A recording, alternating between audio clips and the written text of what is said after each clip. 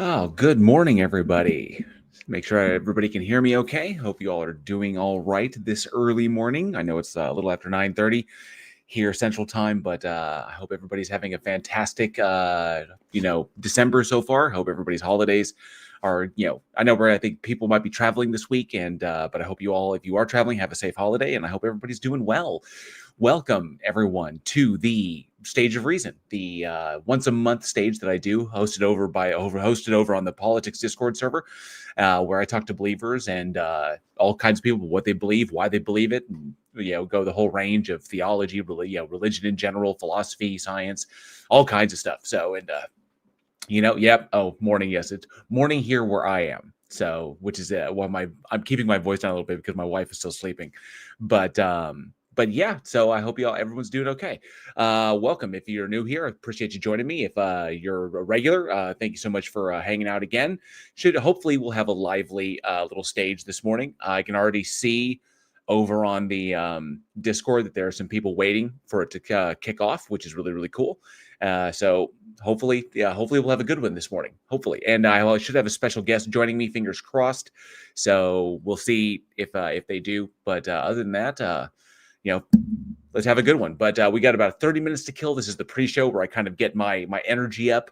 I've got my morning juice to make sure that I'm good to go and focused so I can have these conversations, because if you go into them dead, you're just gonna get killed. Oh man, oh man. So much stuff going on right now. Especially current event wise, stuff like that. But first, before we get into anything else, something wrong with the camera, or am I wrong? I don't think so. Everything good? Camera look okay? Big monster for a monster? Yeah. Well, actually, I used to drink the 24 ounces, like the big tall ones, because this is only the 16. But I used to do the one with the pop with the top that the cap and you drink like that. But I used to have the 24 ounces, but they're really, where I live, they're almost impossible to find. So I can only find the 16 ounces. There's one place near me that is actually, it's like right around the corner. But it's this tiny little shop that actually still carries them. They still order them in, and I don't know if it's because they know me and I used to buy them there, but they don't do it all the time. So they're rarely there, but occasionally they do have them there. And but yeah, so that's pretty much it. But yeah, this is the small one. American sizes. That's true. Let's see what we have in the chat this morning. I see a bunch of people here. Bob Nodell's Gyroscope was first in the door. Good to see you, bud. Thank you so much for being here, Bob. Jimmy Hall, good to see you. Says, hey, man, what's up? Good, thanks. He's just probably talking to people in the chat, but good to see you, Jimmy. And Caligon Chick, good to see you. I still like Caligon. It's such an awesome name. I just think it's one of my favorite, just my favorite fantasy creatures like that. But Caligon is pretty badass. Clive Wells, thank you so much for the obligatory alternative energy. I do appreciate that. It's good to see you. Good to see you, Doc. Hope you're doing well this morning. Brenta 2634 says, "What's up, Heathens? Good to see you, Brenta. Audio sounds great, by the way. Thank you very much. I do appreciate that. It's always good to hear that things are going good technically wise. Now, fingers crossed, everything goes good technically wise on the Discord side. I talked to Taco last night when he was doing his live stream over on Mega Bloodbaths, and hopefully, fingers crossed, there won't be an issue. Hopefully. Let me see. Misinterpretations, good to see you. Thanks so much for being here. Good morning to you. Wicked Pissa, good to see you. Good morning to you. UKPI channel says, I am doing well. Thank you. I hope you're doing well as well, UK. I appreciate that. We are getting, this is obviously the holiday week, and I have new content dropping. Fingers crossed it'll drop on Tuesday. But I have new content coming out shortly, and this week is going to be kind of hectic because I'm all over the place.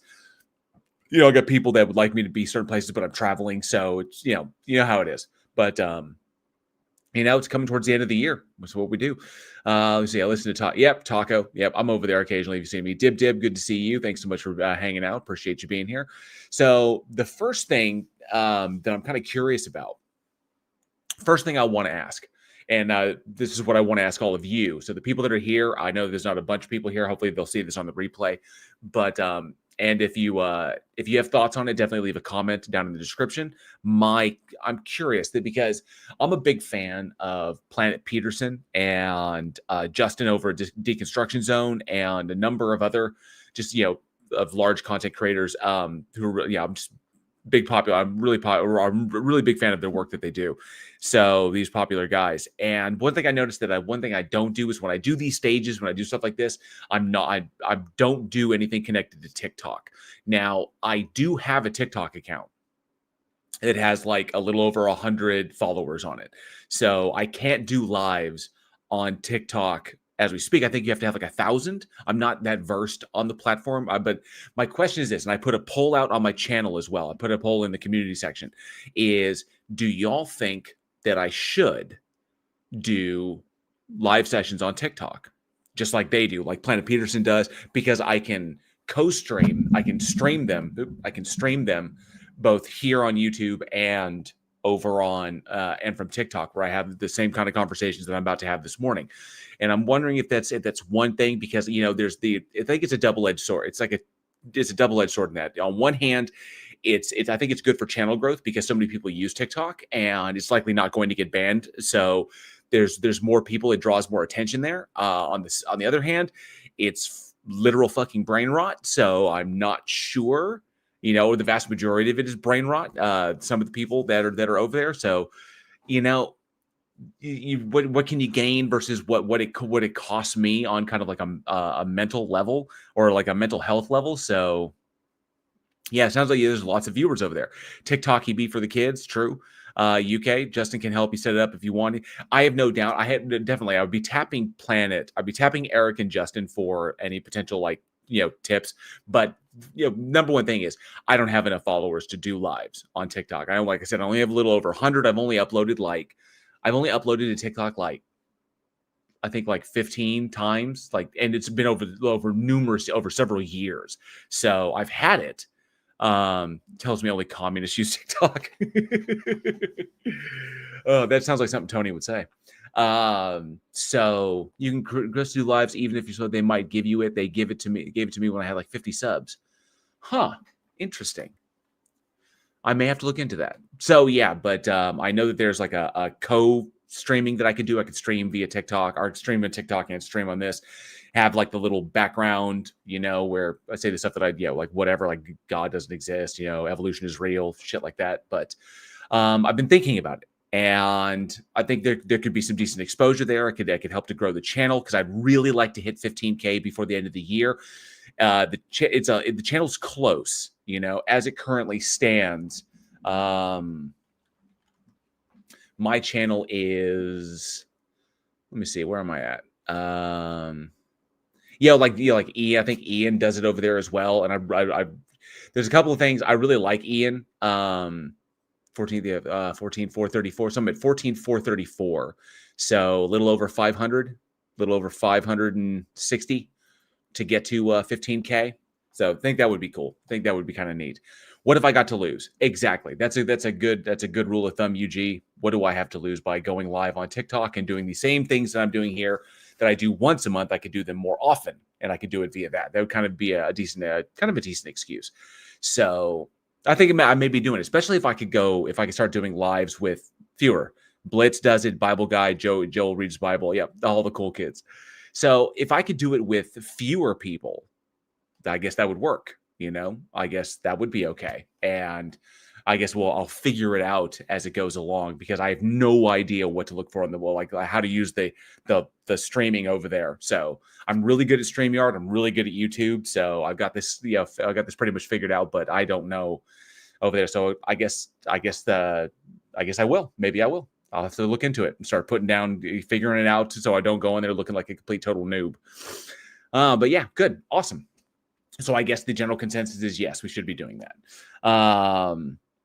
Okay, that answers that question. All right, fantastic. Great stream so far. All right. What else? What else is going on?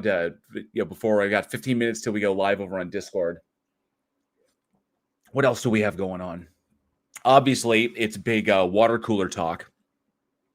Actually, what's bigger water cooler talk? I think the biggest water cooler talk right now is that Jake Paul pretty much had his career ended by a legitimate fighter who wasn't either retired or crippled.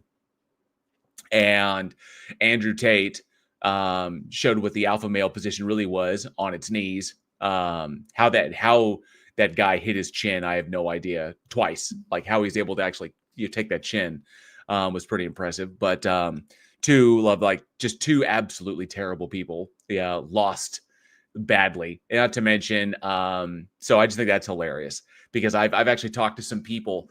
Especially one guy who goes by J Money, who's just like loves Jake Paul. He's just like, oh, the dude's amazing. It's just fantastic. The guy's a great fighter. He's natural born, blah, blah, blah. And he goes out there and AJ freaking just turns.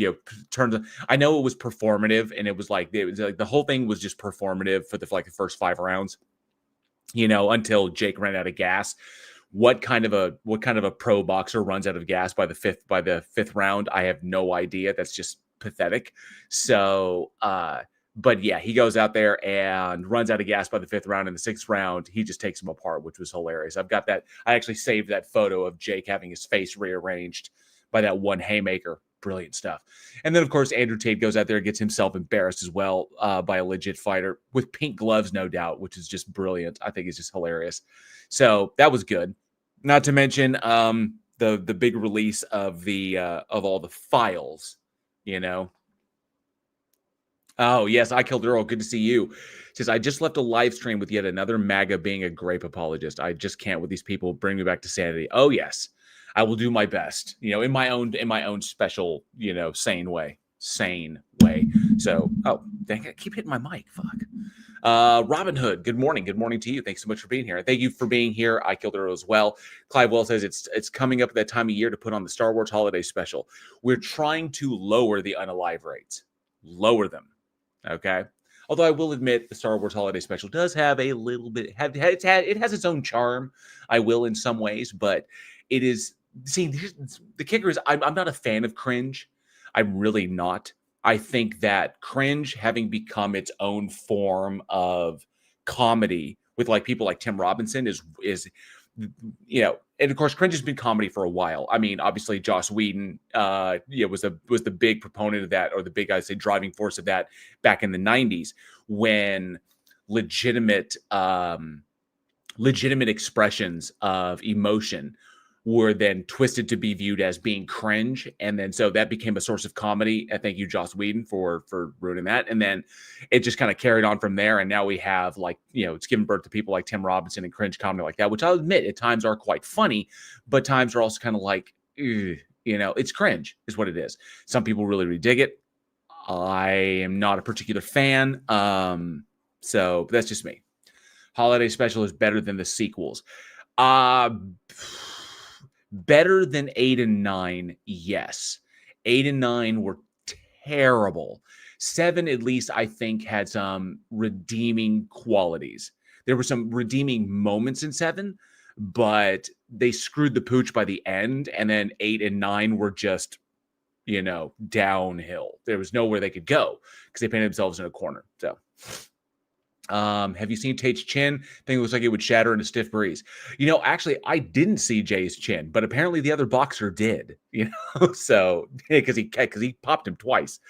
Let me see. Jay Patrick is in the house. Good to see you. This is not a good way to ring out the new year for the Alphas. No, it is not. No, it is not. So, but deserved. I guess that's what happens when Andrew Tate's opponent is not a woman. Now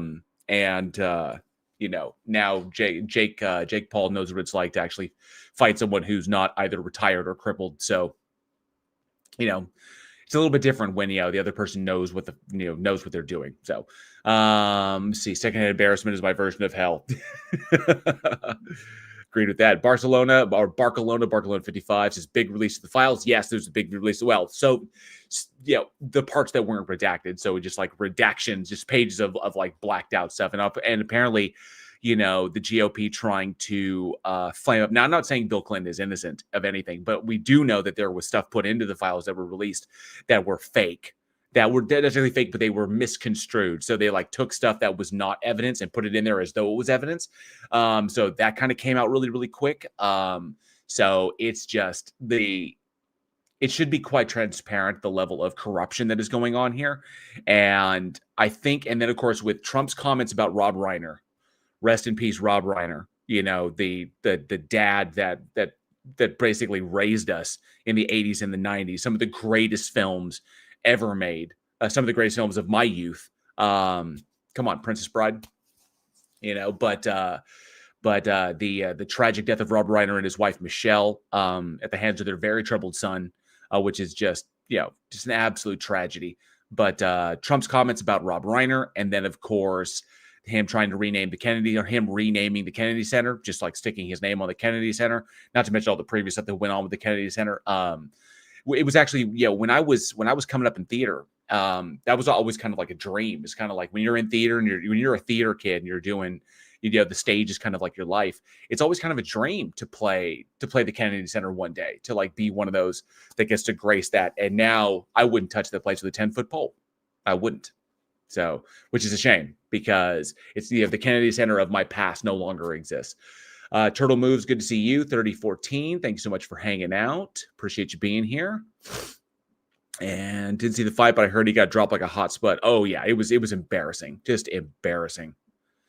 Weren't these the same people saying you need to watch me say about Charlie? Yes, it was. It was. Same people say to like don't celebrate his death, and then you have Trump doing the exact same thing that they're chiding other people for doing, which no one on the left, as far as politically speaking, actually celebrated the death of Kirk. That was mostly like us plebes here on the ground who refused to forget what the guy did, what the guy said, his positions on stuff, and we were not going to allow, by essentially, I'm not saying that people, I myself did not celebrate it, and I'm not going to laud it up because Erica is trash, of course, but those children don't have a father anymore, and that's horrifying, to do that.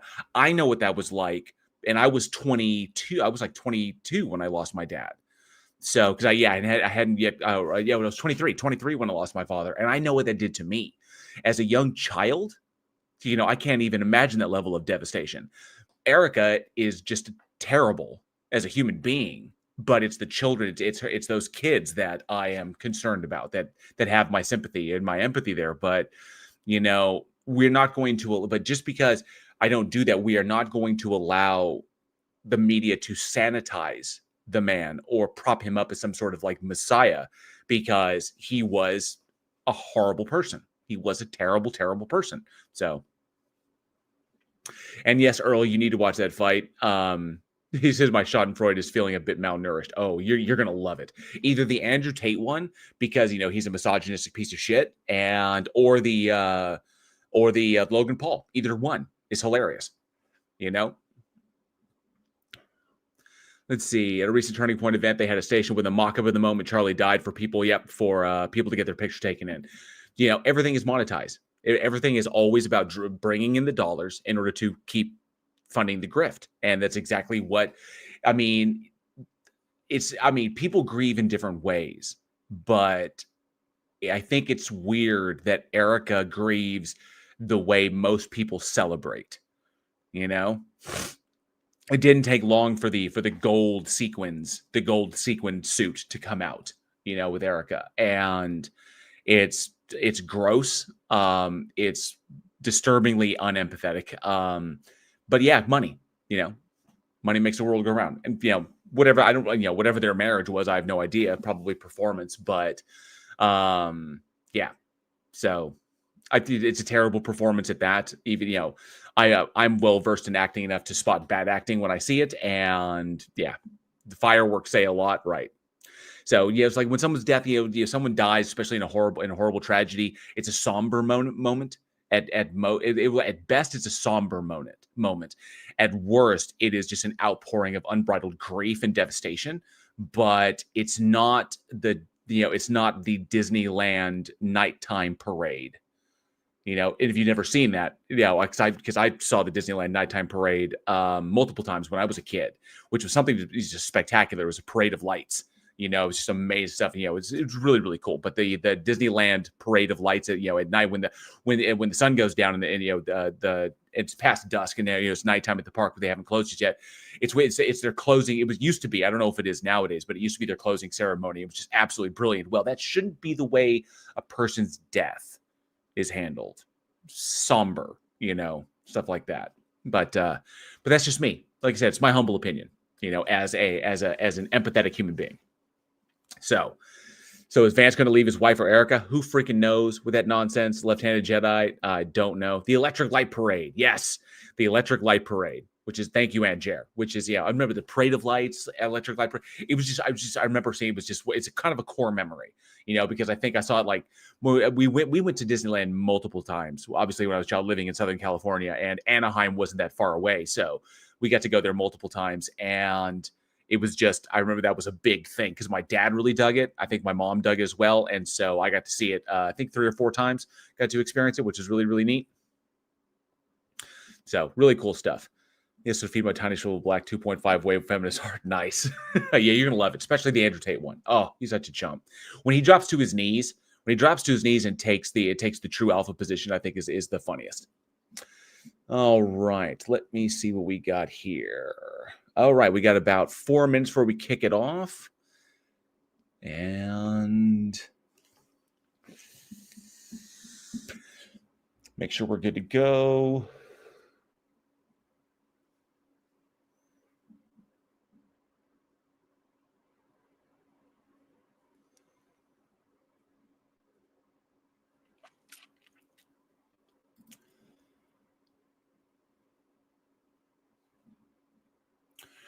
In 2 minutes.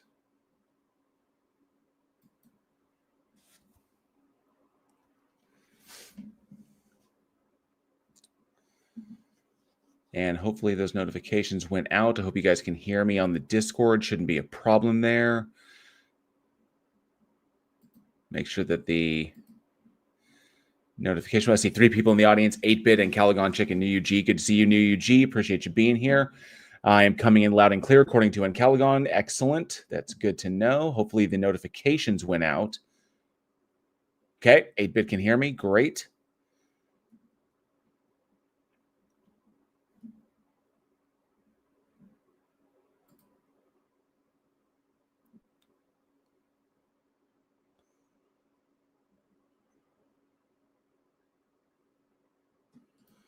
Make sure we're good there. Oh, I see Andrew O is in. Andrew, let me know if the notifications went out that it was live, because I want to make sure that everybody got them,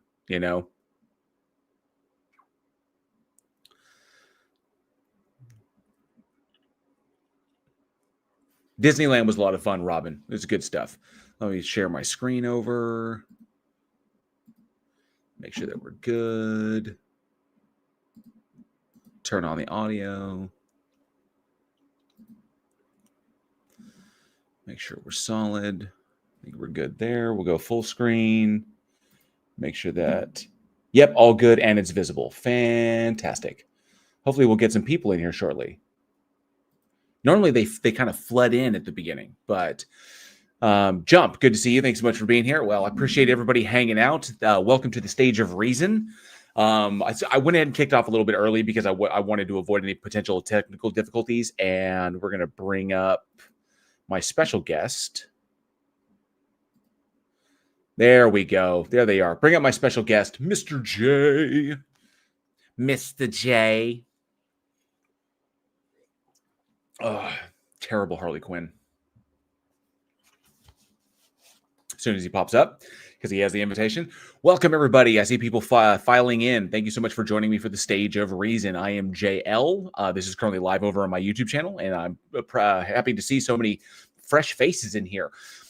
This particular stage, we do this once a month here on the Politics Discord, and we talk about what people believe and why, number of different topics, philosophy, religion, theology in general, science, whatever it might be. But like having these conversations and see if we can bridge the divide between, bridge the divide of the societal divisions that are created by these some certain beliefs. So I appreciate everybody hanging out. Thank you for, let's see the link there. Oh, awesome. What is this? I'll do it like that. I don't know who that is. So, thank you. Oh, Jay, can you hear me? Yeah, I can hear you. Can you hear me? Yep, we can hear you loud and clear. And Bong and stuff, good to see you. Thanks so much for being here. Appreciate you hanging out this morning. And we already have somebody with their hand up. Fantastic. Although I don't know, I haven't been up before. Oh yes, and just before I bring anybody up, just a heads up, I like to prioritize people who have not been on the stage before, people that I don't recognize, and I would like to prioritize believers over non-believers because those are the conversations we're wanting to have. So I appreciate that. But if you are a non-believer, feel free to put your hand up. If there's nobody else, we can definitely no believers with their hands up. We can definitely talk to you. So yeah, I figured that might have been a troll given the PFP. So luckily they put their hand down. But yeah, so if you'd like to come up on stage and talk to me and or Jay about what you believe and why, we do appreciate that. Like I said, we are live over on YouTube as well. So yeah, just put your hand up and we'll bring you up on stage. Thank you so much for joining us. And back over to my live stream. I Killed Earl says, Erica Kirk is a fucking harpy. Instead of taking care of her baby, she's elbowing her way onto every camera to fake cry and tell lies. It's disgusting. Yeah, it is gross. It is grotesque, performative bullshit. I Killed Earl is definitely a fan. Definitely a fan. Oh, just grotesque. Just it's just disturbing. I have my wife has told me some of the stuff about like that. Based on just this 1 year. I mean, I told my wife, I'm like, honey, it hasn't even been a year with everything that goes on in that whole like Magosphere shit. It's like you still got 3 more years of this shit. Oh yeah, hold gross. on. Unless we do something, unless we could technically shut him down in the we could technically shut him down with the midterms, turn him into a nobody that can't get anything done. So yeah, that's true. That's possible. That would be the best outcome, is to shut him down there. Can you imagine? Be the fly on the wall, or just that's the time to get a Truth Social account just to watch him whine. Oh yeah, just to complain about it. If that happened. All right. So still waiting. If anybody, especially any believers, if you have a particular God that you believe in and, or whatever, feel free to put your hand up. I'd like to bring you up on stage and have a chat with you. And of course, we're prioritizing believers over non-believers, but I see we have somebody with their hand up. Jump has their hand up. Let's bring Jump up to the stage. Hi, first time in your show. Hello. Good morning. Good morning. Thank you so much for checking it out. If I may ask, Sorry, I had something in my throat. Yeah, that's okay. Sorry. If I may ask your age, what age are you? 27. Excellent. All right. So, are you a believer? Yes. And do you mind saying what particular religion you believe in, or any particular God or whatever? Islam. Muslim. Okay, cool. All right. So what do you have for us today? You have evidence you want to present, or some kind of argumentation, or do you have any questions?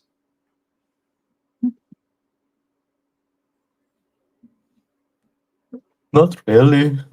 I don't have an argument ready whenever people just Is this connection okay? I'm not sure. Is he having a breakdown or something? Or well, that's laughter. So I'm just going to move him back down to the audience because that's not doing us any favors. All right. I was like, is this nervous stage fright? Dude, it's Discord, man. Yeah, I don't know. It was either that or it was a trans-ischemic attack. I'm not 100% sure. So while we're waiting, let's go ahead and... Sorry, I don't know why I'm laughing so hard at that. I worked all night. I'm a little out of it. Sorry. Let's bring up 8-Bit. Good to see 8-Bit. What's going on? Howdy. Can you hear me all right? Yeah, we got you. Okay, cool. I was having some microphone issues earlier. Anyway, so are you familiar with how the 3 foundational axioms preclude the existence of God? the three foundational axioms preclude the existence of a god? Yeah. So basically, the three foundational axioms: existence, identity, and consciousness. Oh, I've The- heard this before. Yeah. Uh, How they're necessary to make any truth claim. Okay, so understanding. Yeah. Okay, so I think I'm following. I haven't heard it articulated quite like that, or how they preclude a god. I have heard Yeah. people reference that the god is the thing that supplies the necessary ontology for those things. So Yeah, this is Yeah. this is like an opposite of that. It basically these things basically rule God out. so Yeah, so exactly. we're required to peel them in order to even say that that a god exists at all. So Yeah. okay, Yeah. So okay. by the very act of arguing, you're necessarily making a case for the atheist worldview. I can go over this for you if you'd like. This is interesting. It did. I get that. I'm getting the gut feeling that this is kind of similar to the reverse modal ontological argument. In the same don't vein, where it kind of like, because there's the modal ontological argument that is an argument for the existence of God, but then there's the reverse modal ontological argument, which points out that because there is no P not P distinction, that the God can possibly not exist, therefore the God doesn't exist. Because if a God exists, or if a God necessarily exists, that God exists necessarily. It is possible that a God does not exist, therefore no God exists, because if it is possible for a God not to exist, then there can't be a God. So if there is a God, there must necessarily be a God. But if it is possible that no God exists, then no God exists. That's kind of what, like a defeater to the impossibility of the contrary, right? Yeah. Yeah. But what is this? I kind of get where you're going with it, but maybe break it down a little bit, 8-bit. Yeah. Let's start with existence. So, existence exists, and it exists necessarily, and it is primary to everything else. Like, you know how Christians, they believe that God created existence, right? That everything, that it is the source of all things that exist. It is not itself, right? Yeah, but in order or it establishes God, it establishes the ontology of the predicate. So well, unless you're cafe and it's still kind of up in the air whether or not it's just the ground of everything that exists. Mm. You know what I mean? Mm. That one's kind of weird, but anyway, go ahead. Sorry. Yeah.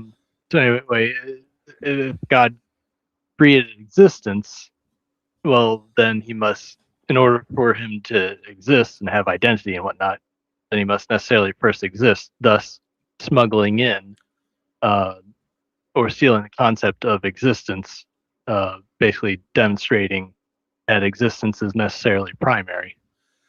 it must first exist in order to do anything else. Yeah, thus necessarily proving the primacy of existence.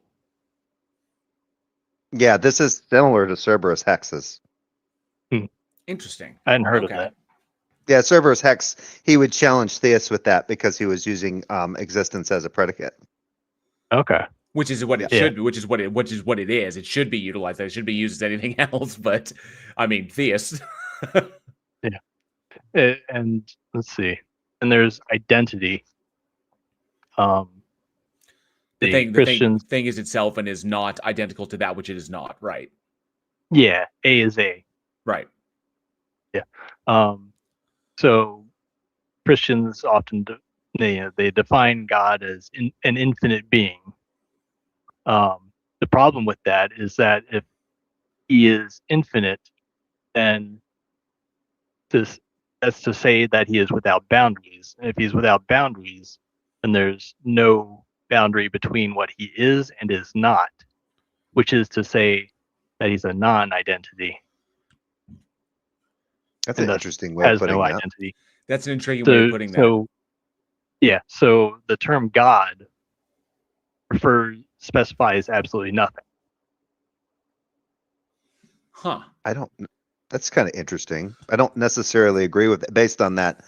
the infinity, because then it becomes, because then what happens there on that particular premise is you start arguing what infinite means. But yeah, if you can concede that infinite does mean boundless, then Yeah. I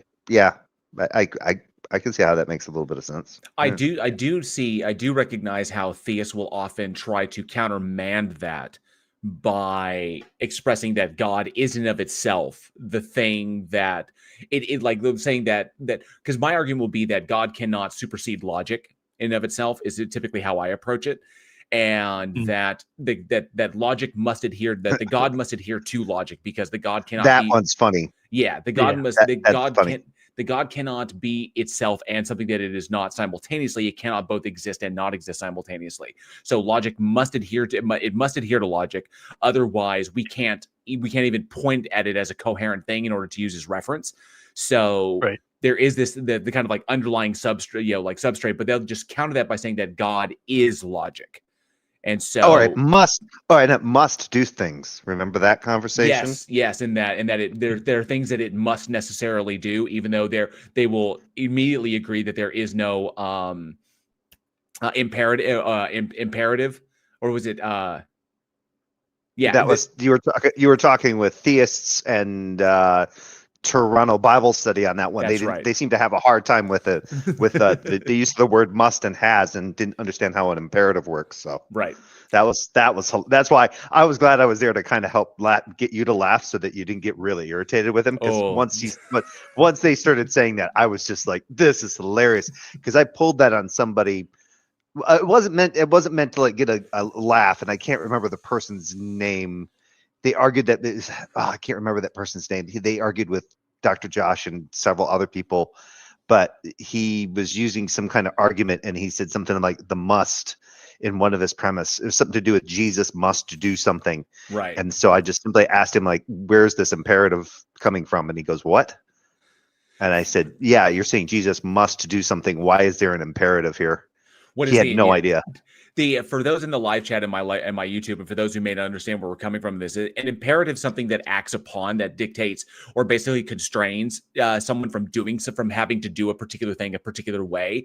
And so when we're talking about the God entity as it's defined as being ultimate, there exists no imperatives that dictate the manner or constrain the manner in which it does or does not do anything, or what it must or must not do. The only thing that we can say that limits it would be logic in and of itself, that it cannot do anything that is not logically possible. So anything it does is limited to logical possibility. It can't like create a contradiction. It can't make a square circle. It can, or anything that is analytically logically contradictory. So it has to conform to that. Otherwise, we just dive straight off into incoherency. But because of that, that says that if we look at modal logic, looking at all logically possible worlds, that means that any logically possible state can be actualized by the God. So any logically possible world can exist. The God can actualize that, because there's no imperative that exists that says that it can't, or that it must do A before it actualizes B, because it can just actualize any logically possible state. And he was thinking, this guy that we were talking to was thinking that, like, well, God must do a thing, and if God does it, God must do it. It was really, really weird. He didn't seem to grasp what an imperative was, and how, there's nothing that can, because he'll admit nothing constrains the God. It can do what it wants. He's like, well, then why did it do this? I was like, dying. Because it must do it this. Must. And I'm like, what? But it was both. It was both. It both. wanted it, but it must. And I was like, it wanted to do it, but it also must do it. And it's like, what are you doing? That was great. That was that's why I was like, yeah, you have fun. And then I was like, I'm going back to my movie, because it was going round and round. When Theus left, and then Toronto, you were just going round and round with Toronto, because his thing was the whole moral freedoms thing. But we can talk about that later when we get a chance. But go. So what else what else did you have with this 8-bit? Yeah. So I went over existence, identity, and now there's consciousness. Consciousness is consciousness of something, or consciousness is to be conscious of something external to it, or external to the consciousness, I should say. Consciousness is the state of becoming aware of what's around you or external to you. So that's a little weird to me. External to the consciousness. Yeah, that's a little weird to me. Limiting the term consciousness to just being just like awareness in and of itself. Yeah, because with us, we're kind of aware of being aware. There's that self-awareness aspect kind of thing. Like, Sure. you could argue certain animals are conscious, or they're conscious in the sense that they're aware, but they don't have that self-awareness where they're aware that they're being aware. Let me brush up on something real quick.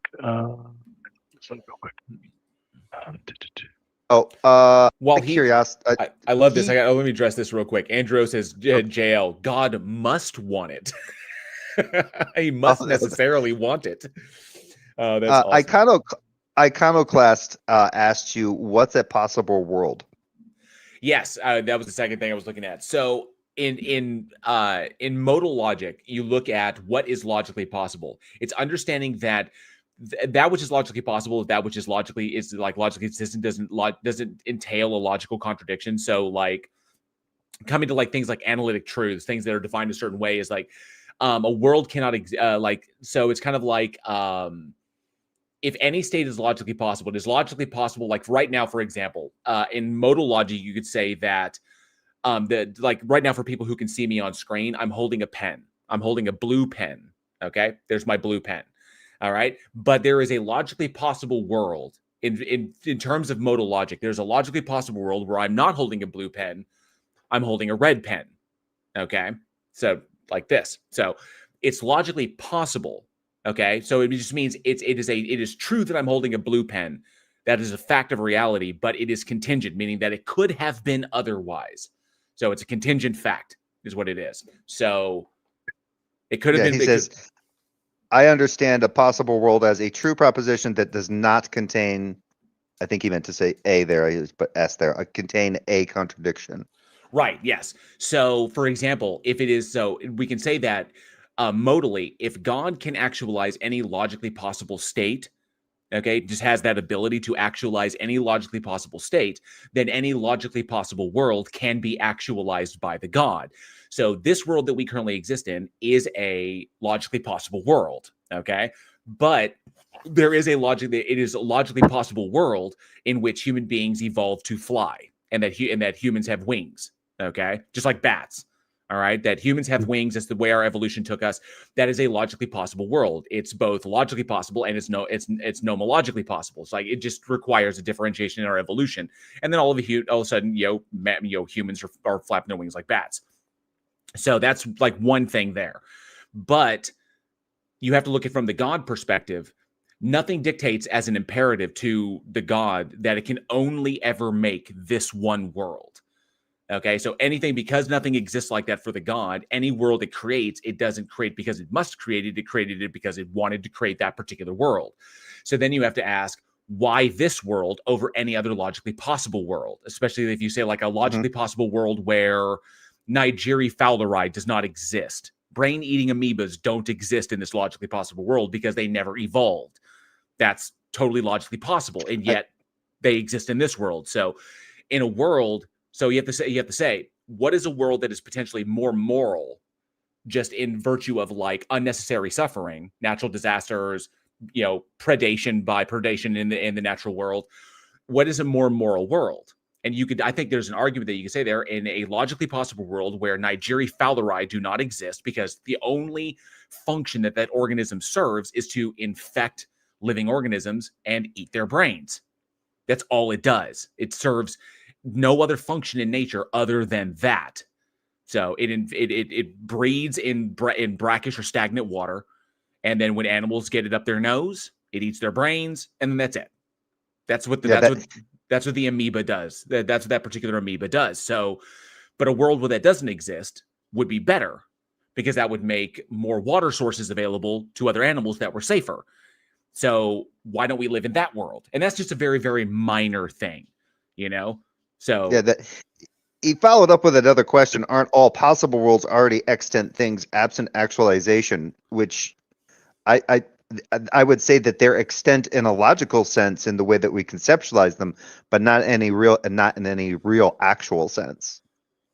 Yeah, So they're not real in they're not real in an actual sense. You use this simply for I like quote. I'm for, sorry. I did quotes for extent, by the way, with my yeah. fingers. So quote unquote. Yeah, Okay. you do this as an exploration of logical entailments and logical consistency. Like for example, like if you can basically say like you look at the God and you say the God is capable, the God has the power, the God is defined as being all powerful, meaning that it can actualize any logically possible thing or any logically possible state, and that it is morally perfect. Okay, so those are two attributes.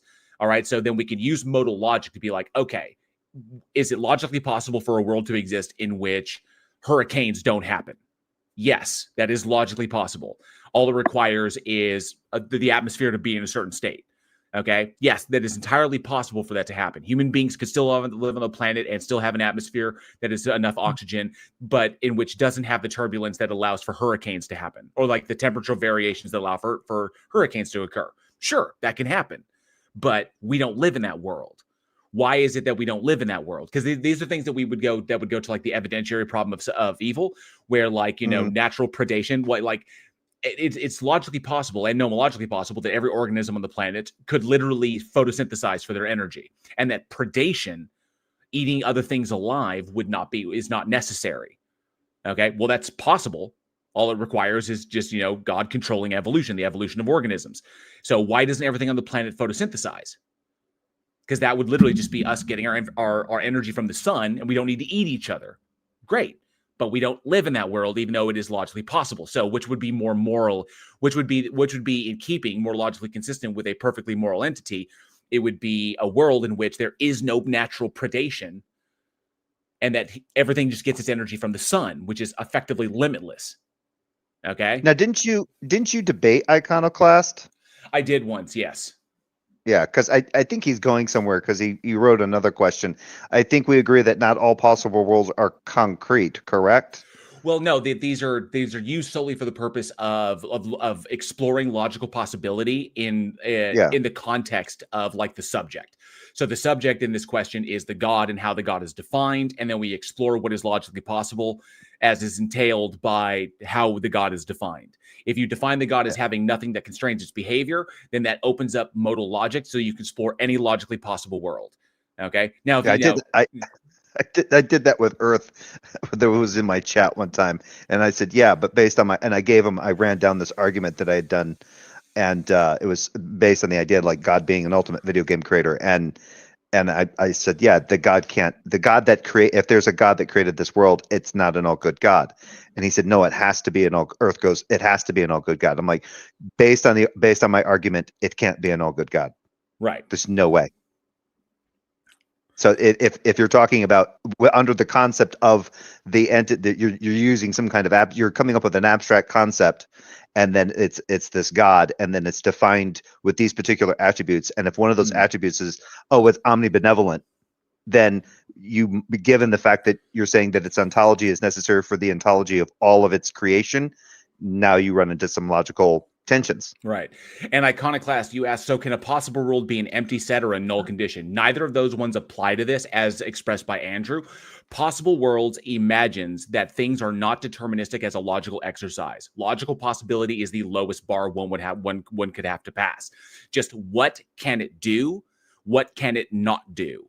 And is there any limitation as to what it is beyond logical possibility? And that's what it is, because the God is defined as an entity for which no imperatives exist. So therefore, anything it does because it wants to do it, not because it must do it.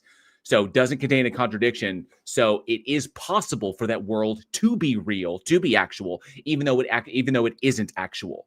So then you have to ask, well, of the world that does currently exist, the one that we perceive and exist in, why is it this world and not another world that analytically would be more moral, when the entity itself is being described as perfectly moral? That's when this is how you run into like the evidentiary problem of evil.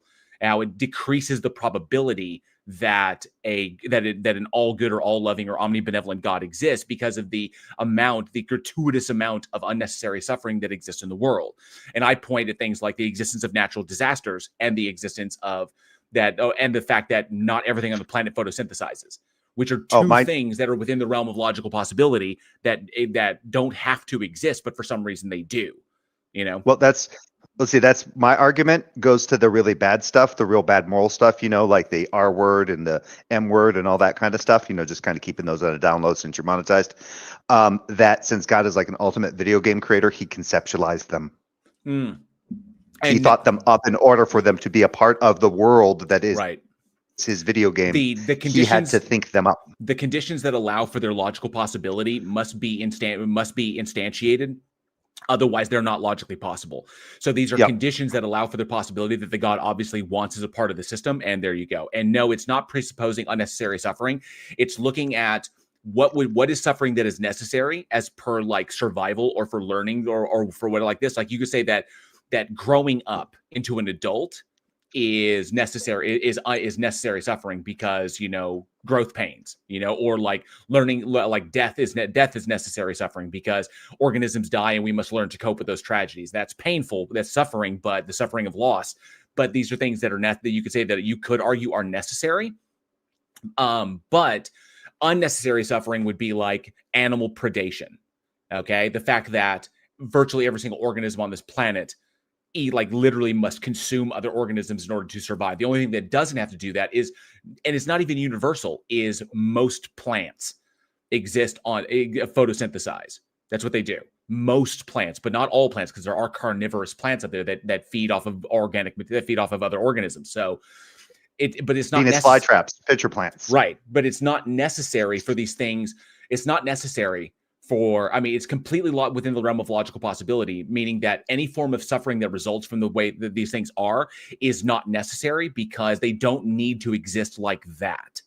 So wasn't it the evolutionary thing with the predaceous plants because since they had such a low availability of sunlight in their natural environment that they basically evolved to gain energy from like basically developing attributes so that they could devour insects? I think so. I think that last I checked, I haven't looked into it in a long time. But I remember watching it. I remember watching a special on it a long time ago when I was a kid about predatory plants. So. And then like fungi being some of the oldest organisms on the planet, having evolved the way they evolve, where they don't require that, where they subsist predominantly in darkness and they do the best in darkness, and they get their nutrients from essentially the earth in and of itself, and that's all they need to sustain them. In fact, they get it from biological decay, from the things that are released through the decomposition process, and which is great because everything on this planet dies and decays. So there you go.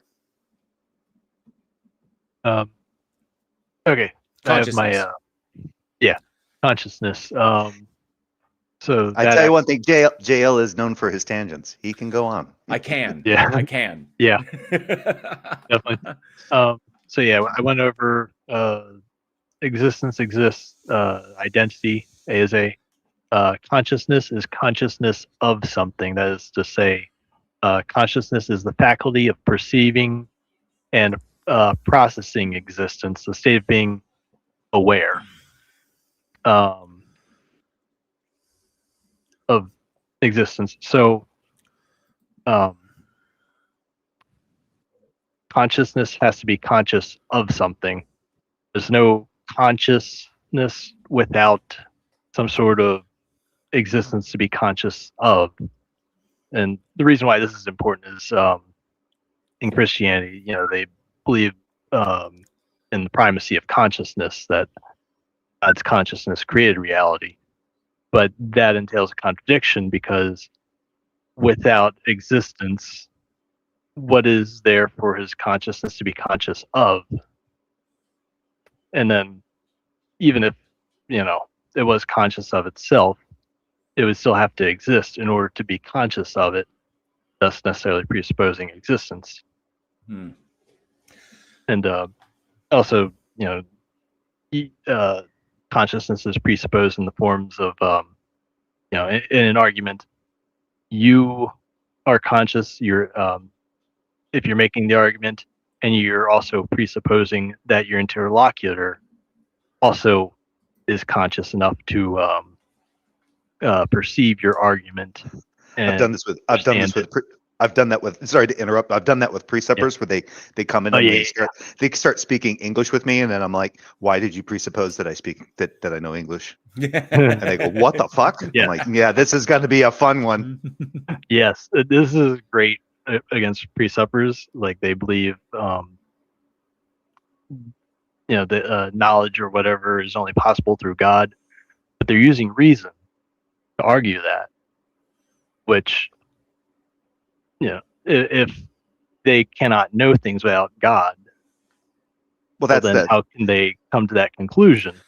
That when they they special plead and say it's virtuous circularity. Right. It's Yeah. I think the idea there is like, if they can't know things without God, how can they know that how can they know that they can't know things without God and it just creates the vicious circle. I like what Jack Burton said about this. The best example of this is that the difference between virtuous circularity and vicious circularity is virtuous circularity is I really like doing meth, so I work a good job so I can make lots of money so I can buy more meth. And vicious circularity is I really like doing fucking meth, so I work a good job so I can make lots of money so I can do more meth.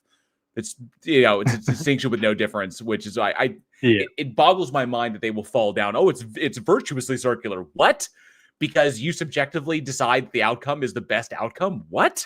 So Yeah, they're using reason to argue against the validity of reason. or I think viciously, Or I is think the virtuously, which is tougher. yeah. well, the other thing that they do is there's kind of an equivocation. Maybe it's more like a Mott and Bailey kind of thing where they lean in on epistemology and then go to ontology, and then sometimes they'll flip it. Right. So everybody has this ontology that they all have the same worldview, but then they'll argue as though you don't have that same worldview because you're in denial through your own righteousness. And so then they get down, well, then you can't make sense of anything. I'm like, no, that's not possible because you just are trying to make the case that ontologically everybody has the same worldview. So it goes back and forth. Darth Dawkins, number one big, and the thing is I haven't read it yet, but my brother said that when he read one of, can't remember which one it is. It's the one he sent me from Van Til. He has the same problem. They flip flop between ontology and epistemology. They have to, and that it's one of Van Til's great failings, and one of the things he was consistently called out on, and he never addressed, and he ran away because if you understand anything about Van Til, his goal was never to convert anybody; it was to give people an excuse. They basically give people an ironclad excuse as to why they shouldn't leave the church, why their questions ultimately don't matter, or the logical inconsistency doesn't matter. They couldn't deal with it. They were not. He basically created an unreconcilable problem due to the circularity of it. And instead of, because knowing that the average person is not going to really engage in these levels, they're going to accept it as face value, and the odds will be better that they won't leave the church because because Van Til saw, opening the door to asking questions, being intellectually honest and asking questions was akin to opening the door to allowing people an excuse to leave. And he had a major problem with that. Yeah, well, he's a Calvinist. Right. Let me see here. I mean, it's about irresistible grace, right? You either get it or you don't, but at the same time, got to keep butts in the pews. And just to give a heads up on this one, I just want to touch this for the live stream, is that if any super chats or any membership milestones or anything, or any super thanks or anything come through, those will be starred automatically by StreamYard, so I'll be able to cover them. So I'm not going to miss any.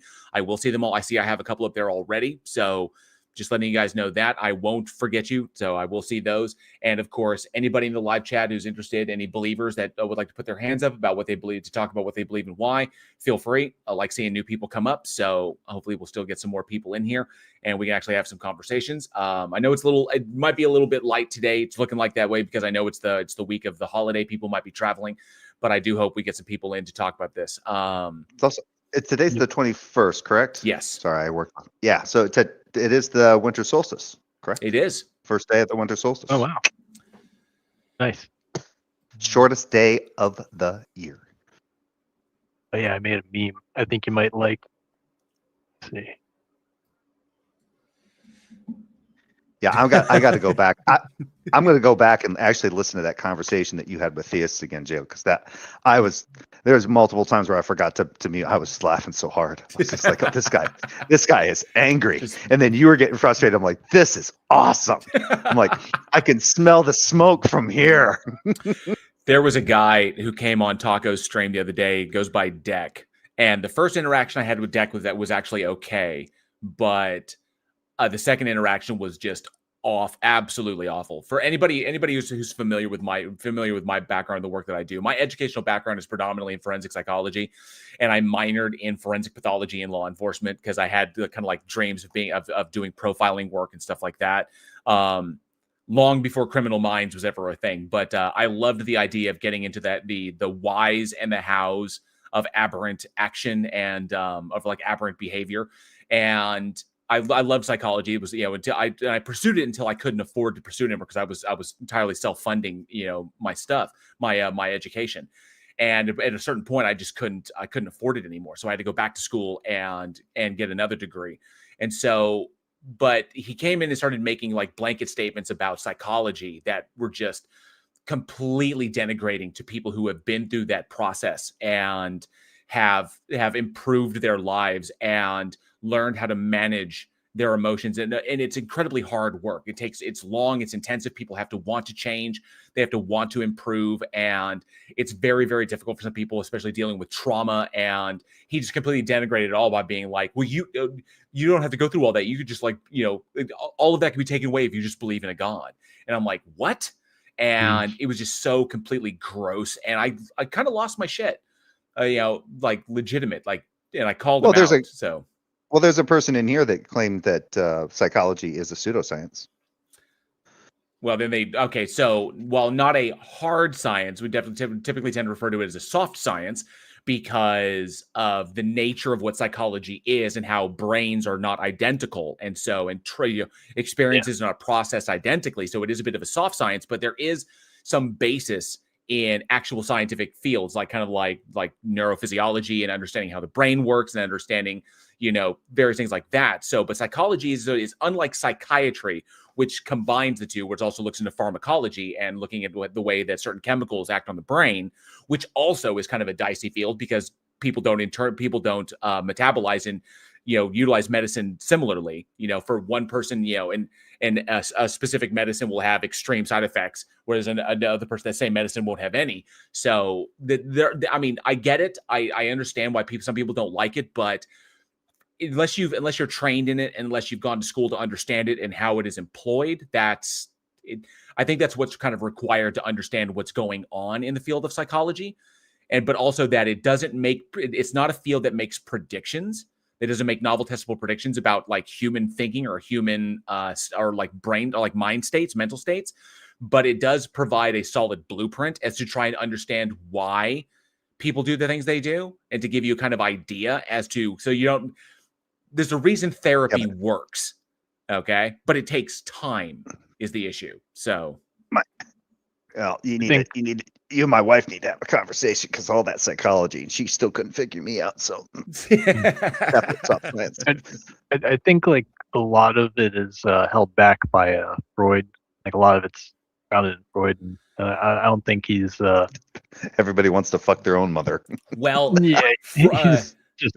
Sorry. The Freud has largely been debunked by like a lot of his nonsense because even though I will say it was really important that someone first opened the door on psychotherapy or where we get into the deeper deals, but the first person through the door always gets bloody, and there will always be bad ideas attached to it when you're formulating a new line of reasoning or a new line of thought about a specific field. And so I get that, whereas Freud has been largely debunked. Jung still has, some of his merits.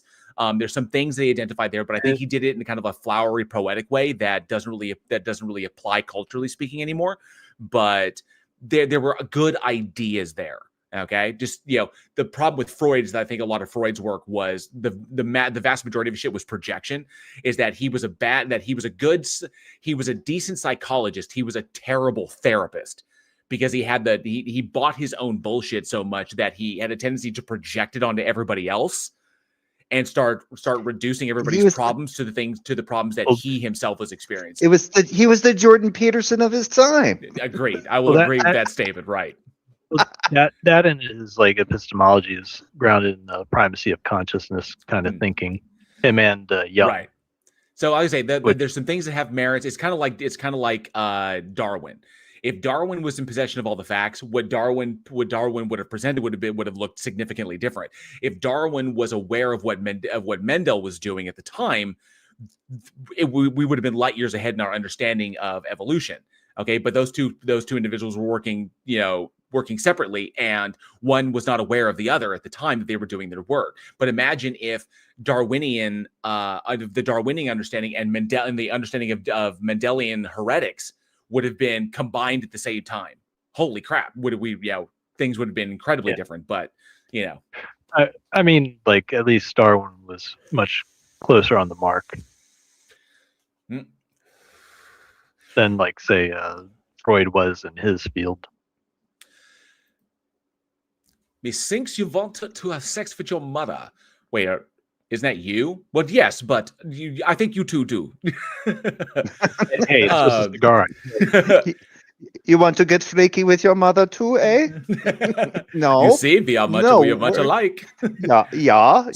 So Freud was pioneering gaslighting. Cool.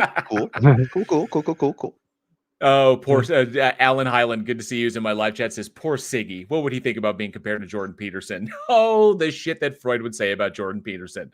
That is a conversation I'd like to be privy to. There's a picture that Iconoclast shared in the Stage of Reason the chat here on Discord. I cannot make heads or tails of that. All. The what? Of mine? The meme? No, not yours. It's above yours. That meme so it's above the one that you used Chris Pratt on. It's above that, and it's from Iconoclast. It's a diagram. I cannot make heads or tails of that. I think it's kind of supposed to be similar to like a logic tree, but I can't make heads or tails of it. Yeah, it's all Greek to me. I will say this: the Chris Pratt one is quite funny. Thank you. Objectivists on Objectivmus Eve when they hear Leonard Pykov's footsteps on their roof and Ayn Rand reasoning down the chimney to sell axioms and rationality under the Objectivist tree. That's brilliant. Thank you. I love that. I'm an objectivist, so I know. It's a dual by juggling that commutes domains of ontology and epistemology. Yeah, I don't know what that means. Also, it's pronounced peacock. Take it easy. Oh, wait. Andrew, it's got to run. Okay, Andrew, good. Okay, cool. We'll see you on the next one, Andrew. I appreciate you hanging out. Thank you very much. If you do happen to come back, for the usual, then, but otherwise, have a great day. All right. Personally, Iconoclast, I don't think you need to go. I honestly don't think you need to go that deep into it. I think that okay, there's an importance in philosophy in understanding the differentiation between ontology and epistemology and understanding things like logic and in one's own philosophy of truth and stuff like that. But I think that exploring logical entailments is enough. I think oftentimes people go way too deep in the weeds, because the thing you have to remember about philosophy as a field is that it makes no novel testable predictions about reality, and it has no explanatory power. So philosophy in and of itself has no explanatory nor predictive power. It's essentially an academic exploration of thought in and of itself. And so trying to use philosophy to get to a truth, especially when we're talking about things like metaphysics that in and of themselves are abstracts and cannot be demonstrated to be the case or not be the case, is really problematic. So that's why I prefer the intellectually honest approach of going bottom up, of working from the bottom and working up to a top, working up to a metaphysical position that can change if the evidence that is presented warrants changing that position. But people who started a metaphysical position and then worked down to try and fit everything to their metaphysical assumption is really problematic. And Wittgenstein goes into really strong detail as to why this leads to bad outcomes, or what leads to outcomes that can result in some really, really terrible behaviors in that respect. So better to start from the bottom and work up, you know? Isn't metaphysics kind of getting into the philosophy of things? Yeah. He said, I'm not so much, because Iconoclast said, I'm not so much into the philosophy of things, more so the metaphysics. But the metaphysics go to, because ontology is a branch of metaphysics that goes to the nature of things being what they are. Right. And how we use abstracta, how we use labels and stuff it goes. I think the best way that I can do this in a very simple way is it's like doing concept object distinctions.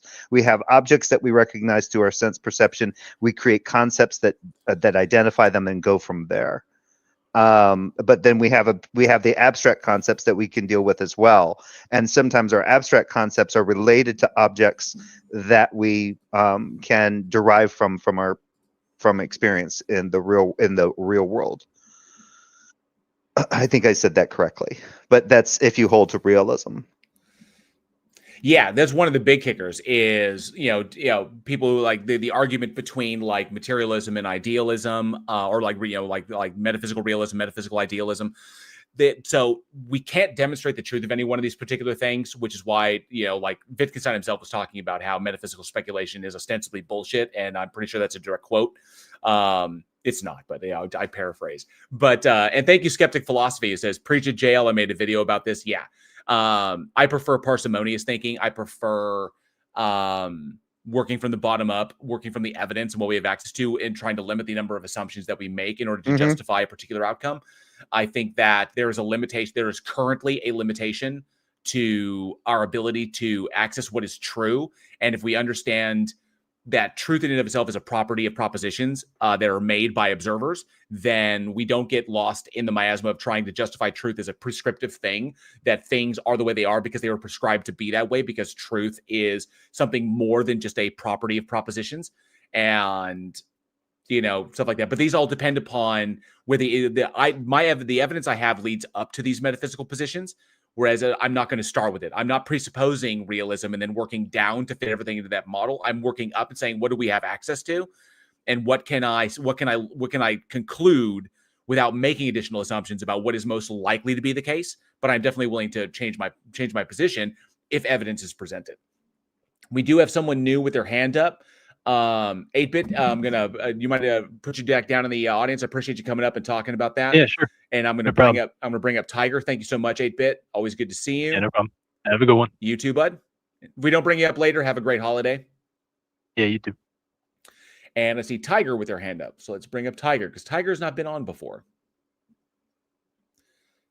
Thank you for giving me the opportunity. Actually, I think that, it's just my personal opinion, but I think that without metaphysics, discussing philosophy, doesn't matter how rigorous you go. It has literally no point. And there are two distinctions, like philosophy in academics and philosophy in real life, like practicing that philosophy and getting up to a certain realization. Both things are different. In the East, basically, we had, at the olden times, we had only those philosophers who had a certain level of realization. They had practiced meditation or Raj Yoga, karma, or whatever, whatever the methods. And they did that, they came to a conclusion, they realized the truth, and therefore, there you go. There became the philosophy. The same thing happened with Siddhartha Gautama, and then Buddhism came. And the same thing happened with other philosophers as well. But in the West, I can't say like that for any, I have not known anyone who has realized that particular truth and can vouchly say that, I have realized this and you can realize this too. So that's all I want to say. In agreement with that, I think that's because I think so looking at how these things kind of developed over time is that obviously Western philosophy is deeply rooted in Greco-Roman thought, and where essentially in ancient Greece were these concepts going all the way back to pre-Socratic concepts, and how they evolved over time, similar to how languages evolve. They evolved over time. People contribute new ideas, they explore new options, and then you add in Roman philosophers who put in their 2 cents and everything, and that that's largely what informed Western society, which I think comes from a completely, it approaches it from a completely different angle than I would say Eastern philosophy does, where I think both have a lot of great merits. There's some fantastic merits to stuff like, Confucianism and Taoism. And of course, I would also say with Buddhism, Jainism, Hinduism, some good ideas just from completely different angles of approach. And I think that, and I would largely, I can't say this is a fact. I would say I would largely attribute that simply to the differentiations in culture, and how, if you look at like the how those cultures formed and developed within their particular environments, as opposed to like obviously Greece being an entirely different place than India would be, or like the Middle East, or even like China. How these ideas, like I think their cultures and how people grew up, what they experienced, and what was going on, vastly affected how they thought about stuff. But I think they all had really solid ideas. They just were bringing them from different points of experience, and so I think that's why we don't see the same things. But essentially, different cultures doing the same task, just from a different foundation, if that makes sense. Yeah. And my younger brother is pursuing a PhD in theoretical physics in the US. He's a very avid reader, so he had read a lot of philosophy, Indian philosophy, and he says that, big brother, see, listen, whatever the possible thought comes to your mind, like you can think of 1,000 thoughts or whatever thoughts, I mean, if it is possible to categorize that particular thought in any school of philosophy, you had that in India. You had that. For example, we had, materialists, the school of materialism, and they are known as by the name of Charvakas. In India, we had and they were still very vibrant. So I mean, if you look at the Indian philosophy, I mean, you would find all the deep-rooted answers, all the answers to the deep-rooted questions. They are written in the Upanishads, and just like now you were mentioning that philosophers came generation and generation, and whatever they had told, and it was recorded in the Upanishads. If you see, if you read Arthur Schopenhauer, he tells about the Upanishads. What these Upanishads are. These are the these saints and yogis who used to sit in the forest, and just the mere their soul life, the aim of life was to realize the ultimate truth, which cannot be broken. It's the only truth which matters. So they did that, and they have written they have told their experiences, and they have not written anything by themselves, but whatever they have told, there was always a literate person who recorded those words. So they have written, and it came down through generations of generations, that we call that it has came to the down of guru and shishya, whatever the relationship we call it. So I mean, if you read the Eastern philosophy, you will get a lot of answers. Definitely, yeah. And I strongly recommend anybody who is interested in philosophy, definitely dive into those, because there's always going to be information that is useful, whether it be, like I said, like you said, from India. I think Indian philosophy has some really fascinating concepts in it that do overlap. It just goes to show how similar humans reason when they're looking at things. There's a lot of commonality, a lot of overlap between the different fields, between Western and Eastern philosophy. I particularly am really, really fond of some of the, I don't know if it's called the Far East, but stuff that came out of Japan and China. I just find really, really interesting, some interesting concepts that are in there. Japanese asceticism or like mountain shamanism, Japanese mountain shamanism, is really, really fascinating stuff. But I mean, like I said, you'll find your own interest in there, but I think all of it is important to get an understanding of just how human beings were thinking, and you can see where the overlaps are there. So just as a base, kind of like a baseline for knowledge and just to understand the field, I think it's really, really good. Warren, I would just I want to tell this last thing, which I can recall right now. So I know this guy. He's Swami Sarpriyananda. He's the president of Vedanta Society of New York. He was standing in the philosophy, on the door of the philosophy class of Harvard University. And there was another monk. He was a Buddhist monk, So they both were talking to each other, and they both were smiling to each other. They were about to enter that philosophy class. They were about to enter the philosophy class, and the professor, he looked at both of them, and he was like, "Hey, you! I know you are a Advaita guy, and I know that you are a Buddhist guy. So please don't pull all that bullshit here. Okay? I'm just here to teach a philosophy." So imagine, man. I mean, these academic people, they have literally no actual idea of what actually real philosophy is, the real realization part. Right. So yeah, what to say. It's interesting. The more things change, the more they stay the same. I think there's some truth to that adage. So it just constantly entertains me. So really, really good stuff. All right. See if we have. Hopefully, we get some other people with their hands up. I do appreciate you coming up, Tiger. Thank you very much. Thank you. Absolutely. And hopefully, we'll see you on the next one. Remember, I do it's this kind of interesting. Oh, sorry. I do this every third Sunday of the month. So the next one we'll kick off the new year on January 18th is when we'll do this next one. And I do want to say hello to Dade Murphy, to Zero Cool up in my live chat. It's always good to see you. Thank you so much. And that when you crashed the stock market, resulting in that massive loss back when you were like just 8 years old, really impressive stuff for anybody who's never seen Hackers. So.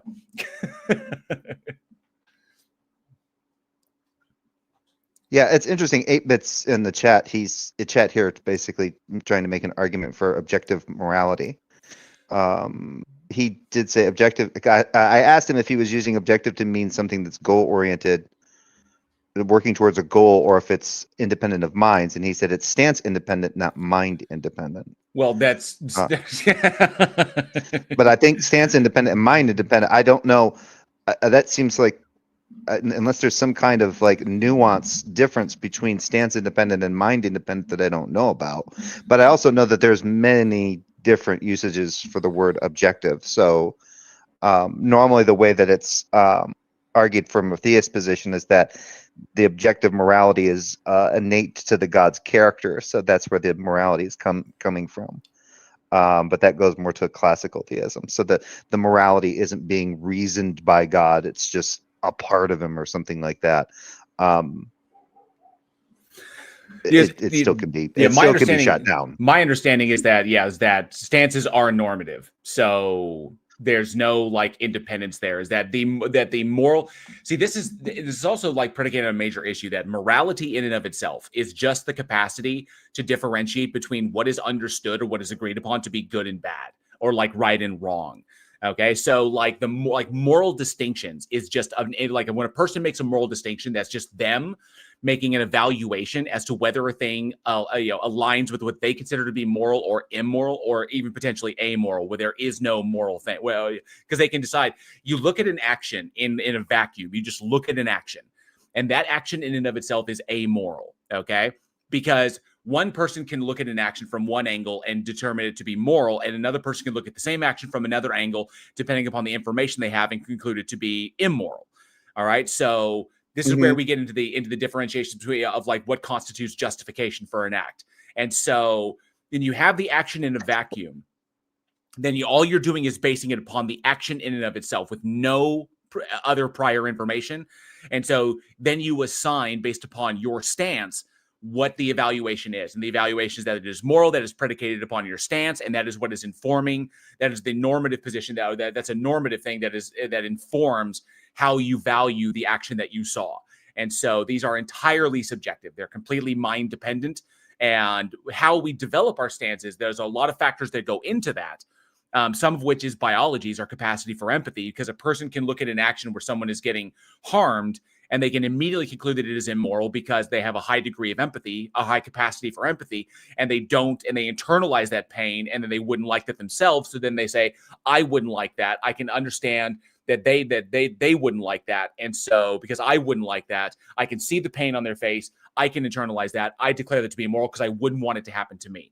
But then again, that person may not be in possession of all the information, because it could be, a self-defense scenario, which is completely justified, and it was the whatever. So this is how we understand these things to be entirely relative, or I would say like moral anti-realism is the case, which I see Leo Phileas up in the chat there, and I have to agree with him on that, is that I don't really understand the idea behind moral realists, or the position that moral statements in and of themselves are mind stance independently true, because a moral judgment is an evaluation.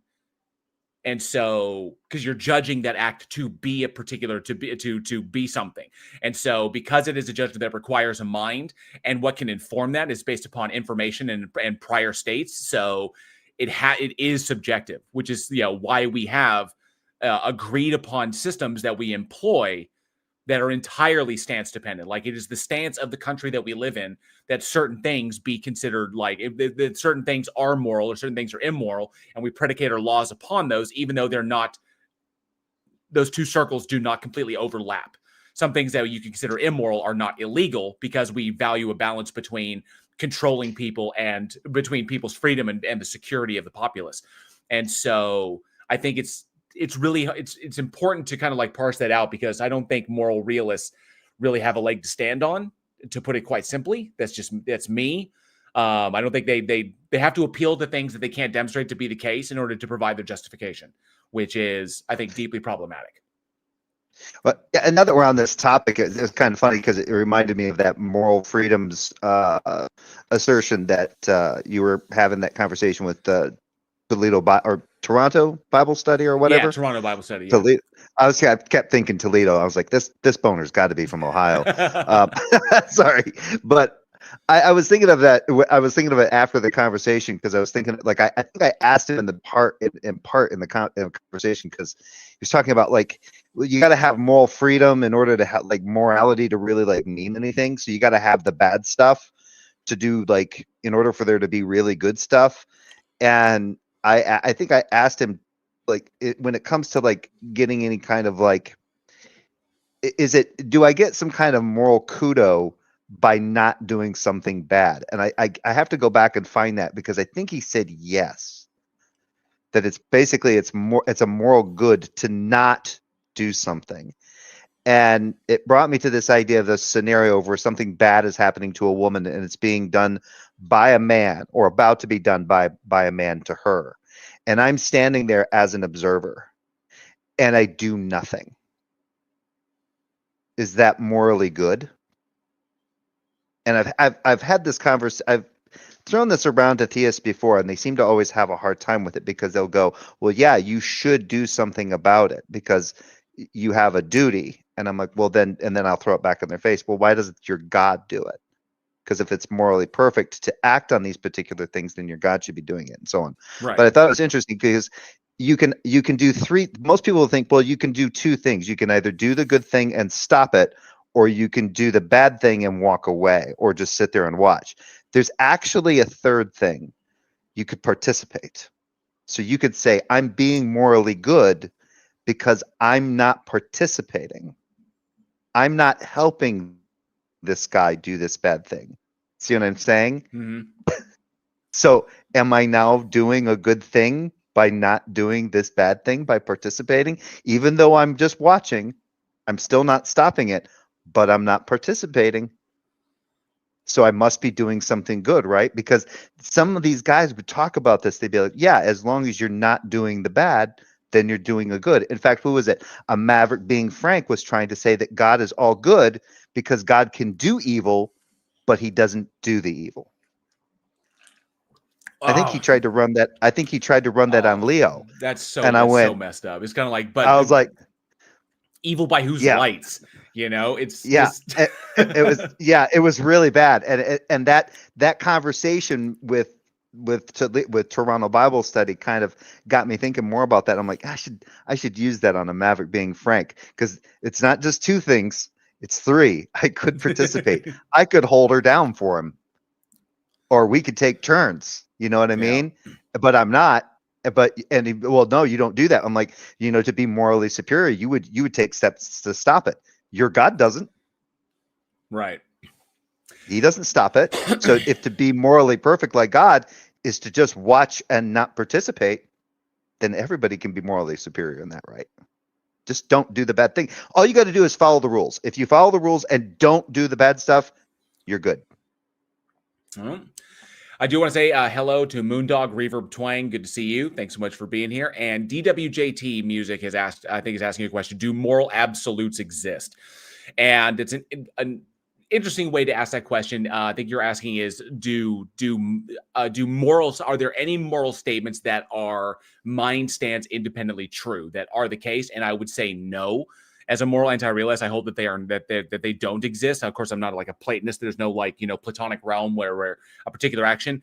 There are moral statements that are analytically true, that are true by definition. So like Schmurder is analytically true because it's defined as being an unjustified action, an unjustified act of homicide is how that's defined. So it's defined as being immoral. That is the way this. So it's analytically the case, but synthetically no. Because if you look at the act in of itself, the act is the physical act is homicide. The question that becomes, is the act justified? Is the act justified or not? It. And the justification for that, well, who determines that? Well, the person who's committing the act may in the moment, or they may believe that they're committing it because they believe that they are justified. So you have one stance. The person committing the act believes they're justified. Then you have the observer who is making the evaluation and say, okay, was that person justified in doing that act? Well, how are they determining their justification? Then you have another person who maybe has different information, and they can come to two different conclusions looking at the same action. It's like this person says, no, he was certainly not justified. This person says, oh no, he was justified which is why we do investigations to understand what goes into intent, what was going on, what was all the factors that led into this action happening. So I would say more like moral statements, or there are no absolutely true or mind stance independently true moral evaluations. So. Yeah, when I hear somebody say absolute, what I hear when they say that is basically a moral principle that has no ambiguity. It cannot be negotiated in any relative sense. So I'll give an example. Grape is always wrong, right? So there is no condition in which grape can be justified in any way, right? However, there is a section in the Bible where because Justin from Deconstruction Zone likes to use this particular one, where God sets it up so that David, because of something that David did wrong in the eyes of God, this other person is going to be allowed to grape all of David's wives in front of all of Israel. And this is a justified punishment for whatever David did wrong. So now, if it's true that the absolute, if the moral claim is grape is always wrong and there is no relative, there's no way that it can ever be right, that would violate it, because now it's being used as a way of punishing someone as a good. Right. And so that's how now some people might disagree with that, but that's kind of how I see that. So if we had the moral claim, if we had the claim humans ought not kill other humans, then there would be no death sentence, because if that was an absolute moral standard, there'd be no relative stance where we go, well, maybe it is okay to kill another human being in this particular sense. Then it's not an absolute moral standard. It can still be negotiated relativistically. Exactly. Yeah. It's because we can say that these subjectively, like the analytic truth is that the act of grape isn't of itself a violation of a person's a sexual violation of a person's bodily autonomy. And depending upon how you evaluate, depending upon your evaluation of what bodily autonomy is, and then of course what exactly constitutes a violation, depending upon the circumstances in which the act occurred, because someone could ostensibly apply like you said in the God scenario, where there is a scenario where such an act is not a violation, even is not definitionally a violation, because it's permissible under this particular context. And so these things are now, well, like I said, like the same thing with like Schmurder. With Schmurder, it's definitionally that way. But what is it that constitutes that, as far as the justification goes? Yep. So yeah, and that's what I would call the relative. That would be like like that's why I used killing, and that's why when you talk to Christians, they go, "You've heard people that will remember." I've actually heard some really bad arguments with this, where you have a non-believer tell them, "Well, remember that the Bible says you cannot kill anyone," and then that's when the theist or the believer will say, "I beg to differ. It says not to commit murder. It doesn't say you can't kill." Right. So, and it's like you said, because definitionally, the killing in this case with murder is that it's being classified as an unjustified killing, not that there can't be no or not that there can't be any no justified killings. And then you look at it like this: if essentially it's God saying it, well, God kills people all the time and orders the killing of other people. Says, well, God definitionally cannot commit murder because everything that God does is justified. But where is it justified? deriving? But where is it deriving its justification from? It's just deriving its justification from itself. It's like it is the standard for the justification. No one else can judge it per the book of Job. So you're basically saying the agent is doing the act and supplying its own justification that this is the way it must be, or this is the way I want it to be, and because I am the God and I define what is good because it is me, therefore I'm supplying my own justification. Which that's just a might makes right. I've actually heard theists use two words to actually justify that with a God. Well, see, Earl, creative license. Yep. So, Earl, that's the issue. So the act itself, by definition, it's unjustified. So it's baked into it. It's like that term automatically implies the lack of justification. But all you have to do is like one person could call the act grape, but then a superseding or an authority can say, no, it didn't meet the circumstances of that. So that definition you're applying does not apply in this scenario because the context is different. So who is determining what the act is? One person can view a thing as being a violation. The other person can operate with different information and view it as not a violation and say that your definition is wrong or the evaluation that you're making is incorrect because you weren't in charge of this information. You could say, well, your information is irrelevant because that's not what's important. And then you get into the evaluations of these things. Like if you get into like ethics and shit like that. So yes, the term itself has it baked into it, just like Schmurder has the term. It has the unjustifiable part baked into it. But then you have to look at the act in and of itself. In Schmurder, it's the act of homicide. Okay. In Grape, it's the act of intercourse. Okay. That is the action that's taking place. Then the question becomes, is the context of these things, is the act of homicide occurring within a context of justification? Like what's the justification there? In the act of Grape, is the act itself of sexual intercourse occurring in a violation of another person's autonomy? And so then you have to determine what constitutes that. Is it, just because the person said no? Is that and some people will disagree with that. And we could say that that's an immoral individual, but it still has credence when trying to determine what it is before we say the act of sexual intercourse is in fact grape. Okay, so they would say we conclude that the act is this. We don't say that the act is inherently that because it requires understanding the context to determine if it is in fact that thing. But like I said, if a society has different understandings of what constitutes the context, then what you could view it as in one context, like in one society, you view the act as that, but in that society, because they operate with different definitions of what constitutes the context, of what is constituting the context, in their society, it wouldn't be. Yeah, so this is the problem. Like whereas murder can be like in our society, we view the limitations of justification for murder, for the act of for what constitutes murder, are very, very strict. Is like it's a very small window to say that taking another life is justified.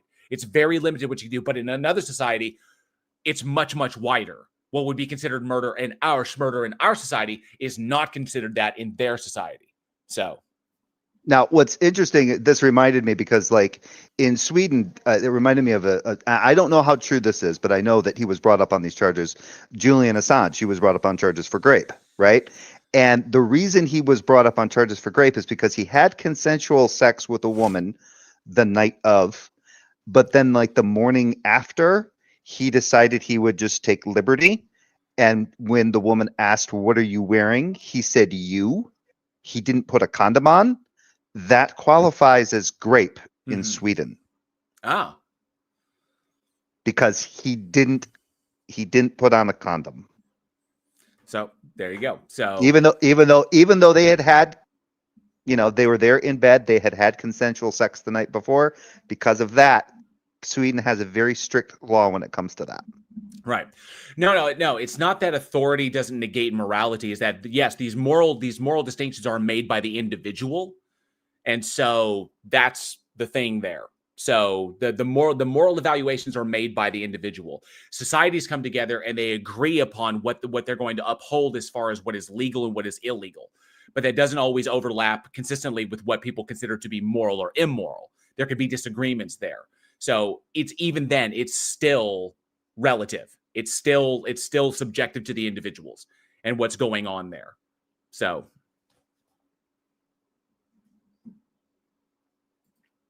Yeah, I don't disagree. That the objective moral argument. Well, because it was funny because I remember I had that conversation because it was something that 8-Bit brought up. He reminded me of a conversation I had with my nephew quite a while ago because he kind of held to like rights existing independent, right? And I said, really? You think your right to life, the right to life, liberty, and the pursuit of happiness exists all the time? And he goes, yeah. And I said, all right, cut your hand and jump in the ocean sometime. See what the sharks say. right. They don't care. Well, okay, so no, just try and get this point across is that it does matter because a person can commit an act and they believe that they have not that their act is not immoral. It doesn't meet the it doesn't meet the justification, or it doesn't meet the standards that are being held by others. Okay, they can believe that because they committed the act. They don't believe they did something immoral. And another person can say that they did. Okay, I'm quite certain that the individual on the other end of the act of homicide is going to say that this is an immoral thing because you're taking my life. Okay, but the person can believe that they're doing that and have him, and then they can even disagree with the system. The system can say, nope, you actually weren't justified in doing that act. And the other person will be like, no, regardless of what the society says, I believe I was justified. Okay, so the whole point is like in a vacuum, like when it's just the action of itself, what constitutes these things? And whereas an outside observer can have a different, even from the people who are involved in it, an outside person can derive a different evaluation from the people who are even involved in the act. So, like, for example, the German cannibal thing, when the guy like sold himself to be eaten by another human being. It's completely and utterly consensual. Okay? But it violates the standards of that. So in the two people involved, it was completely justified and completely within the realm of morality because it was entirely consensual. Nobody's violating anything. And that's it. But the society says, no. Well, what is it? Is there a mind stance independent like reference here? No, there isn't. Okay, you have the people involved, and you have these are like they'll be like, no, he did this and blah blah blah, and then, well, these are both like subjective to them. The society agrees upon one standard, the two people involved agreed on a completely different standard. So which one of them is right? So. Yeah, that's why I always like getting in that the whole slavery argument with certain theists, when they bring it up, because you first have to define what slavery is before you can actually ever get into how it's objectively wrong and why they think it's objectively wrong, and yet according to the Bible, there's parts in there that don't seem to say that it's objectively wrong in any real way. Right. Well, see, Earl, this is the issue: is objective moral standards. So here's the problem. Objective moral standards are created within societies. That's not technically what objective means, because they're still subjectively agreed upon. They're subjectively derived and they're agreed upon to be enforced as a part of the society. So while it becomes objectively true, while it becomes objectively true to engage in a particular behavior within a particular society because you want to facilitate a particular outcome, like, for example, I want to stay in America and in the American society and enjoy all the benefits therein. Therefore, it becomes objectively true that I ought not engage in certain behavior that would remove me from that society and its benefits. Okay. But that doesn't mean that the rules that we set down or the laws that we set down or the moral compunctions that we have are mind stance independently moral themselves. That's just what we've agreed upon. So that's not objective in the same sense. If you're talking about objective in like goal orientation, then sure. But I would say that it's not in a like in a baseline sense, it is mind stance independently true. It just becomes a true thing in context of the goal that is wanting to be achieved. So Yeah, because you can't derive an ought from an is. That's the whole point there. Yeah. Yep. I was given this list from Nicola.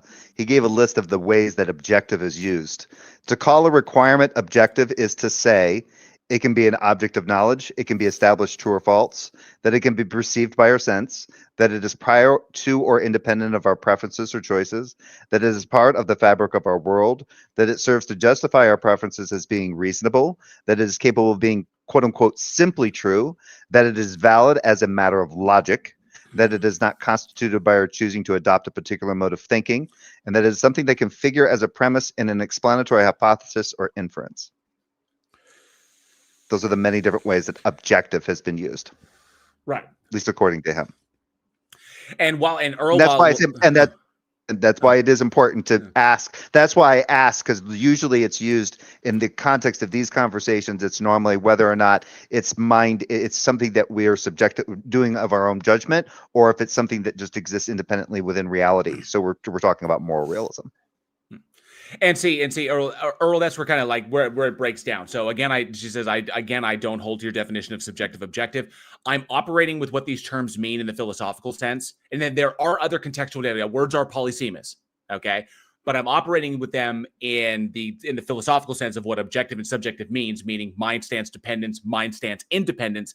And that is how I come to the conclusion of moral anti-realism in that respect. Because while I agree with you that the person experiencing the act, that their take on it is important, their personal opinion about a thing doesn't denote what is mind stance independently true. It is true for them because of their stance, yes. But it doesn't make it mind stance independently true of like the universe in and of itself. So yeah, how does she prefer subjectivity and subjective and objective to be? That's something that she may have to explain herself in that respect. Yeah. But I know that it being true for a person because that's the stance they hold. Yeah, doesn't make it mind stance independently true. That's more of the true. So yeah, that's more of the accepted way. That's why I figured I would just throw that question out there to her to just ask her how do you see what subjective is and objective is in her in the way she thinks that they're used. And then right there, because morality can't exist outside of mind. Agreed that these things are mind dependent. So they're not objective, which is that they are mind stance independent. Yeah, they don't exist as extant things within the universe. Like there's no platonic realm. There's no platonic realm where these things exist as statements that cannot ever be otherwise. So yeah, the evaluations are made by minds, right? Yeah, and you could still say, well, animals, there you can see some kind of like moral, some kind of like ideas of fairness and stuff in like certain social other animal species like gorillas and apes and even with dogs and stuff like that. And you go, yeah, but that's still an emergent property of those particular animals. So it's, I think T-Jump goes to that and he's got some way of explaining, because I think T-Jump holds to moral realism, if I'm not mistaken. And it has something to do with like the way that there's just the way things are within reality. So that's how moral realism. Yeah, I think he pretty but if you take his take his thinking to its logical conclusion, he holds that a lion taking a gazelle is like mind independently immoral. Because it violates because the act in of itself, the act of the lion's survival violates the gazelle's not their consent, but it violates their bodily autonomy or it violates their what the hell was the term he used? Oh, son of a bitch. I can't remember. I remember the term he used, but yeah, I remember him explaining it a little bit one time, and I was just like, "Oh, okay." But again, it wasn't enough to convince me to be like a moral realist. Yeah. I just thought it was interesting, and it's yeah, the important thing is, and what I killed earlier is, but using the philosophy definition is useless when morality by definition cannot exist outside of mind. You are correct, but the thing is, we're talking about like we're talking about like metaphysically, like what it is. So like we're talking about the ontology of these things, like where do they derive from? What are they in and of themselves? So that's where the philosophy is important. Do we derive these things from an external thing and they are true because they cannot be otherwise? Or are they analytically true because they're simply defined as being that way? But in the scope of like reality, independent of minds, are they that way? And so, or are they just going to come down to differences in preference or differences in stances? And so it's only designed, like the philosophy addresses it to understand the thing that undergirds these things. Like, what are they in and of themselves? And in and of themselves, they are evaluations made by agents, and those evaluations are informed by stances. And so they're not things that we pluck out of. We're not our brains aren't tuned in to like the eternal Platonic frequency that dictates what is and what is not. So, and what should or what we should and should not do. Yeah. So Leophilia says, objective equals the truth holds independent of the stances, preferences, or considerations of an agent. Subjective equals the truth is dependent on the stances, preferences, or considerations of an agent. Exactly. And so all this stuff about in the philosophical field, all this does is help us to understand what the things are in and of themselves. Just that's where that's at. So, and this actually holds in the theistic context when we're talking about like God agents. The moral distinctions are in and of themselves subjective. They're mind dependent on the God entity because there is nothing external of the God that it references for any context or content. So it is the one that's simply stating this is the way it is. And so, yeah, I'm actually from my readings and stuff, I'm actually leaning more towards either error theorist or possibly a moral nihilist, because when people talk about like certain moral claims as being true, right, being actual, like being like an is proposition, yeah, I don't think so. So it's just like, no, I don't think those could be considered as true. And Alan Highland brings up, yes, but if you change the definition of objective and maybe change the definition of morality, the morality can be true. Jordan Peterson, maybe. Agreed. Yes. Fun with definitions, you know? So. But what does that mean? Right. It's just you can semantically play with stuff, and just if you use proprietary definitions, then you can just basically justify anything is essentially what that is. We can bring I Killed Earl up. They have their hand up, and they haven't been up in a while. It's been a long time. I think I've been to I Killed Earl's channel like once. Hello, I was tired of typing. So yeah, it's just a matter of understanding the like what these things are in and of themselves to understand their kind of ontology is what it is. And I think that because you're often arguing from a against a theist who is using the objective in a ethereal sort of sense. So in that mind stance independent sort of thing, that makes sense. But I'm not arguing, I'm arguing from a human perspective against other humans who all have minds, and morality can't exist outside of a mind. So I don't see the point in differentiating the mind stance independent versus dependent, because it all has to be dependent. Yeah, the evaluations are dependent on stances. Agreed. Right. So because of that, I use the in all contexts at all points in time by all beings, regardless of who and what and where and when and why. So I kind of take that overall broader view of that instead of I don't differentiate between the mind stances.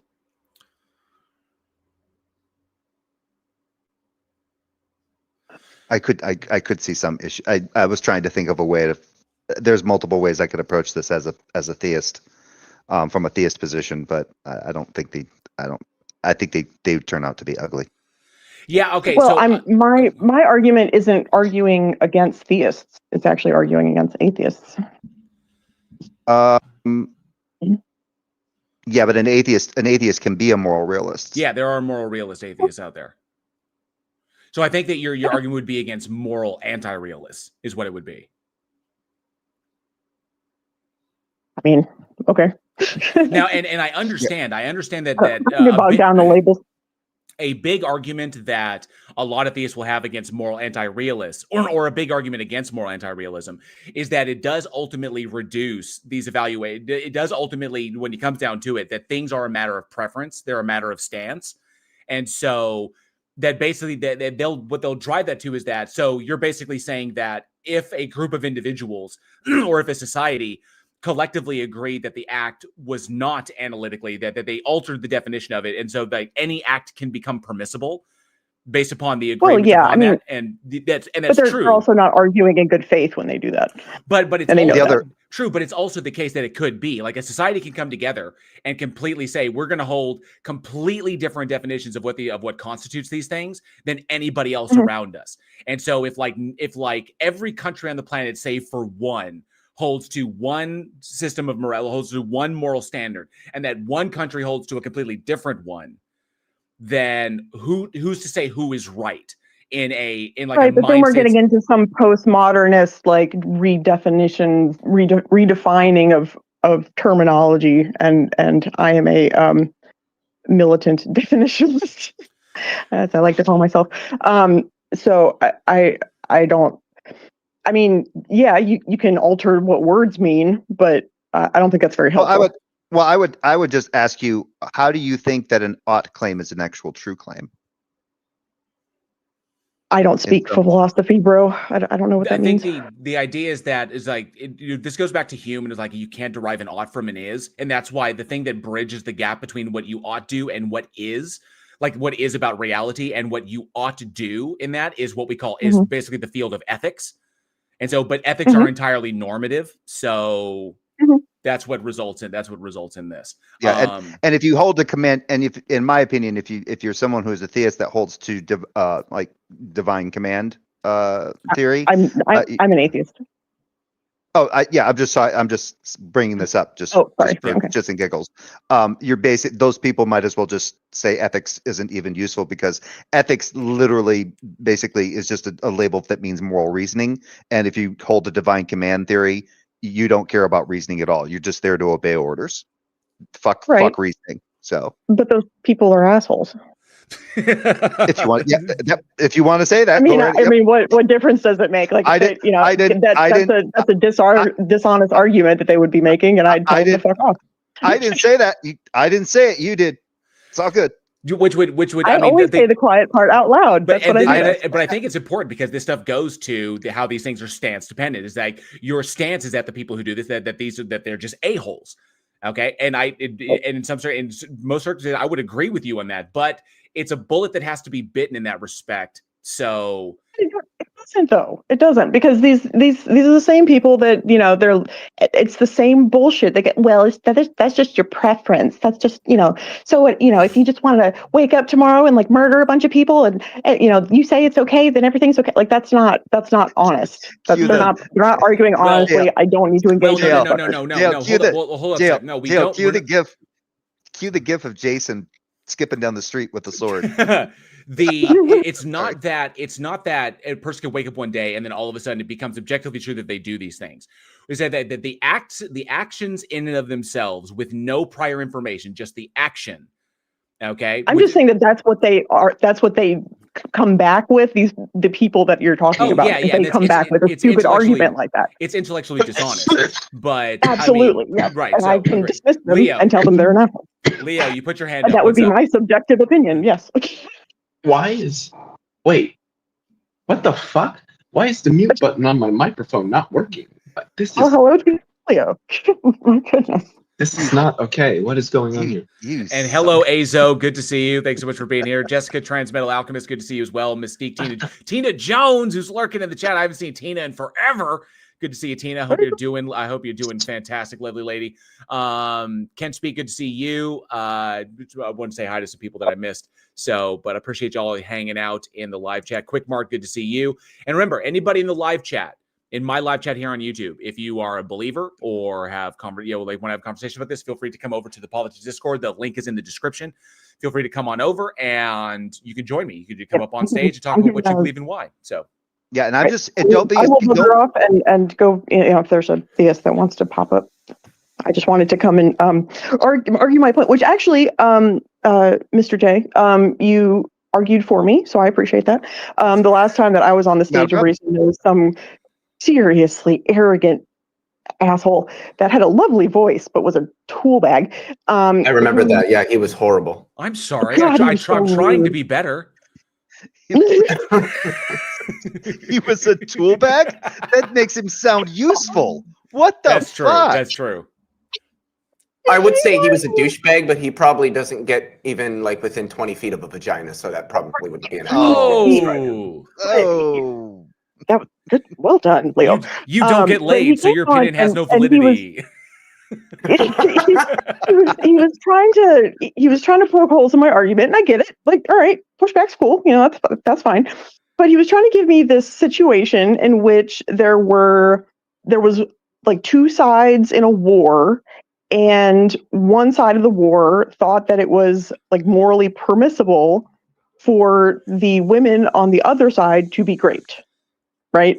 And what you articulated very well was that obviously that's absurd because they're using it as a punishment. So even they don't think it's moral because otherwise they wouldn't see it as something bad that had to be inflicted upon another group of people.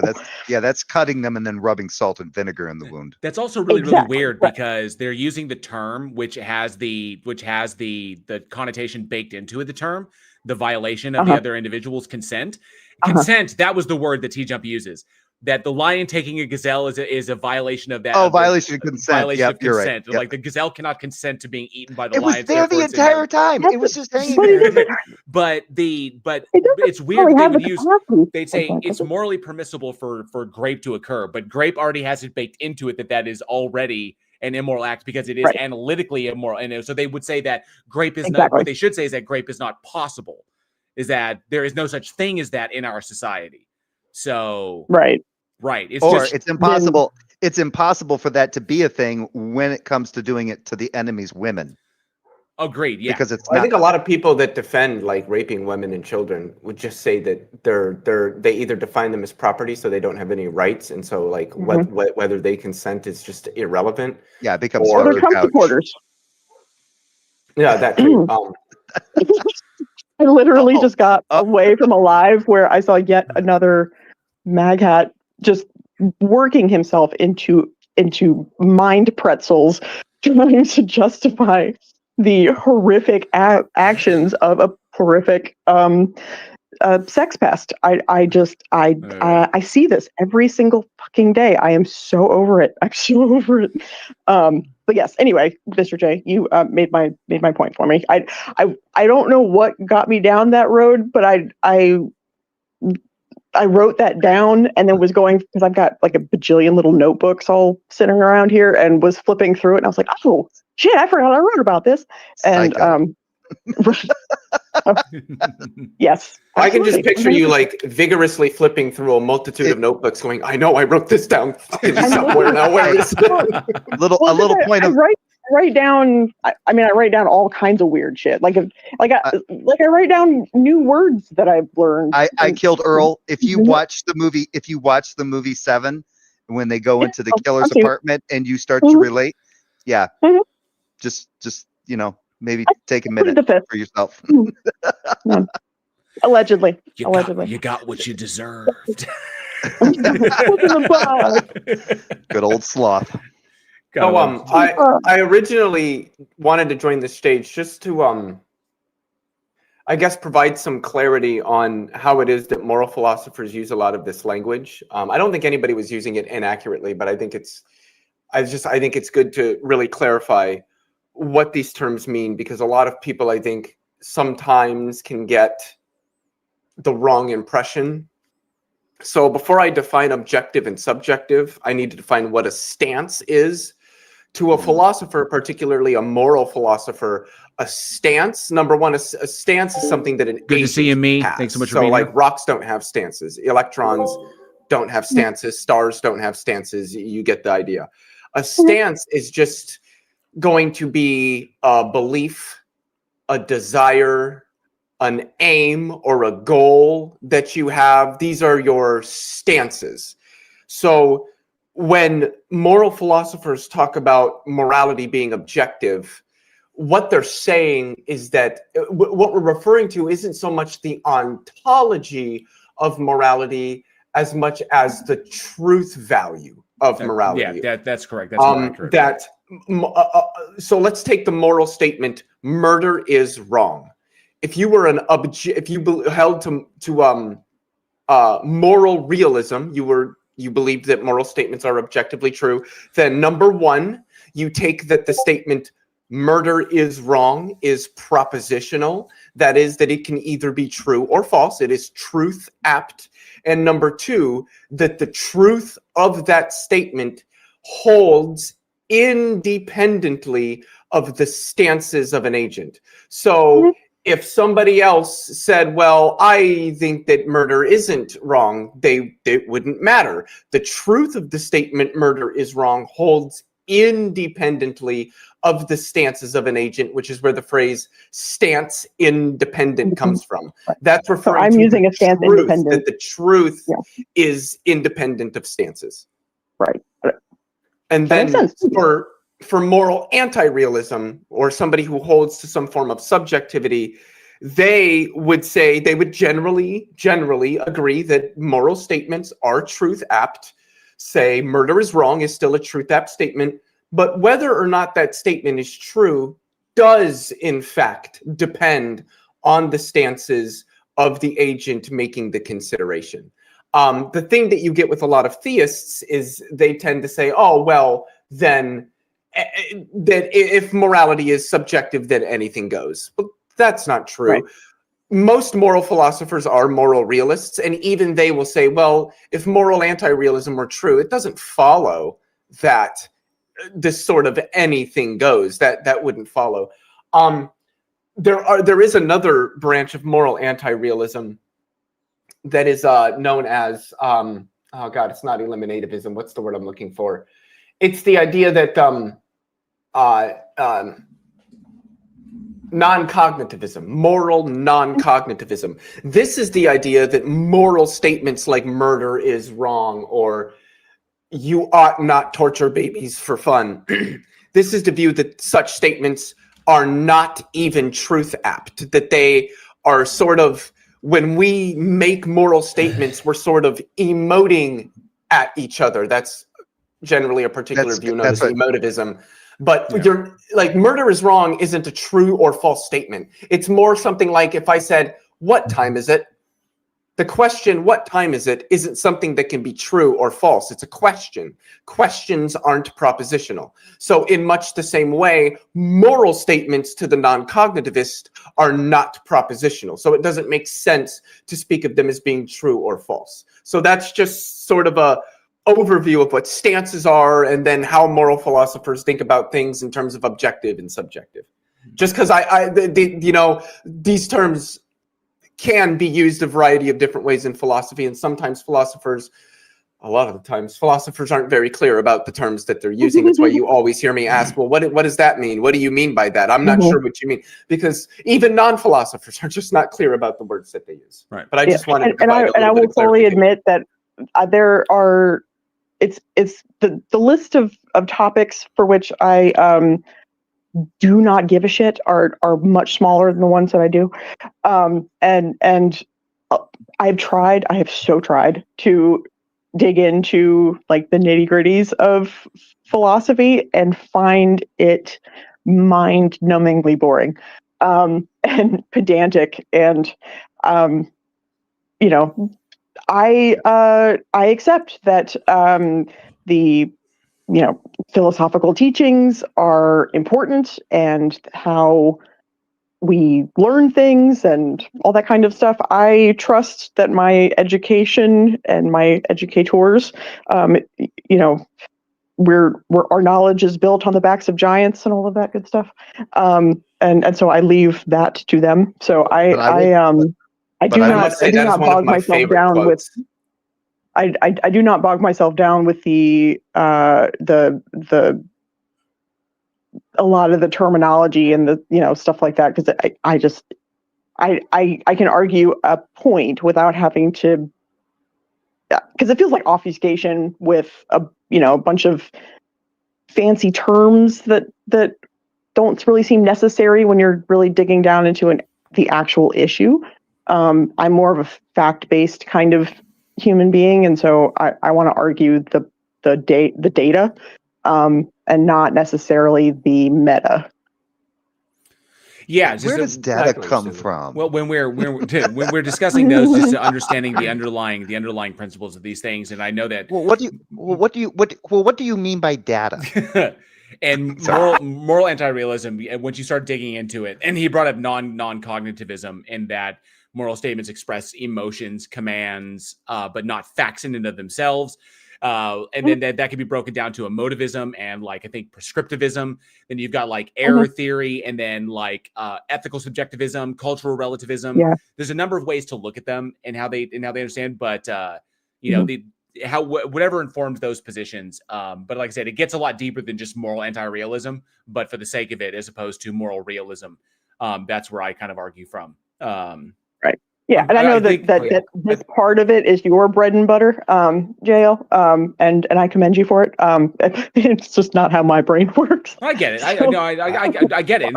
I leave that to better humans. I was going to say something so inappropriate. I think the important thing of this is that understanding in metaphysics or metaethics is we're trying to basically establish a truth based on we're doing an academic exploration of thought in and of itself. And so, like I said, the field of philosophy, no matter what branch you're operating in, it doesn't have any explanatory power nor predictive power. And so we're trying to establish what is true about reality, or what is true about things, utilizing these positions. But there's that's what makes it difficult. And so it's ultimately what I found, which is what the most annoying thing about philosophy as a field in and of itself is, that you can see very obviously that people will fall down on philosophical positions depending upon a number of different factors. And so where someone inevitably whatever sword a person falls on, or whatever field a person falls into, is going to be largely informed by their experiences and how they've reasoned or rationalized around those experiences. And that a person's philosophical positions when they're 20 years old will most likely not be the same when they are, say, 80 years old. Mine are totally different from when I was 20. So are mine. Yeah, vastly different. And so I'm 30 and mine are totally different from when I was 28.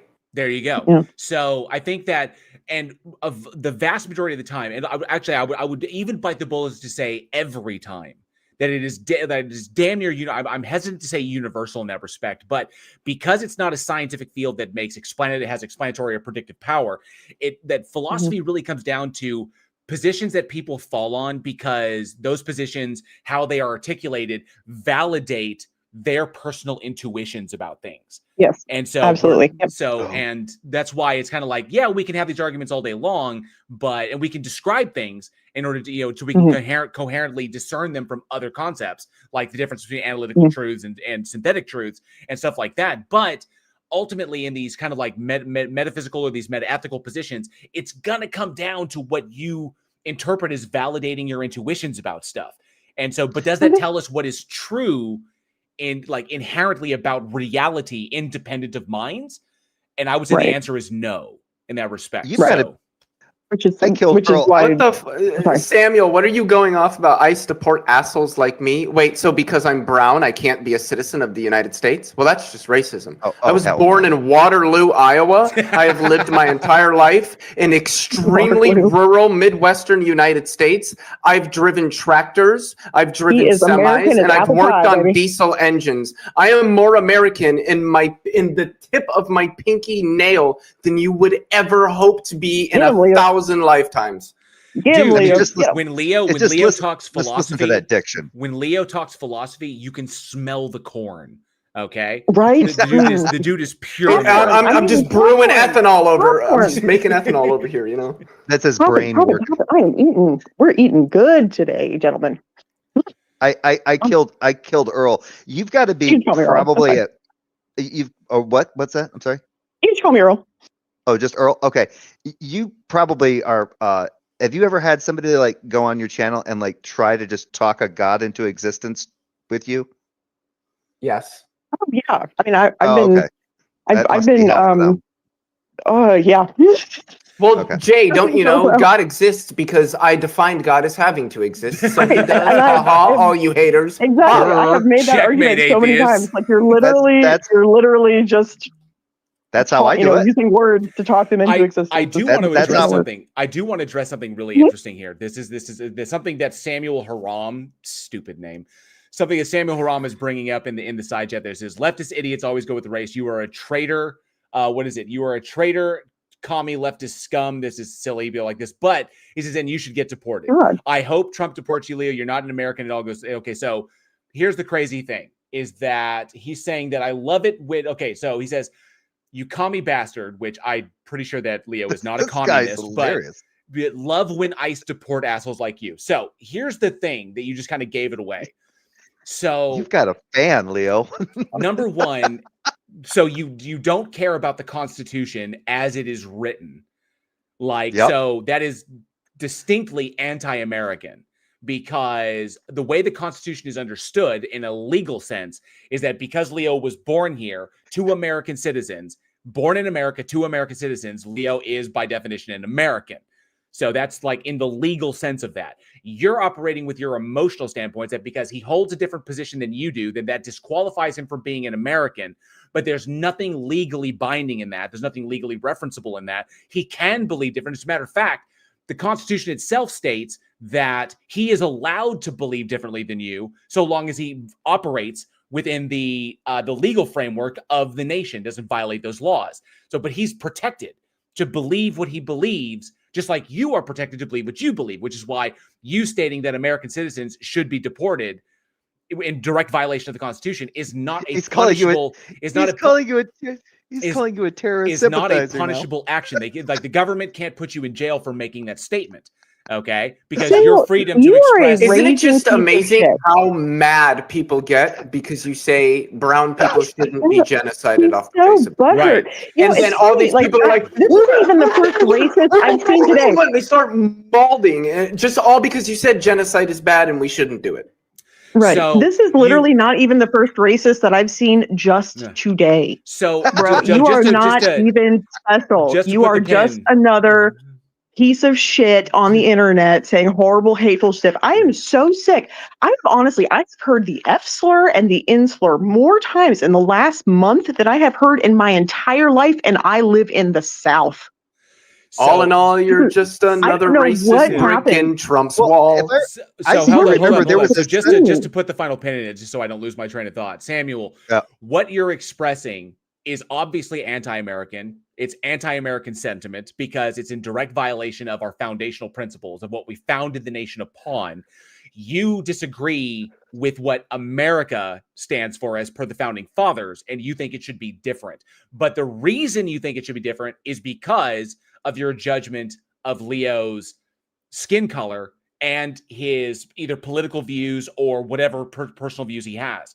So in this particular situation, by virtue of what is established as the founding principles of this nation, you are the one who is being anti-American, Right. not Leo. I- So And I- you're saying if he supports Antifa, bruh, dude, what?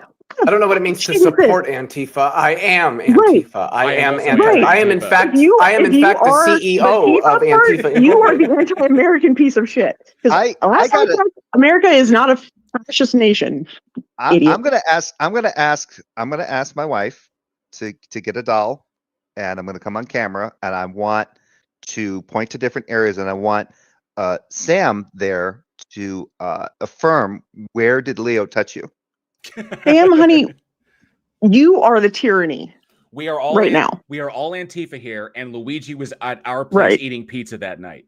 So Right. you just need to accept It's it. Damn right. funny. He says America was not built for Islam or for commies. I'm not really sure what that means, but I would in fact argue that part of the reason that America has to a large extent failed in its experiment of democracy is primarily because it isn't a socialist country. I think that American democracy would work significantly better if we abandoned capitalism in favor of socialism, and that the existence of capitalism in American democracy is the primary reason why American democracy has failed so many people.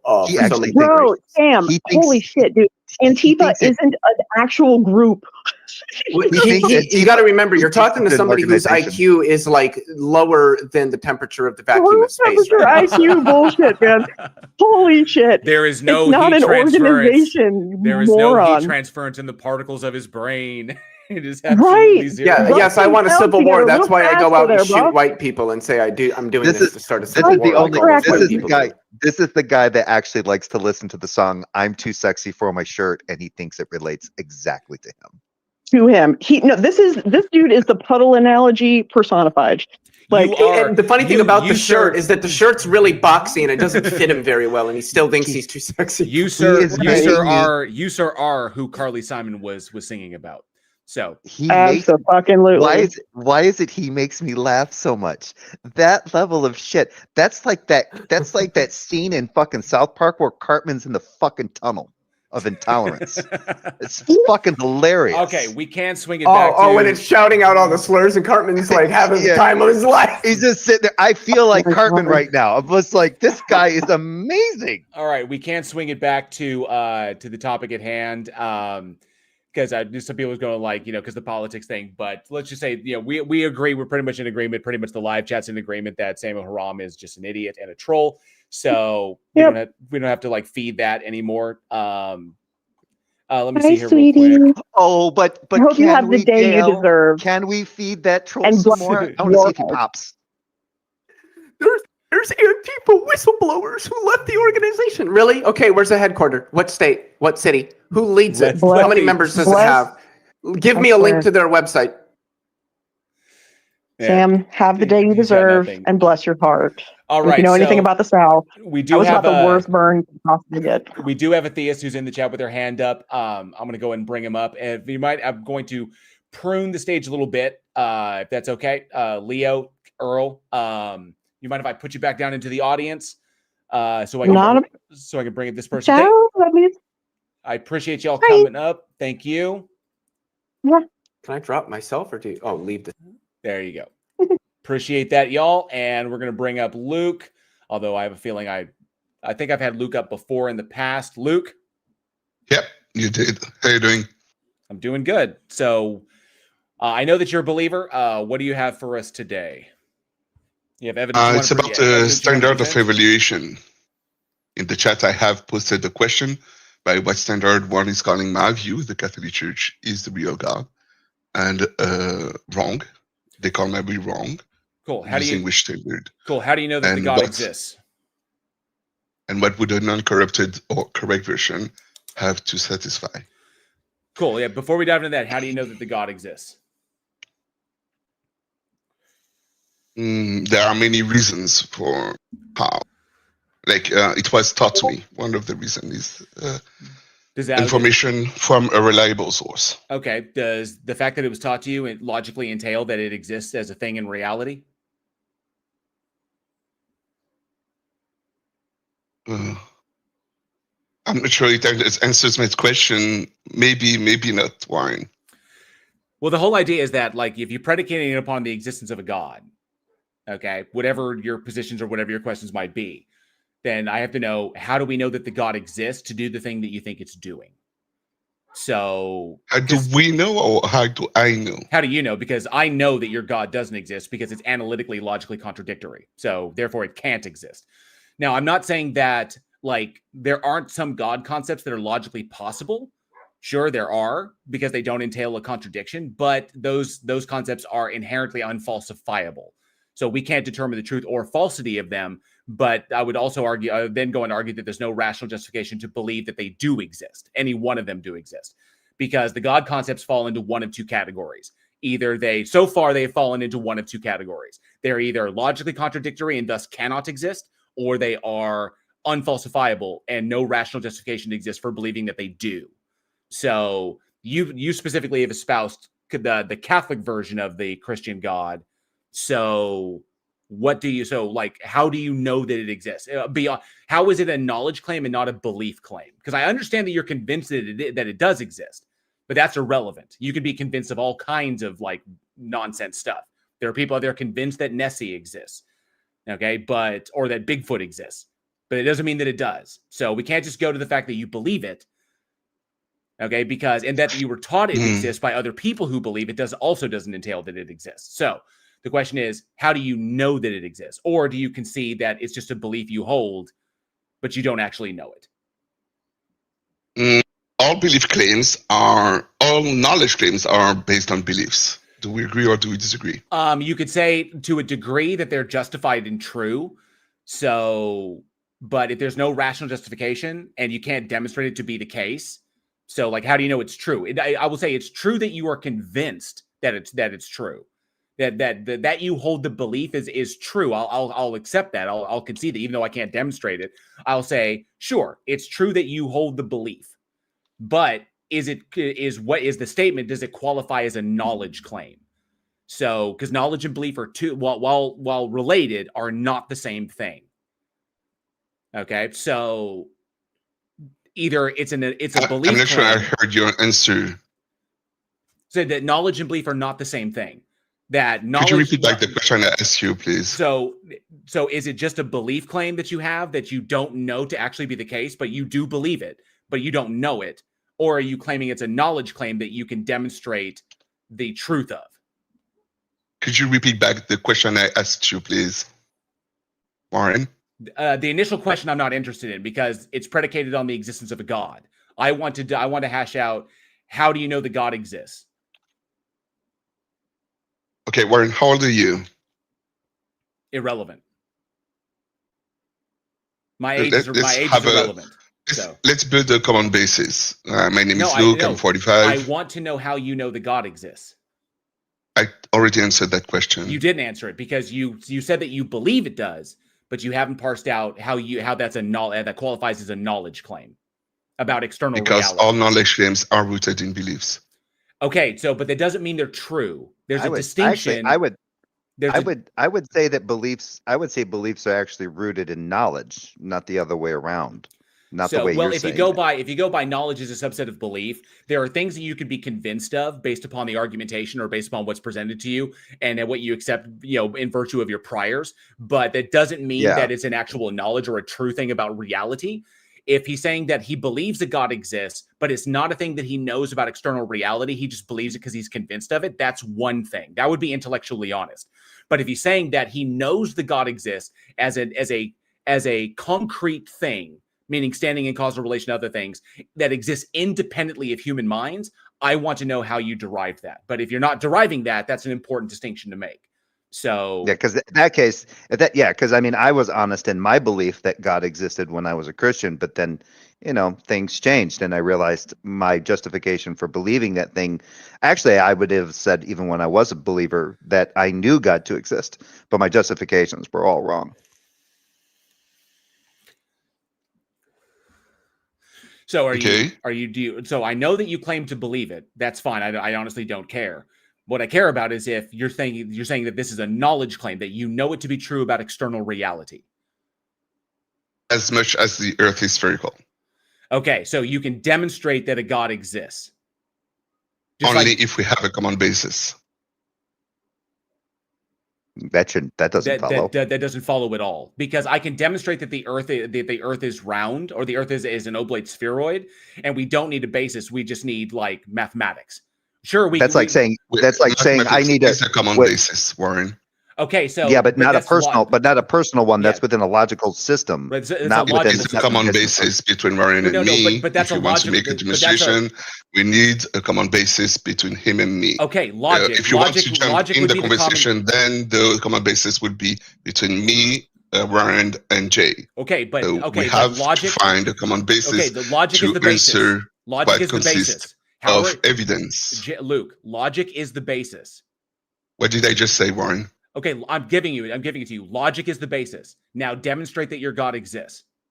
It is not a common basis. Logic is a common basis. You agree with the laws of the laws of logic, the law of identity, non-contradiction, excluded middle. It doesn't allow us to answer your question Sure it about does. evidence Sure of it does, God. because if your God entails a logical contradiction, then it cannot exist. It is not enough, Warren. Yes, it is. It most certainly is. If your Sure it God is. if your God literally, analytically is logically if your God is defined as analytically a logical contradiction, then it cannot Remember exist. how you talked about mathematics as a common basis? Because it's You grounded said in that. logic. Yeah.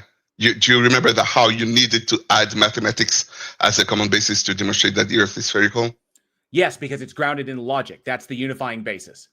So you understand that logic is not enough. You need to add mathematics as a common basis. Well, no, mathematics is just another form of logic. It's still just logic. Do you understand that you need to add this I thing that we understand that call you are mathematics? not. I understand that you are. Thank you. I So when understand I that- say that it is not enough, this is what I understand that you are not demonstrating that a God exists. You are doing everything you can to avoid doing that, and that's what I want you to do before we move into anything. I mean, they're coming. Before we move into any conversation about what is entailed by the existence of the God, we need to know if it in fact exists at all. So how are you I mean, the demonstrating? comment. how Yeah, are you I mean, the demonstrating comment- that it exists? And this whole common basis thing is weird. We already have a common basis that we seem to be, all three of us are speaking English, but you seem to want more from the common basis when you wanted to know his age. Like, I don't even know how knowing J.L. Warren's age is establishing a common basis, It's because irrelevant. if you're reading information from like a textbook about how the earth is spherical, how the science determines how what scientific steps were taken to determine that the earth is actually indeed spherical, you don't need to know anything about the author or authors of that textbook to get that. when you talk to a teenager and when you talk to an adult, you don't give the same kind of evidence to demonstrate that the Earth is spherical. Do we agree or do we disagree? But you don't assume that the other person, that your do we interlocutor, agree or do we disagree? Luke, you don't walk into the you don't Do walk we agree or do Luke, we disagree, Warren? Stop Luke, avoiding. you don't walk into the conversation assuming the interlocutor automatically can't understand what you're trying to say. So I'm just asking you to say it, and we will move forward from there. I'm actually trying to be charitable and saying that whatever you're going to convey is coherent. Okay, so I'm giving you that opportunity. It doesn't mean that what you're going to say is coherent, but I'm giving you the opportunity. I'm working with the assumption that what you're going to present will be coherent. The question is, can you do it? Because you still seem to be refusing to actually present anything. And another thing, if he's been listening to this conversation, if he's been listening to you talk for a while, why would he assume that he might need to take an approach like if we were to talk to like somebody who wasn't in high school yet? Like, right? So, like, if your argument, my belief that you're an adult, I could have an established, justified belief, Jail, that you are an adult, at least in your probably mid 30s to 40s, just by the way that you talk, and that you are probably have a higher education, just by the way that you talk. So, what does he need? What else does he need? This is fucking weird. right? Sorry. I don't need to agree to you. And if the whole point is that you're trying to get me to agree to certain like metaphysical presuppositions that you're making, you have to be able to justify those those assumptions before we get into them. Like, how are you justifying those? Like, if you say like, in order for me to understand your argument, I must first agree to idealism. Well, no, there's no justification for that. So why would I do that? So stop trying to control the foundation of it and just present what you have. I can't. Then Without a common get basis, the fuck off my stage. What are you doing? How could you be incapable of that? You would even if you were a teenager, he would still be capable of being able to give what he has, regardless of whether or not you can understand it or not. That was the stupidest shit I've ever fucking seen in my life. Well, I can't do that. I can't do that unless you agree to all of the assumptions I'm making. Well, get the fuck off my stage. Your common basis was completely irrational. Oh, I got to know if you're an adult or not. You believe God to exist like you believe the earth is a spheroid, but for some reason you can't believe that he's an adult of at least 35 years or older based on how he talks? What the fuck, dude? Weird.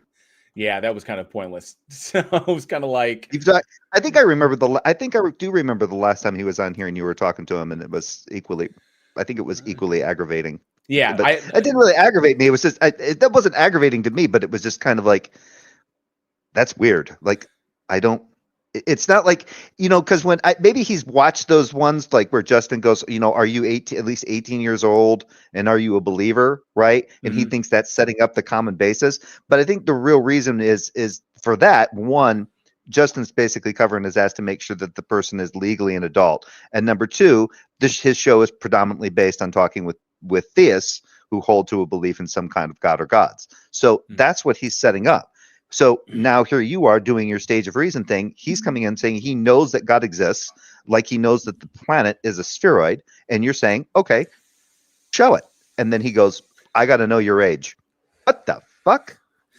yeah, Weird. it's just beyond silly. If you here's like, okay, so Luke, I'll break it down for you like this, Luke. If I understand that you may be able to provide a particular argument, like a logically consistent argument, like a logically valid argument that your God exists. But the problem is that's not a demonstration that it does exist. That's only a logical argument. If the premises are true and then the conclusion follows from them, then sure, that's logically valid. But you can't show them to be true because your premises are predicated upon assumptions, upon metaphysical assumptions that you can't demonstrate are the case. So if you want me to simply say, sure, you have a logically valid argument, okay, but that doesn't demonstrate the truth of anything. It doesn't make it like sound. Okay, so there's a distinction there, which is why I just wanted you to present what you had, and then we'll move from there. But if you're basically like, oh, if you agree that my argument is logically valid and therefore God exists, no, that doesn't follow. So this is the same crap that happened when I debated you on Taco's channel, when you said that, when you made the claim that my atheism was not rationally justified. You said you couldn't. Yeah, and then you choose to mute me instead of answering my question. You said that you can't. You didn't. He didn't. You said we need a common basis, and it doesn't follow that he needs to tell you his age for you to do what it is that you need to do to prove God exists like a planet. But anyway, hey, real quick, I'm gonna go. Thanks for having me on. I was asking Leo if he'd be willing to swap out with me. That way you have another special guest and Leo can take over for me, because I worked all night and I'm starting to nod off in my chair here. Cool. Yeah. Awesome. Yeah. Sorry. I was taking care of something. Unfortunately, while I can block him, unfortunately, I would just say you have to block Samuel Haram because I can't remove him because I'm not an admin on the server. That would be something that Taco would have to do. Yeah, so, Taco, yeah. But I'm just going to block his ass so that I can't see his crap. So I would say, for Samuel Haram, just block him and you won't be able to see his shit. So, but as far as you won't know, go ahead, Luke, you won't know if you're talking past one another until you give it. And then when he starts asking you questions, then you can basically go from there. Like JL said, you're assuming that if you don't know his age, that you will be talking past him. I don't know how that even works, considering if you've been listening to him talk, why are you assuming that you need to know his age? Right. He should be able to understand you just fine. And you've talked to him before. Yeah. And if you've gone to his channel, you've seen him on video. You've seen him on camera. Does he look like he's 18? This beard says otherwise. Okay. But anyway, that's okay. But yeah, I appreciate it, JL. I'll take off and let Leo tag in for me, and maybe bring Luke back in and see if Leo can chop away at that hunk of wood. I guess we'll see. Appreciate you coming up, Jay. And what's Jefferson's status? Do you know? Lazy. I haven't seen him in forever, so it's not a dodge technique. It's irrelevant. I would say it's a dodge technique on you to say that you know it, and then to turn around and say that because you don't know his age, that you can't do something, meaning you're now incapable of doing something because you don't know JL's age. Yeah, like I said, JL could be an infant on this bitch, and you should still be able to demonstrate it. Yeah. The existence of your God, is not predicated on him believing it or not. So I'm sorry, but there you go. Yeah. JL has just lived a really hard life, makes him look older than he is. That's true. I'm actually 17 years old. What was it? What was it in What We Do in the Shadows? It was like when he's showing the picture of himself. I'm actually 16 in that picture. Life was much harder back then. He looks like he's fucking 60. It's like life was much harder back then. I've only seen that movie once. Swearwolves. We're not werewolves. Oh no, we're werewolves, not swearwolves. Or we are a werewolves. Who is that one guy? Because he was in Gentlemen Broncos. I can't forgetting his name. And never mind. It doesn't matter. He played a villain in like I think it was in the 3rd or 4th Men in Black movie. Samuel Clement, something like that. Something Clement. Gerard Clement or something like that. I have to look it up. Yeah. That guy's hilarious. But all right, Leo, are you ready to take my place here in the stage of reason? I might go pick on Luke for a little bit before I go to bed. Cool. Appreciate it, bud. See Take it you easy. guys. Thanks. All right. Well, we don't have it. We just have 8-Bit with his hand up. We had 8-Bit up before, and so Luke, I know that you're saying something in there. If you're able to present what you have, both I and Leophilius are up here. So if you're able to present how you know that a god exists, let's hash it out. But if you just want to bury it under nonsense, it's gonna be the same thing. So you said you can't, but I'm assuming you still think you can. So just the question: if we don't establish a common basis, do you think I am able to present it? Yes, we don't have to have it. I just need to be able to establish whether or not you have rational justification. So demonstrate that your God exists. Okay. As a thing, okay. Independent of human minds.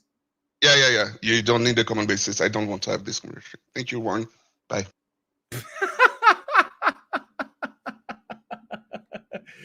And he ran away.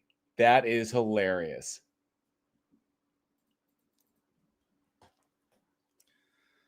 Did you expect anything different, Leo?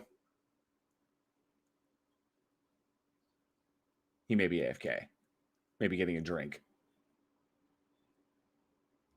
Or partaking in the stickiest of the icky. All right. So while we have this little break here, let me go ahead and pop over to my live chat. Thank you so much. Azo64 has been a member of the Godless Army for 37 months. I appreciate that. I Killed Earl, who's been a member for 29 months. I appreciate that. New UG, who actually put in a £2 super chat. Thank you, New UG, who said, mute JL. As entertaining as that is, unfortunately, this is, maybe if I was doing the bloodbath stuff, but I appreciate that, New UG. Thank you so much for that support. And Boomer 310 has been a member of the Godless Army for 50 months. Thank you so much, Boomer. I think you might be one of my oldest supporters. So I appreciate that. I wonder if you've unlocked the final. No, it might be 10 more months to unlock the final channel badge, for that support. But I appreciate that, Boomer. You rock. Thank you so much. And supporting the channel is only 99 cents a month. I don't see all of that. I think like 30% of that goes to YouTube, but it's like $1 a month. It's how much I value my content. So if you'd like to support the channel, it helps to unlock more custom emojis and cool stuff like that. So I appreciate that. You guys rule. And Tina Jones has been a member for 46 months. Thank you so much, Tina. You rock. I appreciate all that support. Your guys' channel memberships and the super chats, everything help to make this channel possible, allow me to keep doing what I'm doing. So you guys rule. WCS, good to see you. Says hashtag cancel JL. Yes, cancel me. Do it. Cancel me hard. We are DNA. Good to see you. Yep. Brave Sir Robin definitely ran away because Brave Sir Robin is a coward. Turtle Moves with the £2 super chat says, thank you so much. Says JL's beard is the adult in the room. It is. It is definitely more adult than I am. So absolutely. But I appreciate that. Thank you, Turtle Moves, for that support. And look at that. Mystique is Tina with all of the cool emojis that you can make. With all the cool emojis that I made for y'all at Rocks. Thank you so much. I appreciate that. See, I got some of my favorites in there. That I really dig. I dig the Greg Locke one, even though Greg Locke has pretty much faded into obscurity at this point with the chaos. I think just his personal life is just devolved into nonsense. And thank you, Karen Day, for the $10 super chat. Says, I'll donate before I forget. Thanks for the monthly panels. They're fun. Thank you, Karen Day, for the support. I appreciate that. Hopefully Cupper will pop by because I did invite him to come over. So I was hoping Cupper would be here. Vince Aro is a new member, has joined the Godless Army. Thank you so much, Vince. I do appreciate that. Please enjoy all of the custom emojis that I've made for you. And of course, the more members we get, the more that we'll unlock. So, because I have others that are like waiting for me to be able to release them because I'm limited by YouTube on that. So thank you so much. And Tina says them emotes look silly on a smart TV. I haven't seen what they look like on a smart TV. So I'd be curious to see what they look like. All right. And Alan Holly says, you think Greg Locke would be in his element right now? Agreed. Right. But I don't know what's happened to him. I guess he's just faded. No, he's faded off, and that's a good thing because he was demonstrably just the worst. So let me see. Oh, Boomerstein hasn't been up in Greg Locke. I haven't. Man, I don't hear anything about him anymore. Yeah, that's probably a good thing. Yeah, it's a good thing. Boomerstein, what's up, my guy? What you doing? Hey, congrats on your recent successes, dude. It's really, really awesome. I know you've been working your ass off to get in. So congratulations. Yeah, thanks. No, but I was gonna say I am Boomer 310 or whatever. Oh yeah, Boomer 310 now. Okay. I think that's my YouTube ad. I don't know. And I apologize. I can't, like I said, I can't get rid of Samuel Ockley. All I can do is block him. That's what I was gonna say. I was gonna say he's just been kind of really fucking annoying. Yeah. Taco would have to actually physically remove him because he's an admin. I'm not an admin. So all I can do is block him. I can recommend other people block him too, but kind of stuck on that one. So I think it's interesting that when you block somebody and then it tells you one blocked message, right. Why are you telling me that? Like, I blocked the person. Why do I want messages from any people you block? It's like basically so you can make sure they're not like saying shit about you, I guess. That's my guess. That makes sense. Our Discord is run by idiots. Agreed with this. There's as in the server, as in like the website. The website. Discord the as a whole. Yeah. Of the website are imbeciles. They're probably all a bunch of like 16-year-old incels, aren't they? That's what I would imagine. Actually, they're like 30-something balding people who are really okay with like furry grooming or something. I don't know. They got caught. A bunch of the old Discord admins got caught doing a bunch of fucked up shit like back in like 2021. That's not surprising. Actually, I feel like I remember hearing something about that. Not surprising at all. Yeah. See if I can do It's what you expect. But I don't want to sidetrack the conversation too much. I just wanted to come up, say hi. I can. So JL said something about you getting in. Did you get accepted to university or something like that? Yeah, I got my first law school app back. I got my first acceptance letter. I got a nice fucking scholarship with that. You're winning. Stereotype. What do you expect? I was posting the side chat because it's funny. I graduated early, so I could just get my law school apps in and just chillax for like 6 months. Hey, nothing wrong with that. Yeah, it's a big achievement. So congrats on that. All right. Yeah, for sure. Hoping that I understand that the audience is pretty limited. We had some more people in here earlier. I'm hoping to get some more believers in here so we could have the conversations. This is a little bit thinner than it normally is. But hopefully, I think that there might be some in my live chat over on YouTube that might want to pop over. I mean, you could bring 8-Bit up and we could just chew on him for like a half an hour or something like that. It's your stage, though, so it's your rules. Let me see. Yeah, 8-Bit's got their hand up, so let's see where we can go with this one and see. Do you want me to stick around? Because I still know my history apologetics shit, if you want. Yeah, definitely. I just try to. Yeah, I can definitely bring you up and just try to keep it as tight as possible. But yeah, feel free to. I mean, like religious, like historiography of the Bible. Right. So yeah, just go ahead and stick around for a second. 8-Bit, what do you got for us? I forgot. I'd stuck my hand up earlier, but the discussion kind of moved past that. But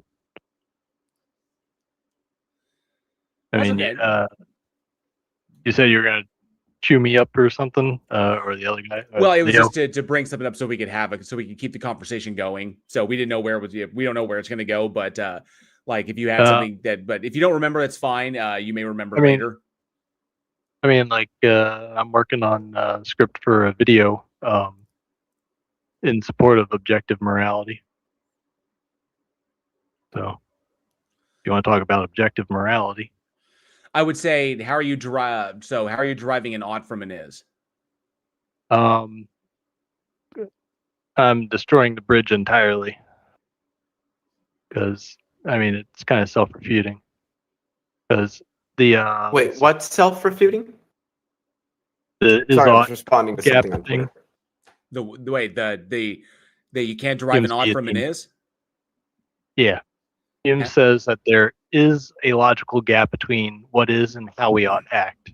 And based on that, he concludes that we ought not derive ought claims from what is. Right?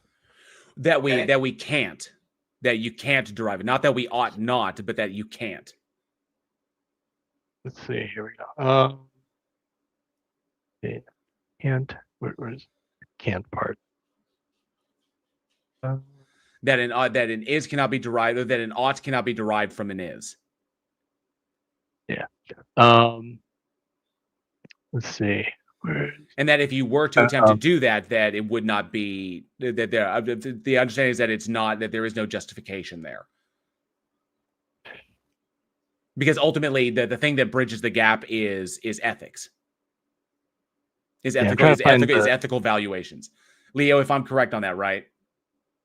What's up? Is that the thing that the thing that bridges the gap between is and ought is ethical valuations, right? Well, I don't think there is a bridge. I think that the thing that Hume's is-ought distinction shows is that there's a fundamental difference between prescriptive statements and descriptive statements. These are two completely separate linguistic means of talking about things. I thought there was like a can't part of this song. I'm looking through my script real quick because I know I covered this. Yeah. There we go. Hume argued that you cannot logically derive an ought, a moral or prescriptive statement, from an is, a factual or descriptive statement. A principle known as the is-ought problem, or Hume's guillotine, highlighting the fundamental gap between facts and values that requires an unstated moral premise to bridge. That unstated moral premise I think is, from my understanding, is ethical valuations. And so he says that there is a logical gap between prescriptive and descriptive claims, right? Yeah, that the ought cannot be logically derived without appealing to that bridge in between, which is what I understand from my education was ethical valuations, is the moral bridge that connects the two. But because ethical valuations are normative, an agent can evaluate the way things are and then use that as a means of informing what they ought to do, but you can't just pull what you ought to do out of what is simplicator, so to speak. But which is something that is not I mean, there are some philosophers that think that the is-ought distinction is a meaningless distinction, but it's not most of them. But he's deriving from that there is a gap that we either ought not or cannot derive. You're saying that you cannot. It doesn't matter what you ought or ought not do. You can't do it. Yeah, it's not logically derivable. But he does that. What do you mean? How so? He's saying no. That he's not saying that he's not saying that you ought not do it. He's saying that you can't do it. He's saying that if you did, but he's also saying that were you to do it, what you're doing is logically invalid. But people can operate logically invalid. He's not saying that people ought not act logically. That's what I'm saying. But he's not making the statement that people ought not do that. He's just saying that if you were to do that, there is no logical validity to it. I cover both. Right, but he's not making an ought statement himself in that. Sure, but I'm saying, like, even if it's can't or cannot. Yeah, cannot is then it cannot be logically derived. So if you were Yeah, to but- do it, which he's not saying that you ought not, but like you ought if you want to be logically, if you want to have logical consistency. If your isn't goal is that- to be logically consistent, then you ought do this. But if your goal is, if you don't care about that, then the ought doesn't, then there's no ought there. It's just that you're doing it. You just have to acknowledge that what you're doing is not logically valid. Sure, but like if he's making, let's see, I'm trying to like go through my script as I'm doing this. Let's see. But he's saying that there is a logical gap between what is between prescriptive and descriptive claims, and derives from that you cannot derive oughts from ises or whatever. But like when you claim that you cannot do something, you're basically making an implicit ought statement No, you're not. that don't even No, try. you're not. No, you're You not. cannot No. jump to the moon. Nothing about that says anything about what you ought or ought not do. I mean, if you're not making an ought statement, then like there's no point in arguing that. The ought is not implied at all. It's just basically saying that like if you turn left, you can't turn right. Okay, so like if you do a thing, okay, like for example, if you go left and that's the shortest route to your goal, but if you go right, that's the longest route to your goal. So it is true that it is that turning left will be the shortest route to your goal, but that doesn't say that you ought turn left, unless of course your goal is to take the shortest route. But if it's just a choice between the two, then which one you decide is going to be dependent upon another evaluation. But just the fact that it is the case does not dictate what you ought do. It's just saying that you have to supply that. So like I said, you can operate with logical invalidity. Like you can derive it, but it's not going to be logically valid. So what you're deriving is not going to be logically, is not logically derived from the is. But it's not saying that you ought do that thing. Feel free to go ahead and do it. Just recognize that what you're doing is not logically valid. That's all it is. So it's not inherently stating an ought claim. Let's see.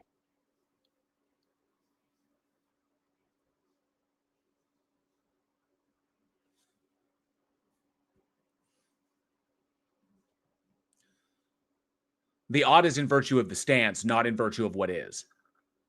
Yeah. Like I could say the sun is shining today. That's just a description of the world. Absolutely nothing about that statement implicator tells me whether I ought or ought not wear sunscreen. That is going to be determined by my evaluation against my stances as an agent. Now, I might incorporate into that evaluation the fact that the sun is shining today, but that fact in and of itself does not tell me what I ought or ought not do. Right. God damn it. The one thing I hate, absolutely hate about extremely tall and narrow vape pens is that they're impossible to keep upright. It's like a fundamental law of physics that it's always going to fall over at some point.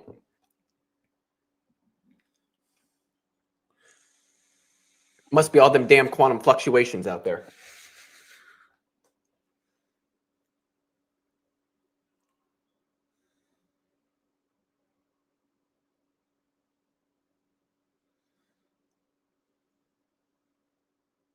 Dang, Awful lot of honkies in if here. we keep winding down like this may be the shortest stage I've ever done. Unless we get some believers up in here. Don't tell me Where are that the believers? maybe this does give some credence to the fact that I ought to start doing this on TikTok. See, I like TikTok would be great to be on. It's just I don't want to say like the word the and then get banned for it. True. I don't want to be a brown person on camera and then get banned for it. Like I just TikTok is so like it's just there. I wouldn't last an hour on that platform. I'd get to my third or fourth fuck and then I would just be gone, disappear. It is run by the Chinese. Well, I don't know if that's true. I thought the CEO was Singaporean. Reverb, the link to the Discord is down in the description. So it should be to Politics Discord. Link in the description.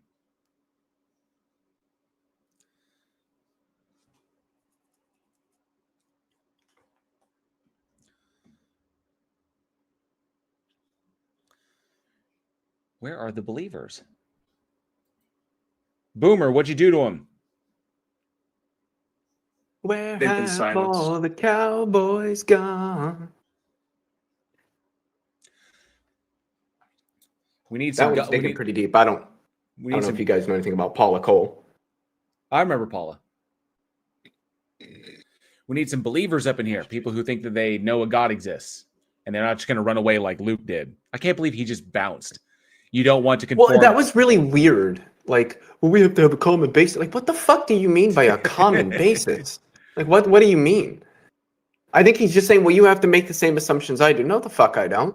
Like, if you've got an argument, then just give the fucking argument. I hate people, like, when you debate Muslims a lot, what you'll get is, before you'll ask them for an argument, and then they'll be like, well, yeah, but, like, are you willing to accept a logically valid and sound argument if one is? But, like, dude, I don't give a fuck about it. Just, if you've got the argument, just give the argument. Well, I need to know that if somebody gives a valid and sound argument, that you're going to be rational. Like, so do you have the argument or not? Like, dude, just give me the argument. To address, Big Nick has popped into my live chat and says, you guys don't see the irony that without the believers, you got no content. Well, without any actually, that's false, because Leo and I could sit up here and just the content doesn't rely upon like the number of people watching. It's just whether we're producing something or not. So Leo and I could just sit up here and just like hash philosophy for hours on end, and it just wouldn't be content that you're interested in or that many people would be interested in, but some people would be interested in. But we don't need a God for content. The purpose of the stage is to have these conversations. So that's all it is. All right. So that's the purpose of that. But I do still have a purpose beyond this, because I have many purposes in my life. Like, for example, I'm a screenwriter. So if I couldn't produce content on YouTube under the subject, because, well, I still can, because I can still talk about this stuff. That's producing content. So the concept, what you're doing is just like vacuous. Yes, we want believers to come in. We do. 8-Bit, let me go ahead and put you back down for a moment. I've got Reverb Twang with their hand up. Okay. So appreciate you popping up. Because Reverb hasn't been up on the stage, I think, in forever, or if ever. I think this might be Reverb's first time. Can I say something just really quickly? Yeah. Just because I think it's worth saying. 8-Bit is a good guy. We got to get him out of the Randianism. That's all. Reverb, I went and invited you up. So I see that you're on your phone. So it might be, I can't remember how it is, but there you go. Can you hear me? Yes. Yeesh. Awesome. Yeah. This is my first time ever on any Discord live show. So I just want to say, hey. Awesome. Appreciate that. I've been watching a long time. It's my favorite show. I usually take notes and I always learn words and new things. And I really enjoy it and stuff. And I said I will talk Sasquatch. So if you want to talk Sasquatch, I've got trace evidence. I've got interviews with a couple of dozen people, including police officers that are retired. And AI just figured out that the Patterson video from almost 60 years ago is not faked, which is pretty important. Well, I mean, okay, so obviously the video in and of itself exists. The question is, what does the video show? And the question would be, does it show a Bigfoot? Or does it show a person in a suit?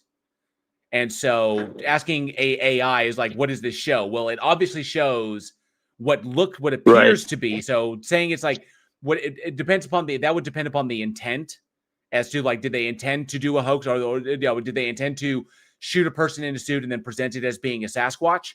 Or did they actually film a Sasquatch? And I don't see how like an AI like ChatGPT or any other large language model could derive that. Given that how they operate off the priors that you give them. So wait, are we arguing that Bigfoot is real? I could take from personal experience as far as seeing upright walking bipedal creatures in the Ouachita National Forest, and I've casted about a dozen tracks, and and stuff, as well as documented people's other people's sightings that have seen. There's like 50,000 sightings just in North America alone, and we don't have. I know this is a fallacy, but we don't have a gorilla fossils. There's no fossil record of gorillas, and I know that's some kind of fallacy. I'm just I'm trying to tell you guys that I've seen a couple of things, and I've brought back footprints and talked to a couple of dozen people in my little town that's also seen upright walking bipedal creatures. I have no evidence, so I don't know is the answer, and I'll be honest. That's me being honest. I don't know. So in that respect, and I just looked it up. I just wanted to double check it, but yeah, there is a fossil record for gorillas, and going back 10 million years. Oh, really? Yeah, cool. Which indicates that particular species evolved in Africa, and they have they're the pushback between like where we split off from them, or like essentially where our common ancestor with chimpanzees split off from the common ancestors that chimpanzees and bonobo shared with gorillas, with the Gorillaini genus, was much further back than the split between Homo and Pan. So, but it's there. Yes. The key indicator, I'm kind of curious about this. If they do exist, and the number of people that are traipsing around the Pacific Northwest and all other areas, whether it's the Pacific Northwest or whether it's the South, like in Arkansas, or it's in Florida or wherever, because they're pretty much reported everywhere. I'm in Arkansas. Yeah. Why has no one shot one yet? If someone did shoot one, I don't think it would make it to. I mean, I think there might be some kind of cover up, but that's just speculation. Why? Like, this is reason. I'm at the stage of reason, and I'm glad to be here. Actually, it's awesome. I love this. Well, but who would cover it up, and why would they be motivated to do that?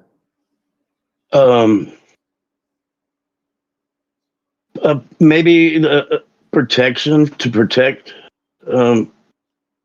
religion, to protect science and religion. Both would be walking hand in hand to not let that be known. You don't think scientists would want to know if something like Bigfoot existed? I mean, if it did, it's clearly some sort of intelligent they refuse to look at any of the evidence. They refuse to look at any of the I think they look at the evidence, and they just don't think it's very strong. It's not that they don't look at it. It's just that they're not convinced by it. Yeah. Right. And the fact that the ones that have been able to be examined to a specific degree are typically found, like, there are hairs that were found that once actually like examined via scientific methods are discovered to not be primate in origin, but there's some other species like goat or something like that, or that like a footprint that like that it's a cast of a footprint, but it's like there's no way to determine if it's specifically a bipedal primate when it could be another animal, because the casts are, and then of course you've got the fakes out there which look really, really good, but if there's no way to determine that, so it's like they say that the science would say like you said, like anthropologists say that the evidence is very weak. The fossil record doesn't support the existence of such an organism. But even then, it doesn't eliminate the possibility of their existence. It just says that there's scant evidence that they do.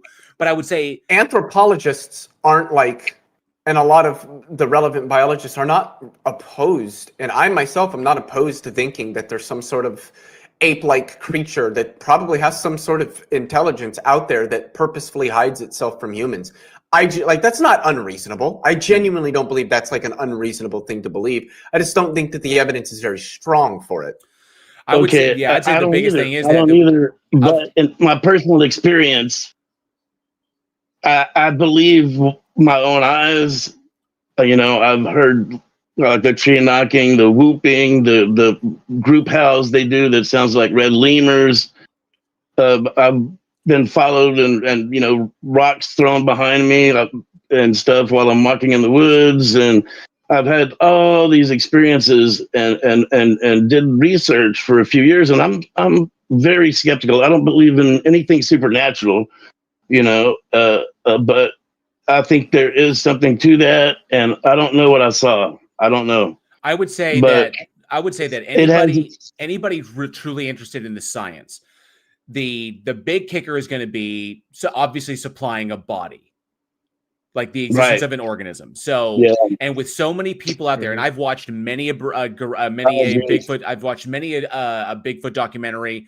Well, individuals go out because I just think I just find them entertaining. The people that go out there, because there's not one Bigfoot documentary that I've ever seen where the people going out to hunt this thing are going out with night vision cameras, with legitimate military grade thermal technology, with guns intent on bringing back a corpse. Because good cameras. Yeah, right. And so, I agree. And so that's my kicker, is like, in order to, like, I would say that if such an organism does exist, that organism deserves the same rights and protections that we give to all other animals.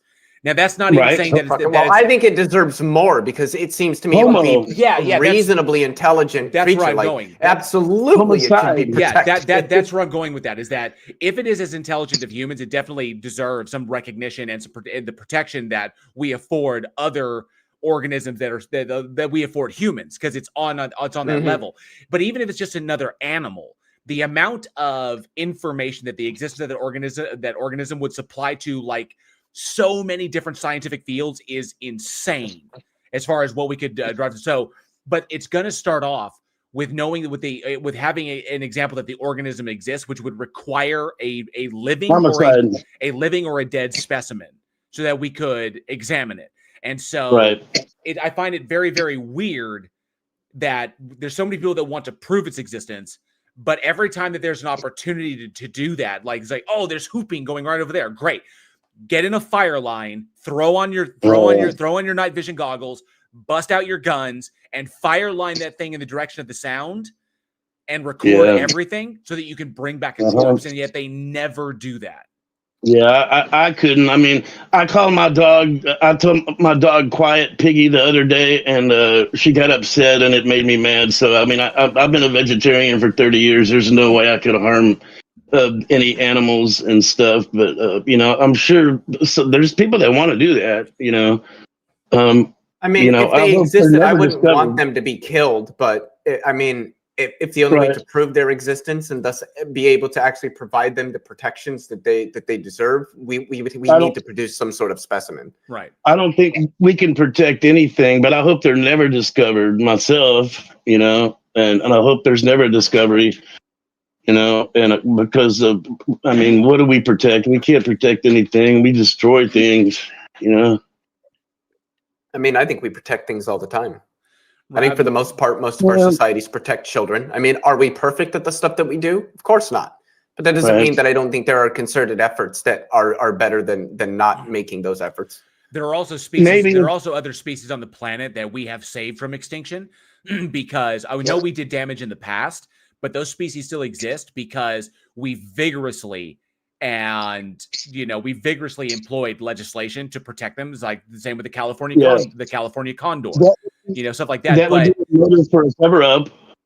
That would be a motive for a cover-up to protect them, because if people knew that they were like around their pond and around their area where their children play and stuff, they might be endangered. So, I mean, that could be one reason for a cover-up. I'm just speculating. Well, I mean, but the level of protection that would be necessary would be like if we establish that they exist, and we know it for a fact that these things exist, and they predominantly inhabit a particular area of, say, the Pacific Northwest, then if we can establish that they are endangered, then we can actually do legislation. We could actually enact the legislation that makes the areas that they exist completely protected. So that way, construction and other things that humans do, going into clear cut shit for housing, we can make those into protected areas that they never get touched.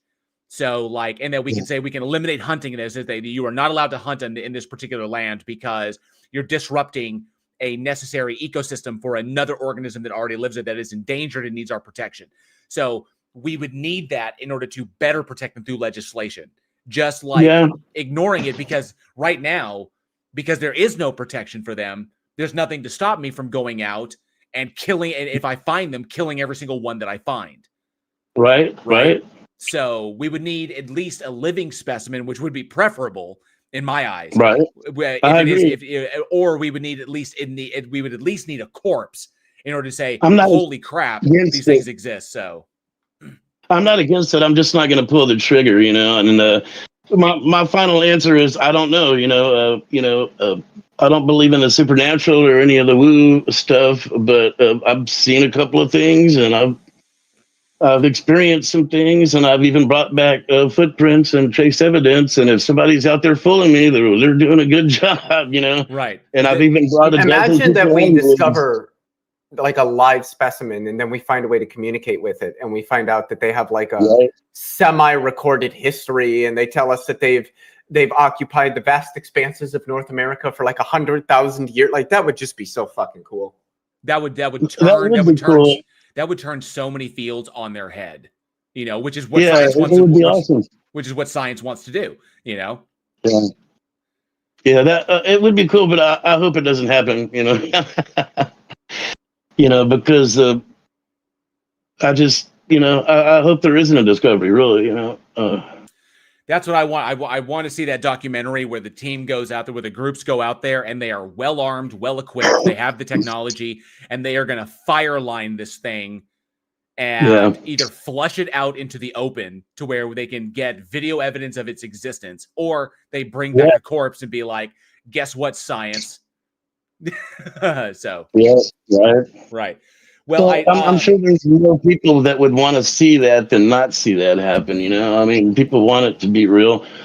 I don't know what I've seen, and I don't know what was throwing rocks and following me and stuff and leaving tracks up there. And that's, I mean, the show was kind of slow, and I figured out the Discord thing, and I've never been on the show before, and I just wanted to say hey and throw the whole Sasquatch thing out there, because we talk about reason and logic and all that here, and so I love the show, and I just kind of break it up a little bit instead of religion, get away from the religion thing for a minute, and talk about something different. Cool. I do appreciate and thanks for having me on here. I love this show. This is my favorite show, man. JL, I love it, man. Awesome. Yeah. Appreciate it, Reverb. Thanks for having me on, man. I don't know is the answer. Absolutely. All right. Thanks, guys. Have a great one. Take it easy. You too. All right. And I see Humarian. I actually like talking to people who bring that stuff up, but are like reasonable about it and aren't like a wackadoodle conspiracist. It's just refreshing. Intellectual honesty, so important. All right. Humarian has their hand up. I don't think Humarian has been on the stage before, but it's a hand up. So Humarian. Hello? Yes, we can hear you. Hi. If I may ask, how old are you? I'm 25. Awesome. And you is this on TikTok? No. Just I did, but I'm on YouTube as well. So just covering my bases. So what are you a believer or? Yeah, I'm a theist. Okay. I'm here to give an argument for God, but before I begin, I actually wanted to ask you a question about a horror movie, because I know you have like a horror movie podcast. I did. I closed it down September of last year just because we hit 5 years, but I can definitely answer. What's up? Okay, yeah. I just want to know if you think this movie When Evil Lurks is good, because I've been thinking about watching it. Yes. Okay, but I'll give you fair warning. It is savage. Like gory? Oh yeah, big time. Okay. It's a 2023 film. Yes. Yeah. It is not. It was one of my top 5 for 2023. It's not for the faint-hearted. I'll give you that. Is it similar to Evil Dead Rise? More extreme in its depictions. Okay, it should be good then. Yeah. So it's got some gore in it, is what you're saying. Yes. And I think if you've never heard of it's a Portuguese film, so it's going to be, you're going to have to watch it dubbed. Unless, of course, you speak Portuguese. But the director did a film prior to that. It was an anthology film called Terrified, which is on Shudder. And if you and I think the two of them make for a really good double feature. If you watch Terrified first and then you watch When Evil Lurks after that, I think they make for a fantastic double feature. Same director, same themes across. So that might be interesting. But When Evil Lurks, I think, was one of the best horror films that came out that year. But like I said, not for the faint-hearted. It has some really rough shit in it. So it doesn't pull any punches. Yeah. And just real quick, how do you feel about Mad God? It's one of my personal favorites. I liked it. I thought that the visual aspects of it were fascinating, and I love people that tried to shake up the paradigm. So I appreciated it for that. Yeah, I thought it was really good. Yeah. But yeah, I can give my argument for God now if you guys want. Yeah, sure. Before you do, I do want to address this. Earl did report. Let me see here. Earl says to you, Leo, I fought for your honor and reported the fuck out of Samuel's comments. I was just informed that Discord took action on this case. I will now accept any and all head pats for my efforts. So Earl handed down some justice. Oh shit! I didn't know I had any honor. I thought I was just some dumb, stupid, commie, fucking evil duty head guy or whatever it is. Duty head guy. Yeah, no, I saw her comment in the side chat on Discord and gave it a salute react. Damn straight. Okay, so Hume, what you got? Yeah, so it's just going to be an argument that uses the PSR, like a Leibnizian contingency argument. So the first premise is just the PSR. It says that every true or every contingent fact has an explanation. You guys accept that? I mean, I do not accept the PSR. No, I myself don't hold to it. For the purposes of your argument, I mean, if your conclusion follows from your premises, then it will be logically valid. But I personally don't hold to that. No. Yeah. So maybe I should just give like a second argument that establishes the PSR, if you guys want. Does it? I mean, you can. Does it eliminate the logical possibility of of things that are brutally contingent? Yeah, it would be like an argument for necessitarianism. It was like a strong PSR that entails that all facts are necessary. So it would be impossible for there to be brute facts. It shows the P not P? Yeah, like I could give so the argument would first be establishing necessitarianism, and then from there we can derive the P and not P. If we put it into like a truth table with the entrance conditions, like. Well, I get that. I get that if necessitarianism is true, then brute contingents are impossible. I get that, but that would first have to require establishing that necessitarianism is true, right? Yeah, I mean, so if you just grant that, then all I would need to do is give like an inference that establishes necessitarianism as being true. Gotcha. So yeah, I'm just trying for the sake of it. It's like understanding that I get that there are logically valid arguments for the existence of a God, and that so long as the conclusion follows from the premises, then that's fine. I mean, I get that. I mean, Tag does that, just by like if knowledge then God, knowledge therefore God. I mean, it's a logically valid argument, but it doesn't make it sound in that respect. Yeah, no, I understand. Yeah. So yeah, that's why the first premise of my argument is just the PSR. You guys were inclined to reject the PSR, or at least reject that it's impossible for there to be like brute facts or brute contingencies. So I'm just here to establish like the argument in favor of necessitarianism, which would entail, like you said, that there is no possibility for like brute facts. So that would mean that all facts are necessary, which would mean that all facts have a sufficient explanation, which would mean the PSR is true. So while I acknowledge that as far as like logically valid in that respect, my question would then be, because necessitarianism cannot be demonstrated to be the case, that it's something that you basically that assuming that, then what's logically entailed by the assumption of that, then the conclusion follows. But since we can't do that, then like soundly we can't demonstrate that these things there's like we can't show that there is no logical contradiction without making that assumption. So do you think that the validity of that argument provides I would say, rational justification to believe that the thing that it's arguing for exists as a concrete thing independent of minds? Well, just to be clear, like my argument for necessitarianism entails that all facts are necessary facts, and that would include like concrete facts. But the point is that if necessitarianism is true, then the PSR is true.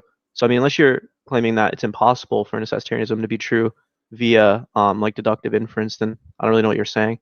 Well, I'm saying that does the validity of your argument provide the rational justification to believe that the thing actually, that the God that it's arguing for actually exists concretely independent of minds?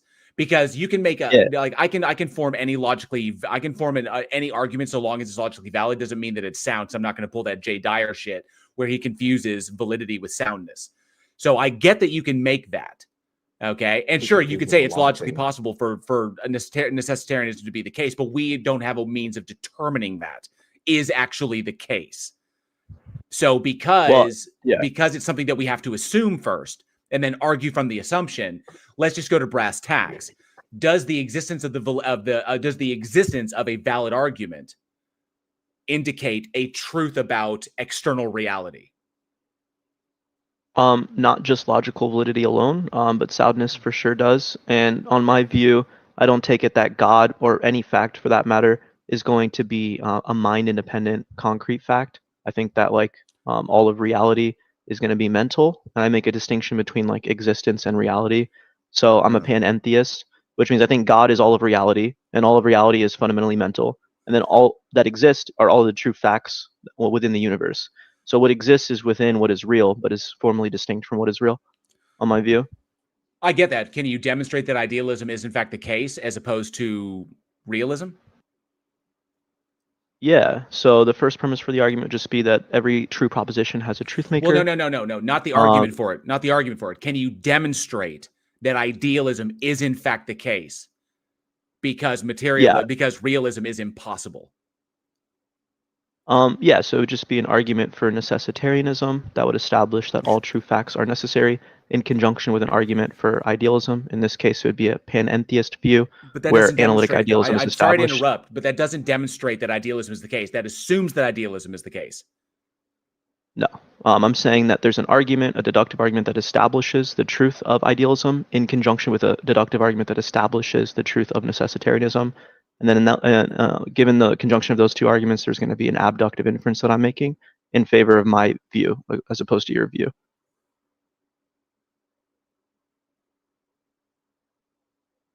I'm not seeing how that's a demonstration of it actually being the case. Are you just asking for something that's not deductive?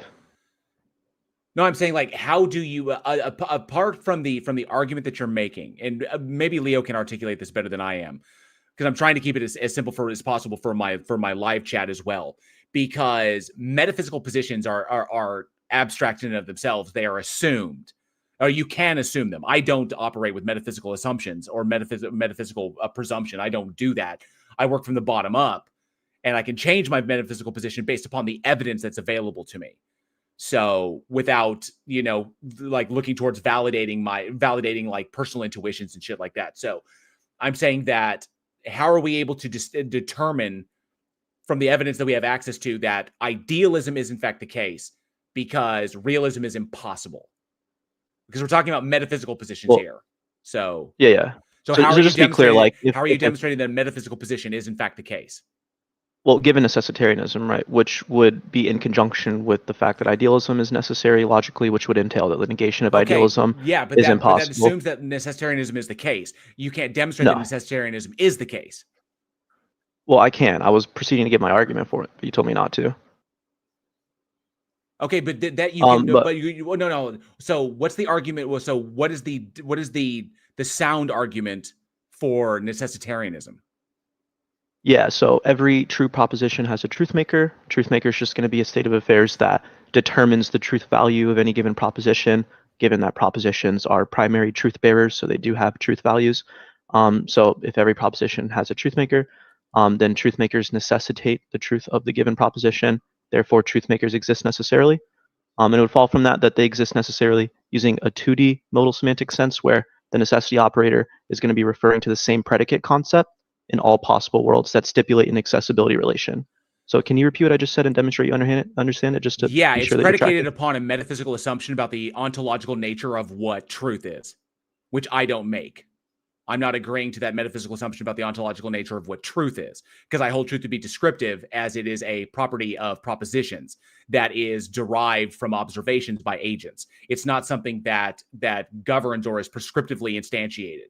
So it's predicated upon another metaphysical property. If you take it that truth is a property of propositions, then on your view, if you have a true proposition in a meta language and then a true proposition in the object language, where the predicate that's co-referential between each proposition obtains in some possible world, given a 2D modal semantic analysis of the necessity operator, your view would entail vicious circularity, since the explanans would not predict the explanandum. Well, it wouldn't be vicious so circularity. No. It wouldn't fall down on vicious circularity, because I don't fall on that horn of the trilemma, because I fall down on brute. That things can be brutally contingent. They are that way, but they could have been otherwise. But they are simply that way. Yeah. And there's no logic. There's no logic, but there's no logical contradiction there, because that's where my worldview. Can you just be clear? Can you repeat the critique that I just gave you? Hold up. That's where my worldview. Now I'm trying to get the heart of it. That's where my worldview terminates, and there's no logical contradiction there. Yeah. So just be clear, I don't know if you're tracking the critique that I just levied against your account of truth. No, I'm saying that the vast majority of what you said, majority of what you said is not relevant, because I'm going to the heart that you're making a metaphysical assumption that you can't justify about the ontological nature of what truth is. Yeah, so just to be clear, you affirm that truth is going to be a property of propositions, and I gave the clear entailment, which is that on your view, if truth is a property of propositions, if you take a proposition in an object language that is true, that has like a metalinguistic referent for a proposition in a meta language, then on your view, the truth predicate wouldn't be able to instantiate across modal domains where we stipulate an accessibility relation and allow for the necessity operator to quantify over the 2D semantic sense of the terms that you're using to formulate the proposition. Well, that would be, so on your view, that would you're going to run into like a vicious circularity problem. No. That would be that would only be if you're saying that the truth claim that you're making is absolutely the case, that it cannot be otherwise, or that. So, but if I hold that these things are probabilistically the case, that they could be otherwise, but for all intents and purposes and demonstration that they appear to be that way to a probabilistic degree that it would warrant certitude, then I don't fall into that. Can you repeat the critique that I just levied against your account of truth? Follow what I'm saying. Follow what I'm saying here. I don't fall into. No, I'm not dodging. I don't fall into it because I'm not stating that these things that we are saying are true are absolutely the case. That they are probabilistically that way, by virtue of the fact that there's no solution to the problem of hard solipsism.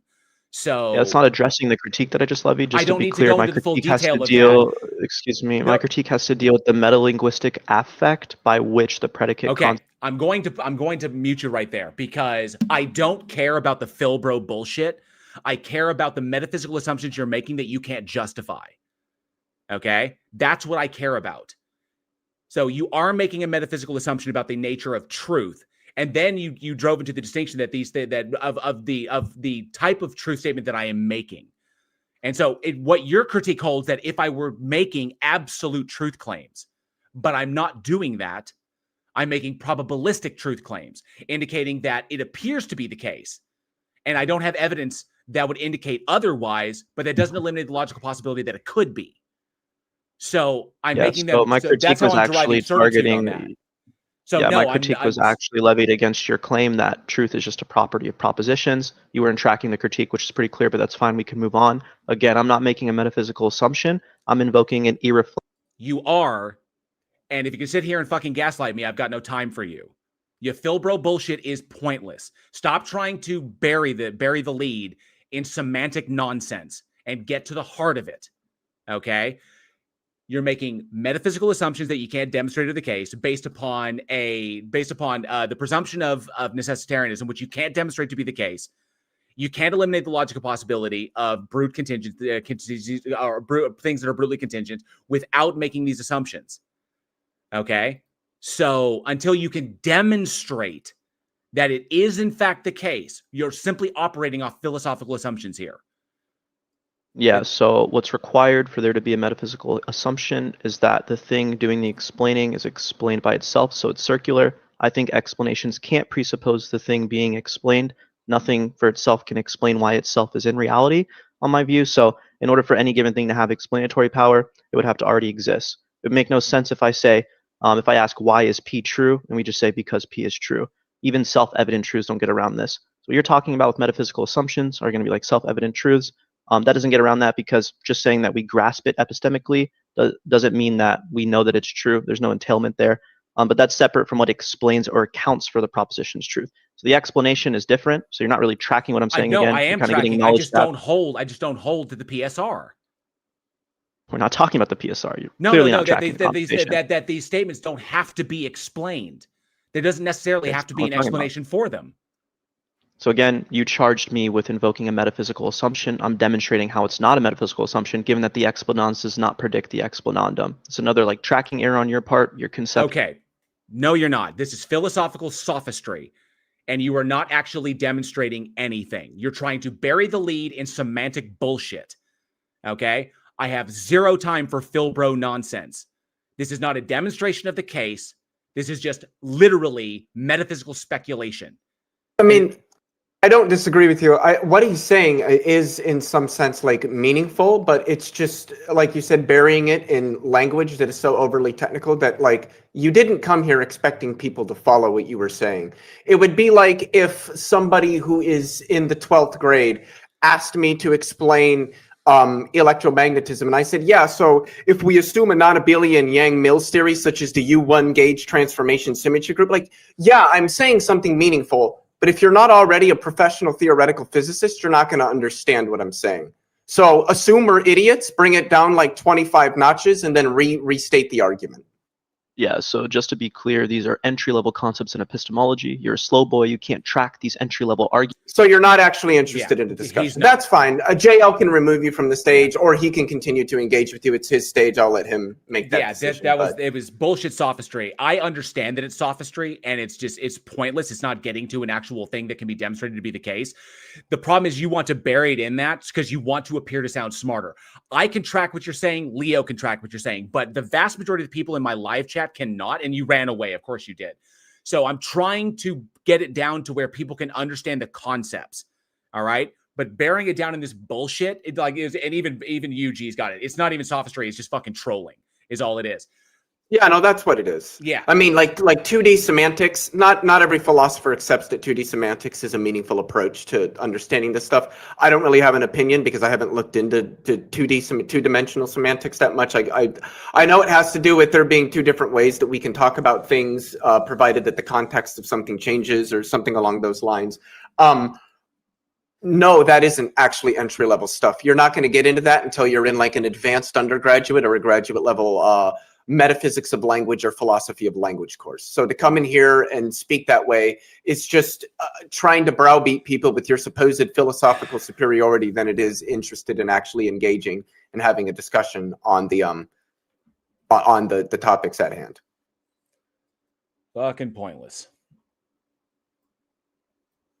Not interested in having someone up here smelling their own farts.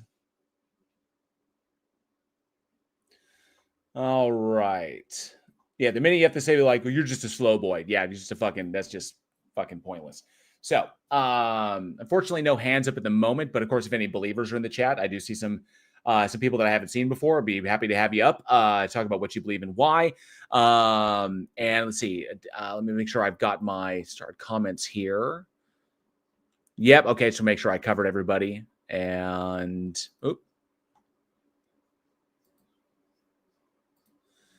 think we're good as far as those go. Yeah, these are good. Okay. Just want to make sure that I covered everybody, all of the star chats that I've got. I think we're coming up. We're a little past 1 o'clock. So might be functional reliability.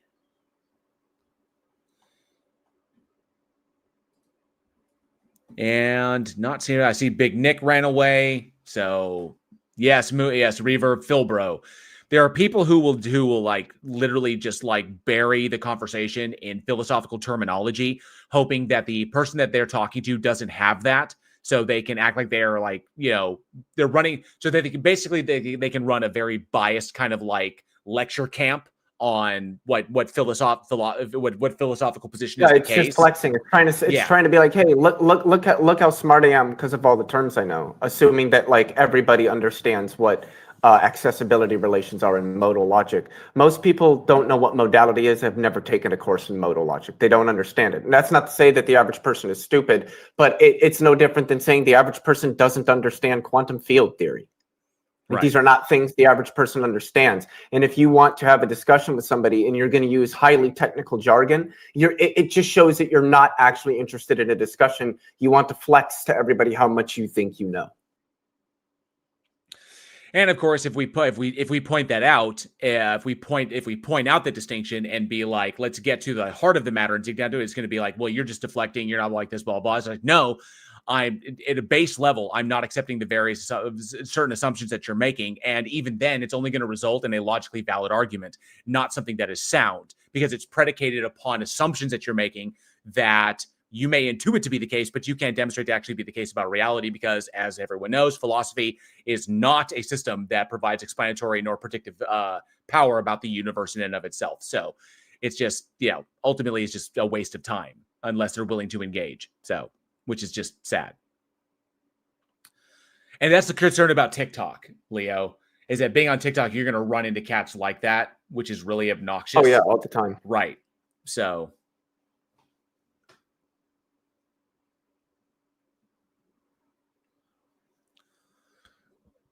Earl says you're on fire today. Who, me? Yeah.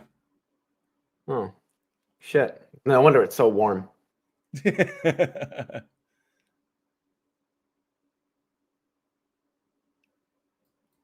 don't know what it is with people coming in and then just like throwing modal logic and modal semantics at people. Like, quite frankly, if your argument was in any sense meaningful, all of the world's leading modal metaphysicians would agree with your arguments, and they don't. New UG, I didn't see. Did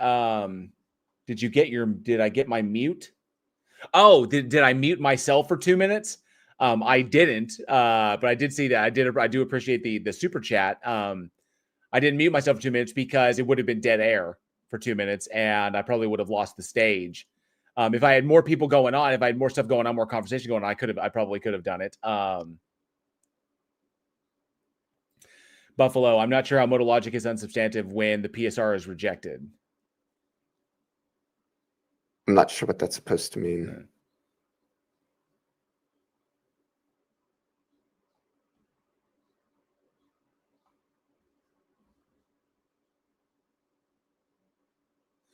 Actually, going back to the conversation that to the very, very start of it, and Hot Stuff, I agree with. Before I address that, Hot Stuff, I agree with you. It says, hey, JL, to be fair, you also use terms that are very complicated and commoners can't get lost. Yes.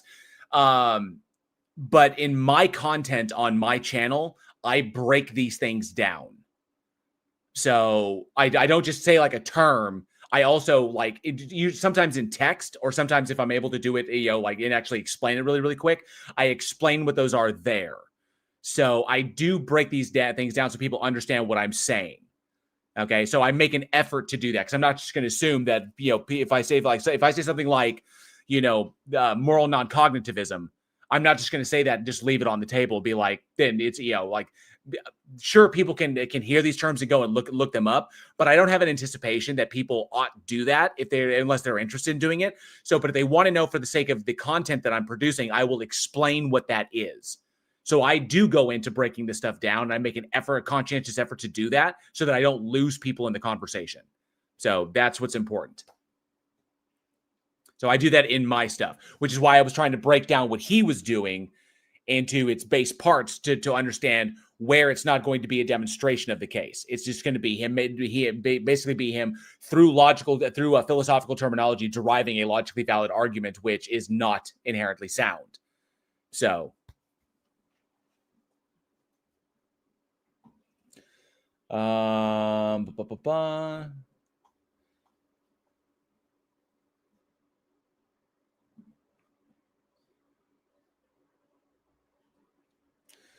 something. Oh, let me see. Well, Earl's got her hand up. I think we're getting past one. Let me bring Earl up to see what she's got to say. Welcome back. Long time no see. So as I was going through that awful humans vicious memes and comments that he was making. And I think I mentioned this earlier. I've seen people, that claim that they're Christians, and MAGA, and that whole sort of conglomeration on the right. They are super comfy now, using like the N slur and the F slur.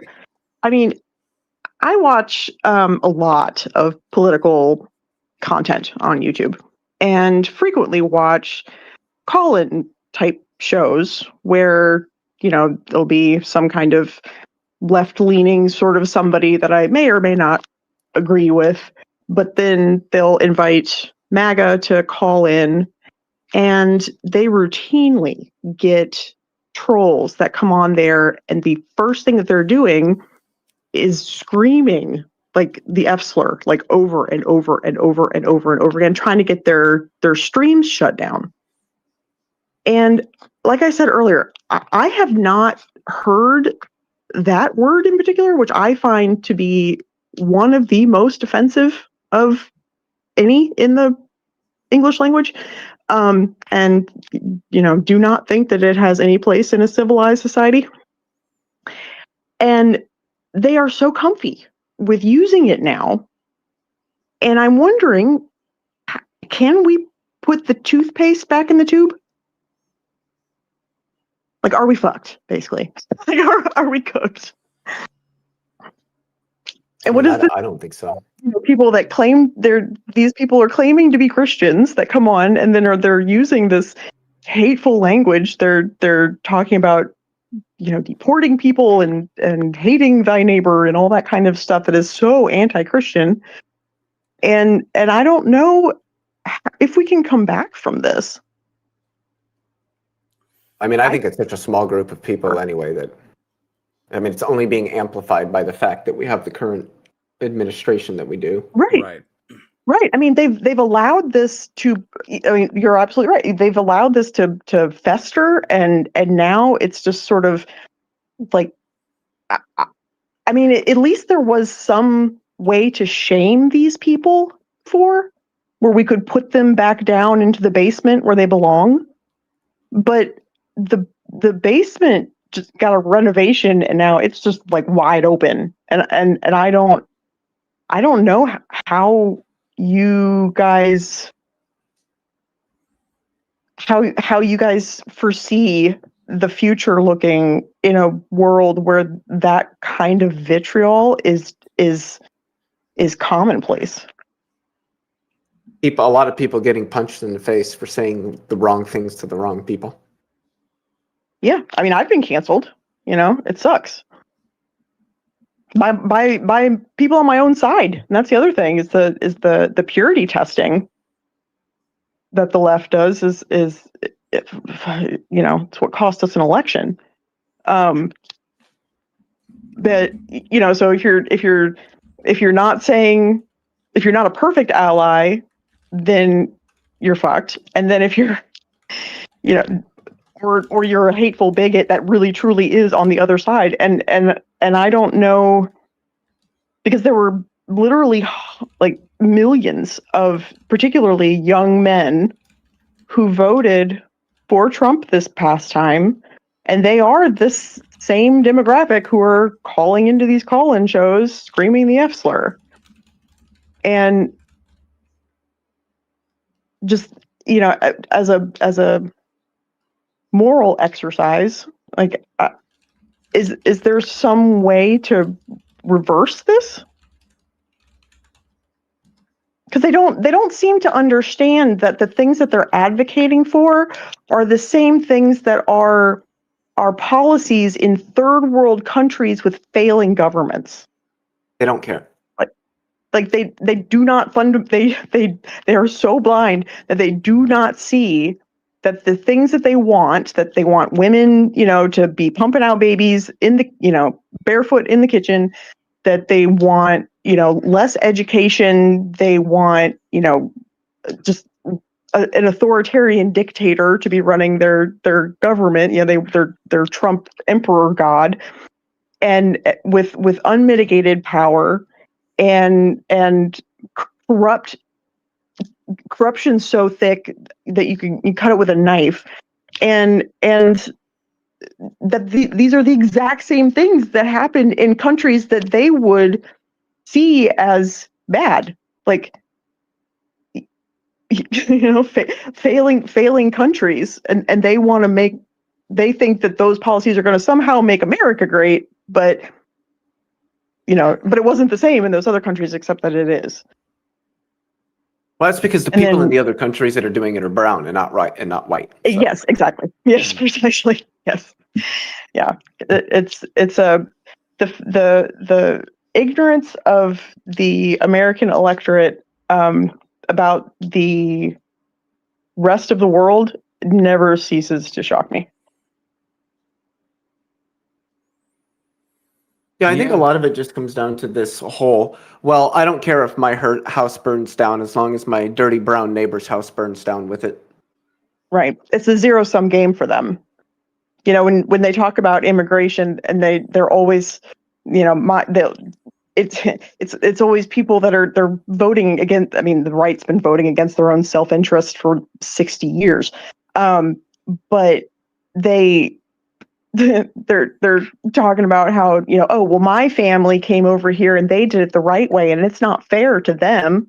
It's like, how does that affect you at all? Like, the two what do they mean by their ancestors did it quote unquote the right way? Somebody else has it hard doesn't mean that that they also have to suffer. Like it's a zero-sum game for them. It's very, very weird. Sorry, because their ancestors also came from like Germany or whatever, just hopped on a fucking steamship and helped themselves to the trip over here.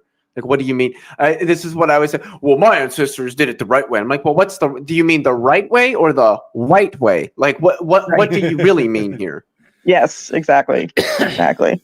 I mean, I'm only second generation immigrant. My fun fact: my grandfathers fought on opposite sides of World War II. Was one of them French? No. Oh. Nope. I take it one of them was German. One of them was German. Yes, very German. And I went online and found their documents. When they came over, their immigration documents. It was pretty cool. But yeah. So that's a little weird, awkward history about me. But so I grew up with a entire side of my family that was a bunch of hateful, bigoted assholes, and they can claim all the denazification that they want. That shit did not actually happen. They came over here and created little communities for themselves. My grandparents barely spoke English. They didn't have to. Hey, Gosh Effect Fire. Everybody that they knew spoke German in the U.S., My grandfather was the beer chairman of the German American Festival. Everybody he knew was German. They just made little enclaves for themselves and stuck to it. So their views didn't change. They were just as hateful and bigoted when they died as they were when they were in the motherland. But there was a shame about it, though. Like they only talked about it amongst themselves. They never let the rest of the world know that they still had these feelings. There was a facade of like, oh no, we're not like that anymore. Fuck that, tiny mustachioed man, blah blah blah. And that was sort of the public narrative, but privately they were awful. But there was a shame. Like we could shame these people into at least like keeping that shit to themselves, and there's no more shame. When people can call into online in front of literally thousands of people on these live streams and just scream the F slur like a dozen times over and over and over again, like how these people have no shame. How do you shame the shameless? Well, I think a lot of it has to do. I don't think it's necessarily that all of these people are evil bigots who hate the gays as much as it is that they're just trolls. They probably don't have it. A lot of them, not necessarily all of them, but not even necessarily most, but at least a lot of them probably don't really care like that much about whether people are gay. They just like to go on the internet and disrupt and just be a douche for attention because it's the only thing they can do to get any attention. They don't have any skills. They don't know anything. They can't do anything. So they go on the internet and they're just a troll and a douche and an asshole for no other reason than getting attention because it's the only way they can get attention. Yeah, but that's antisocial behavior. Right. I mean, that's psychopathic behavior. It is, yeah. It's just that there's the internet affords them the opportunity to get their validation without having to do any work. Mm-hmm. And so right. It's just so how do you shame these people? That on the internet you can't, because I could almost guarantee that in person with another person like across from that, and I'm not these talking. people wouldn't they would never do it personally, yeah, because they know they'd lose like 5 teeth. Outside of a controlled, they're cowards. They're obviously cowards. They're outside of a warriors. controlled scenario, like outside of a controlled environment, they're like on the street. They were not going to behave like this. It's like the Jubilee in which I can't remember who it was. Hassan was surrounded. Mehdi Hassan, was surrounded by all those like fascists. They were literal fascists. That's what they were. And Hassan, that was Mehdi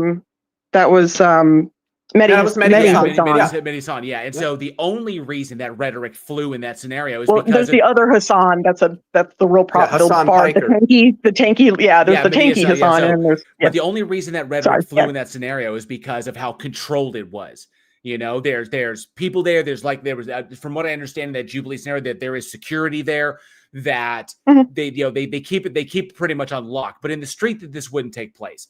And so it's like it comes down to it. It's a way for them to get the validation they can't normally get, that they would have to work their ass off for. But the internet allows them to get that validation without having to do any work for it. It's absolutely lazy. It's the double-edged sword of the internet, where it's a great place for ideas to proliferate, but it's a fantastic place for ideas to proliferate and to spread. But it says nothing as to like the validity or value of the ideas that are spreading. So.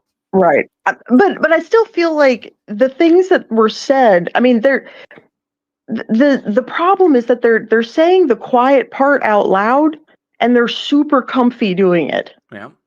Because I don't think that the even in a controlled environment like that is, because you're still in a group of people who are complete strangers and you're on a public platform where you're projecting yourself out to the outside world, and they know that. It's not like you're sitting, like in an intimate sort of area where you can get a little more comfy, being a little less rigid with your vernacular and stuff.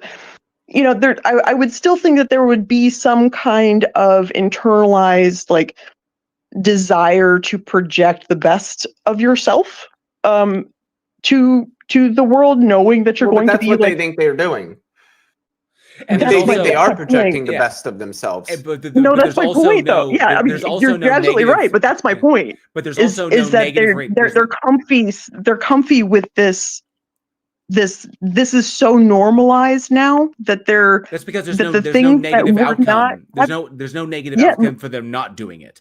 I can't punch someone in the face through my screen, so because they get nothing but validation, and they can easily shrug off because for them these are voices on the internet. They don't actually exist like real people in the same sense. So as long as someone's saying you're right, who cares how many people are saying you're wrong? And Yeah, I mean, like I know, like on the internet, but I mean, in Jubilee, you're with physical people in a physical space.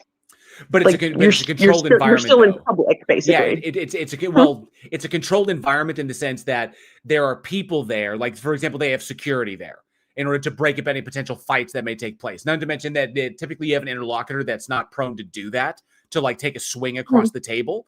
And even then, they do separate them so that they're not like sitting with their knees touching, facing each other. There's a space designated between the two of them. I've seen virtually all of them. Yeah.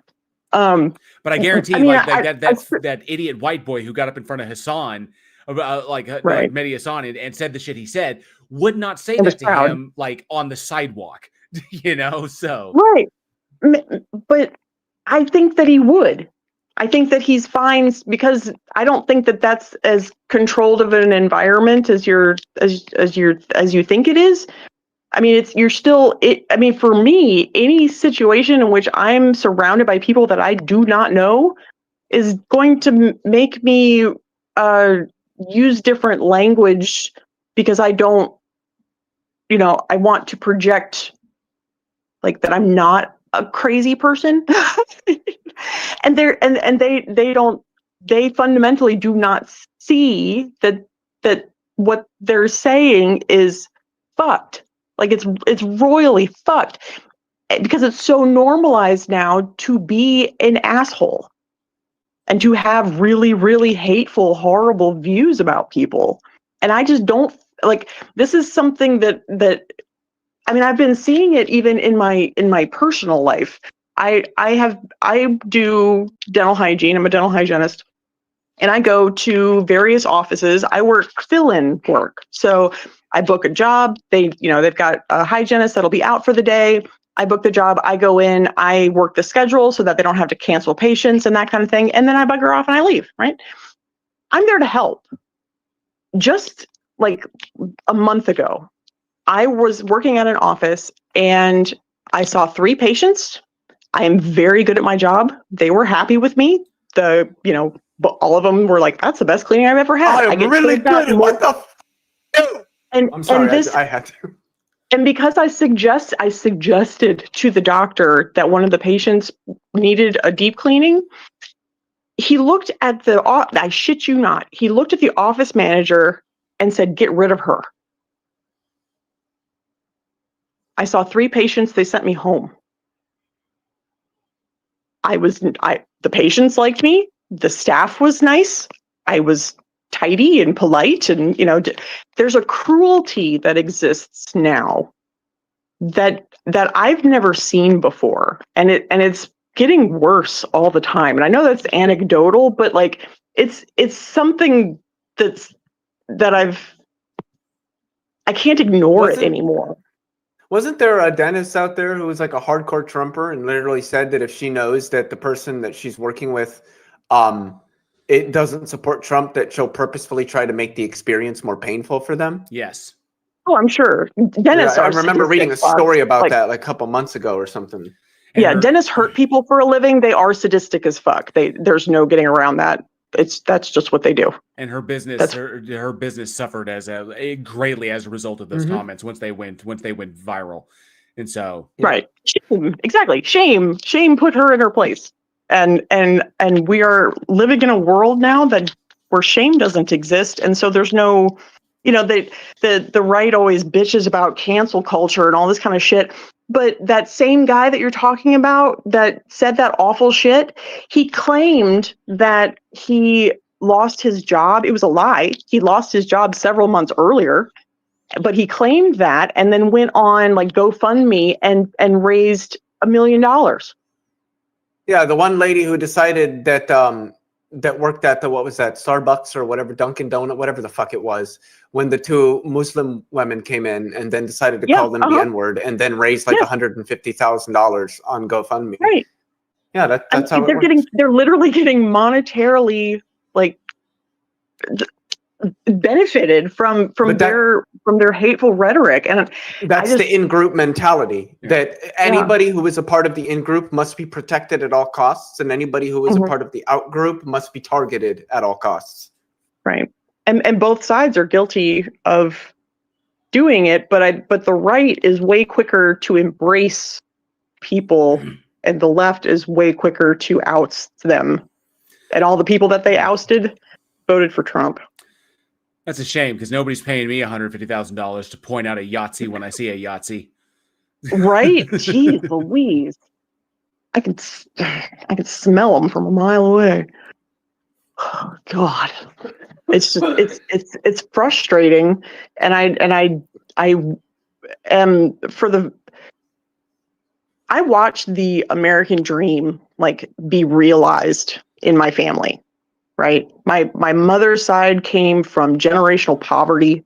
My great grandfather literally lived in a shack without running water. You know, my grandfather went and fought in the war, benefited from the GI Bill, got a college education, went and worked for Ford, who then gave him an amazing. He was a chemist at Ford, had several patents under him. You know, retired with a really good pension, and we got discounts on Ford vehicles for decades.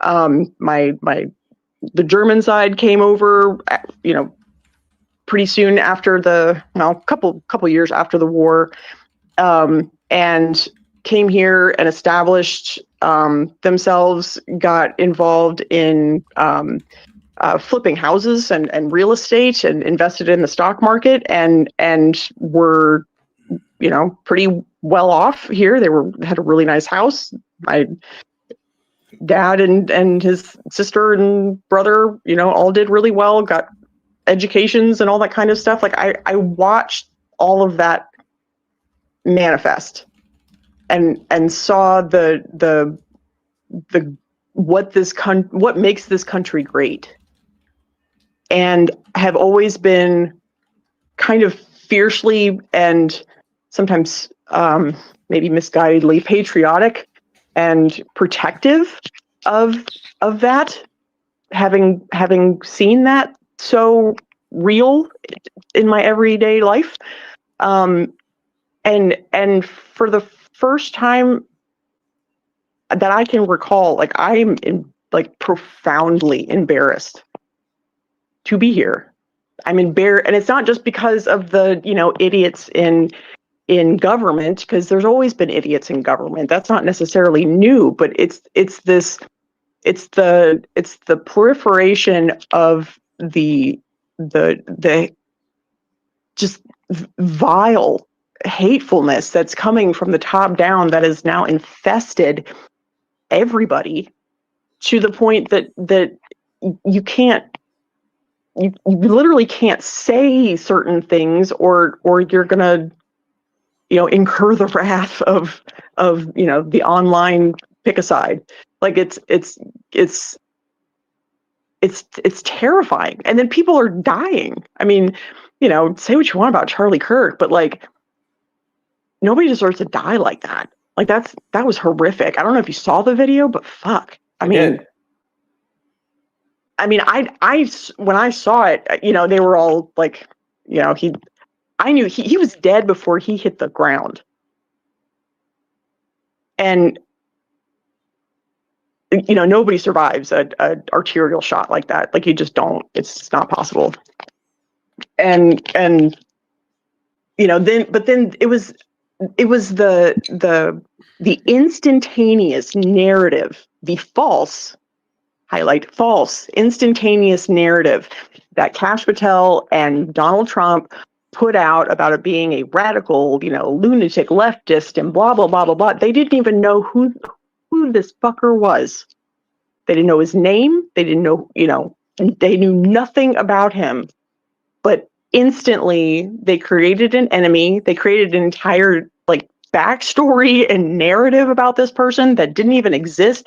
They arrested the two people that weren't even involved, and then are claiming victory. I mean, it's mission accomplished all over again every single time that something happens. And I can't recall ever seeing that before, where a moment in time happens that's sort of a national, gets the whole nation involved, and the within an hour it's just lies. It's just straight up literally made up shit. Like, they just pulled it out of their ass. And obviously, the government is not always I'm not saying that they're trustworthy necessarily, but I've never seen that before. I saw 9/11 happen, as it happened.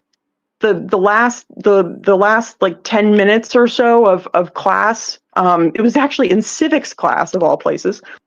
And the last few minutes of class, he would let us watch the news for a few minutes. And so we're sitting there and we're watching the news, and then you see the fucking plane go, and it was like, and I just remember my teacher like slow walking up behind me and going, "Holy fucking shit." And I didn't even know what I was looking at. And even then, like, can you imagine if that were to happen today? Like, because we all sort of band, as a country, we're all like, okay, fuck this shit. We're gonna go, like we banded together. There was a feeling of profound grief, but also of, we are number one and we are going to go over there and kick your ass. We got told a lot of lies about where that was, but, blah, blah, blah. But and they're doing it again now, except it's fentanyl instead of it's drugs of mass destruction rather than weapons of mass destruction.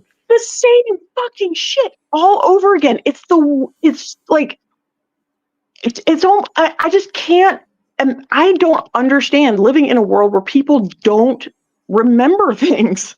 Like, well, you got to remember, conservatives do not have object permanence. So the minute that something disappears from their perception, it stopped existing altogether. Like, you have to remember, you're dealing with really, really, really naive, very, very ignorant, and extremely gullible people when you're dealing with American conservatives. You got to keep that in mind. I'm not even being funny or facetious. Like, I'm being entirely serious. I know. These are extremely gullible people who they very much struggle to reason, basically. The minute that Kellyanne Conway uttered the words alternative facts, I knew we were fucked. We were cooked. We were cooked as a country. We were cooked. I remember. And I was right. The minute that she said that, I was like, oh no. Yeah, I remember when she dropped that, and the collective kind of like recoiling by mainstream media at the time, because there was still a level of fucking like, integrity and journalism, and the collective kind of like WTF that they gave, but then, money is money. Because now they don't live in the same reality that we live in. Like, they fundamentally they do not see the same media. They do not accept facts as facts. They do not accept any sources. If it doesn't feel right to them, they don't believe it. And what I have learned is that no amount of data dumping is going to ever change these people's minds. It's just not. It's not going to change their minds until they feel like it's changed. Emotion. Yeah. I mean, it's truly, and that's one of the biggest problems. One of the things I hate most about religion is that it keeps people's brains infantile. Well, that's the whole and point behind it. You look at that regression that they say, that stagnation, it then translates to the rest, translates to their political views and their ability to process new information. They just can't do it. If you look at the rhetoric of the book itself, if you break down some of the areas of that, a lot of the, I would say the rhetoric, I guess a lot of the tactics that are espoused in that book is that it gives them excuses not to think. Is like, because thinking about these things, off the brain. Thinking about these things is difficult. It's better to not think about it and simply accept these things as being true. That way you don't have to do this and concern yourself with larger issues or things that might be difficult to like try and, reconcile. But yeah, it comes down to an excuse not to have to do not to have to do the work. It's apathy. Right. And they're already used to following like a dude, it's either a god or it's a Trump. Like, they're primed. They call us the sheeple, but they themselves, they're like mentally, they are primed to follow authoritarian regimes. Yeah, it's because they can't think very well. Like, I understand that it's mean, and I understand that a lot of people say, well, it's not really true that conservatives are dumber. Well, I wouldn't say conservatives are dumber, but like political beliefs, the way that people think about the world in terms of political economics and the levels of intelligence, the levels of logical inference, statistical thinking, probabilistic reasoning, all Yep. of these things, the Plasticity, rational yeah. faculties that people have, the ability to set aside your emotions and think about things, the ability to project yourself into other people's issues, i.e. empathy, that conservatives, and when I say conservatives, I'm not talking about like, oh, you know, it kind of leans a little bit to the right, you could have a discussion with him, you know. No, I'm talking about like MAGA. far right wing, because I understand conservatism in a lot of places in Europe is just classical liberalism. It's not conservatism in the American sense, which is what I'm referring to. These people literally do not reason well. They don't. And it's not that they can't. It's not that they can't. It's that they don't. Right. They're driven largely by emotion. This isn't just like sitting here hating on Republicans. I honestly, for a lot of these people, I mean, watching them work themselves into pretzels, trying to defend the shit that Trump has done, you know, they'll scream about, you know, men and women's bathrooms and then completely ignore the fact that Donald Trump goes and you know, lurks at teenage girls in his, you know, beauty pageants and shit. Watching them work themselves into pretzels, trying to justify this man's actions of a horrific sex pest. It's just, they're stunted. It's wild to me. I'm not. The research I has feel. shown I that feel bad. I mean, I'm watching them, and I'm like, doesn't the cognitive dissonance? Doesn't it hurt? I've actually asked them this before. Like, doesn't this hurt you? Like physically, can't you feel how uncomfy this is? Like they literally believe, and the research has shown that like they can do whatever they want, but nobody else gets to. Like it's only wrong when the other side does it. Like that they actually believe that it's only wrong when the other not side for does me. it. Yeah, I pity. It's actually pity. I think it's pity at this point. I don't really pity like the hardcore, you know, MAGA people, because they're just hateful bigots. But the ones that, like, particularly this huge group of literally millions of young men that were lied to and believed the lie and were duped and were too lazy to bother doing any research about like what tariffs are and that kind of shit, and now are calling into these call-in shows and, you know, making huge fools of themselves because they don't know how the world works. But they believed the rantings of a man with rapidly advancing dementia, and they were lied to, and they are now trying to figure out, you know, they're still trying to like justify their decisions, and can't. And it's so sad. It really is sad. I'm terrified that it's just going to end up like, for the first time in my whole life, I can't afford health insurance. I've gotten my health insurance from the ACA now for, you know, a decade. And my insurance went from $600 to $14 a month. Mm-hmm. And like, I knew that was going to happen, right? But like, you try to explain that to them, and they don't get it. And well, I just think they don't care. In their minds, the people who aren't getting the health care are the people who shouldn't be getting it anyway. It's the illegal. Like, they literally believe there are groups of people that should literally just die. Right. Yeah. And people calling human beings illegals is already, but that's the point. Disgusting to me. It's the same thing they did with the Jews. Is that these are vermin? It's dehumanizing language. If we can get these people if we can get the population to look at a certain group of people as something other than human, it becomes much easier to justify heinous and barbaric actions taken against those groups of people, like the violent removal of them from the country. Right. And the right has, you know, they're now like, hey, you know, calling them fascist is you know, violent rhetoric and shit. It's like, but bro, like, that's not how words work. Like, words have meanings, And if you don't want to be called a fascist, quit acting like a fucking fascist. Like, it's not hard. Shit. You know, I don't. When your president is literally saying shit at his rallies that's quoted verbatim from Hitler's speeches, there's a problem. You know, that's a big fucking problem. And like I said before, coming from their dear leader and having him in politics now for an entire decade, you know, Gen Z, man, God, they are cooked. Like, ideologically, God, it's like, are you okay, you guys? Like, I know they're not, but like the cynicism and their humor is so dark and twisted. Like,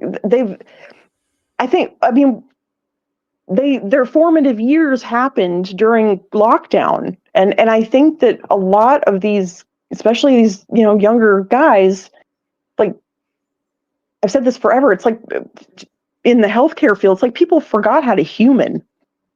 There was a fundamental, huge shift in the temperament and attitudes of and rudeness of my patients after COVID. There was a mass exodus of dental hygienists from the field that, according to the research, will not be replaced for like the next 15 years, because patients were so hateful and doctors and the way that they're treating their staff and stuff was so cruel that they retired. They left to never come back.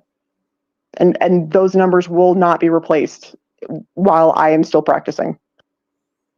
There's been a fundamental shift in the sort of the ethos of the electorate in this country that I'm terrified is going to be permanent.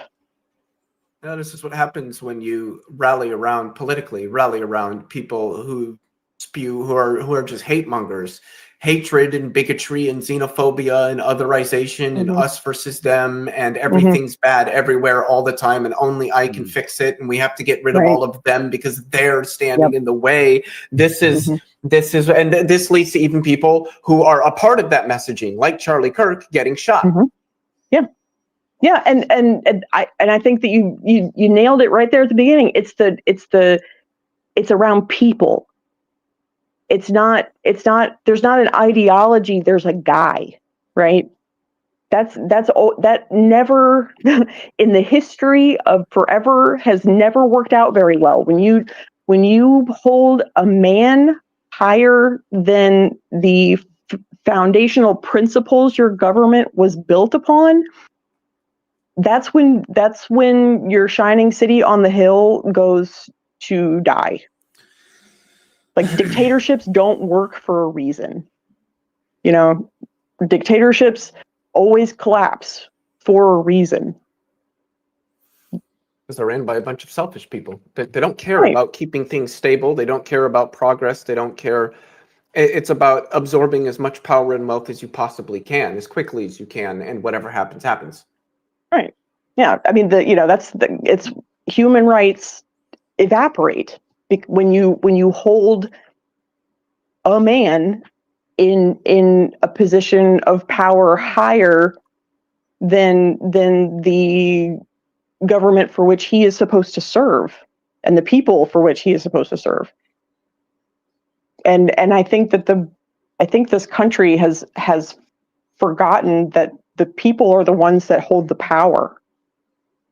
The people have forgotten that they hold the power. Yeah, that's what I mean. The people have forgotten that they hold the power. They have willingly handed it off to a guy and said, "Here, have my rights." You know, and I don't understand I don't understand allowing these people to make us to make us repressed. and poor. You know, my rent was $1,100 in 2019. I now pay $1,860 a month. Same place? Same place. Been here since 2019. $1,100. April of 2019. $1,860 a month I pay now. I paid twice as much in groceries. I am 5'8". I weigh 120 pounds soaking wet. I don't eat. I forget to eat all the time. I'm a weird little autistic person that like gets down a weird research rabbit hole.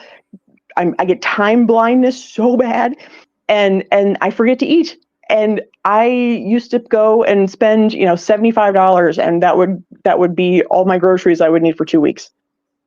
I now pay $200 every time that I go into the grocery store. It's insane.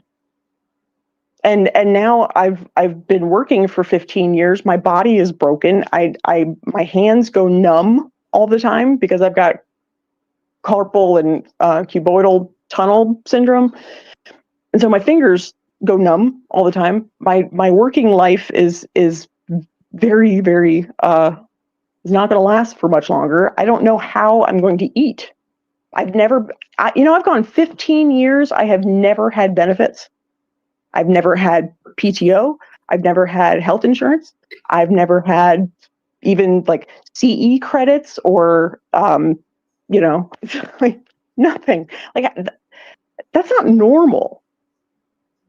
And I think that that we were sold a lie 20 years ago that if we just went to college and got a good degree and everything would be fine. And I honestly thought when I graduated from dental hygiene school that I would go in, I would work a couple places, I would find my permanent like forever office, and then I'd stay there for 25 years, and then I'd retire, and then I'd die, and then that would be my life.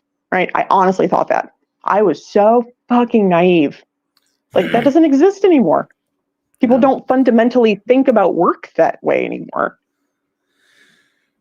Well, a lot of it has to do with technological change. But because I think I'm assuming JL's probably wanting to wrap this up. It's 2:00, so I'll just say this as quickly as I can, at least. Go ahead. The boomers and like the statistics show this. We can see that all the generations before boomers, each generation successively got better than the last. Do you know which generation sits at the top? Boomers hold everything. Yes, boomers. I am ready for. After boomers, Gen X was lower. Millennials are lower. Gen Z is lower. Boomers need to die. I'm ready for boomers to die. My parents are boomers. I know that's a hot take, but like I'm ready for them to go away. But yeah, they got handed the American dream on a silver platter. They were the baby boomers. They were the post-war babies that were raised when the world was that post-war economic boom that we had under the technological advancement that was driven by massive capitalist investment and the government capture of a lot of that wealth and returning it back into the hands of the economy in terms of taxes. And everything has just deteriorated from there.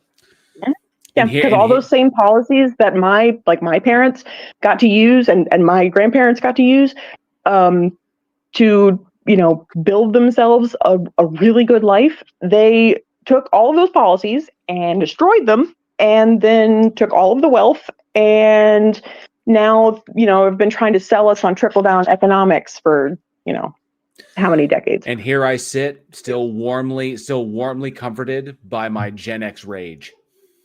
I will never forget the story that I heard. Yeah. I will never forget the story that I heard of a chick who ended up finding out that her father, who is just your typical middle-class boomer in terms of like total asset wealth, was worth like $2.5 million. And my parents were she went to go borrow some money one time, and he was like, well, no, you're an adult, you can figure it out. And she was like, I can't rationalize how you could be worth millions of dollars and say to your own child who is struggling that you're not going to lend them like $500. That's ridiculous. So that, while they're in between jobs, and like it's just it's difficult, at least for me, to rationalize how you could do that to your own child. Mhm. And I think it's that boomers don't realize how much they're worth, and they don't realize how worse things have gotten. Like they still believe that you could just walk up to the guy that owns the roofing company and with a booming voice be like, "I need me a job," shake his hand, and then you're hired and you can work there for 40 years making enough money to afford a house and a vehicle while your wife stays at home. Exactly. My dad is still, bootstraps kind of guy, thankfully he's not a Republican anymore. But he still has that, like, oh, if you just work hard enough, you can do anything. Just work hard enough and you'll get all the things. And I'm like, Dad, that doesn't exist anymore. Like, do you realize, like, I have literally broken my body for this job that has given me nothing in return. And working more days is not, I don't want to work my life away. That's the other thing. He comes from the, I worked all day. That was I brought home a paycheck. That was my contribution. So, I don't really have to parent, sort of 1950s sort of dad kind of, thought process. And Dad, that's not how it works. Like, and he was perfectly fine working his life away. I don't want to do that. I work as much as I need to survive, and then I don't want to be at work at all. I don't want to. I would be so happy if I never saw another set of teeth other than my own as long as I fucking lived. The thing is, these people, despite the fact that they worked their lives away, they still actually got something out of it. Yeah, right. But my parents live in a multi-million-dollar house on the beach, and have this like an RV and like another second house and all this other shit. Like, I will never own another home. I will never be able to. I'm still constantly amazed that I own mine. So like how I managed to pull that off. Now I will admit this. The job that I got, that I had, I'm no longer there, but the job that I had that afforded me the ability to have the things I have, to pay for things like paying for my own wedding, buying my car, buying my house, getting into real estate. I do own my car. I am pretty proud of that. So all of that, the reason I did it is because I did a job that was absolutely soul sucking for a number of years. Now that job paid me ridiculously. So it allowed me to build the wealth that to build the very, very modest wealth that I have, but it's not like generational wealth in any stretch of the imagination. I can live comfortably. I have everything I want and everything I need, and I can get that. But I had to endure that crap because they had to pay us a bunch of money because nobody would do that job otherwise. It was so shitty. And so, well, I get paid bank. I mean, I make $60 an hour, and I can work 3 days a week, and if I do my finances well, then I can survive on that. But I am really good at my job. I am probably the best at my job that you will find. I turned a mental illness into a career, right? I have a raging case of OCD and love picking at shit and love goop and love the biological sciences and all that kind of shit. My personality sucks for this job because I hate people, just generally. And it's strange how I have the same mentality. Like, I'm autistic. I don't like to be around people, but my dream job is to literally teach physics at a university. Right. This is in Clerks. This is in Clerks. Like, are you kidding me? I can't miss this. This is going to be the social event of the year. But you hate people. Right, but I love gatherings.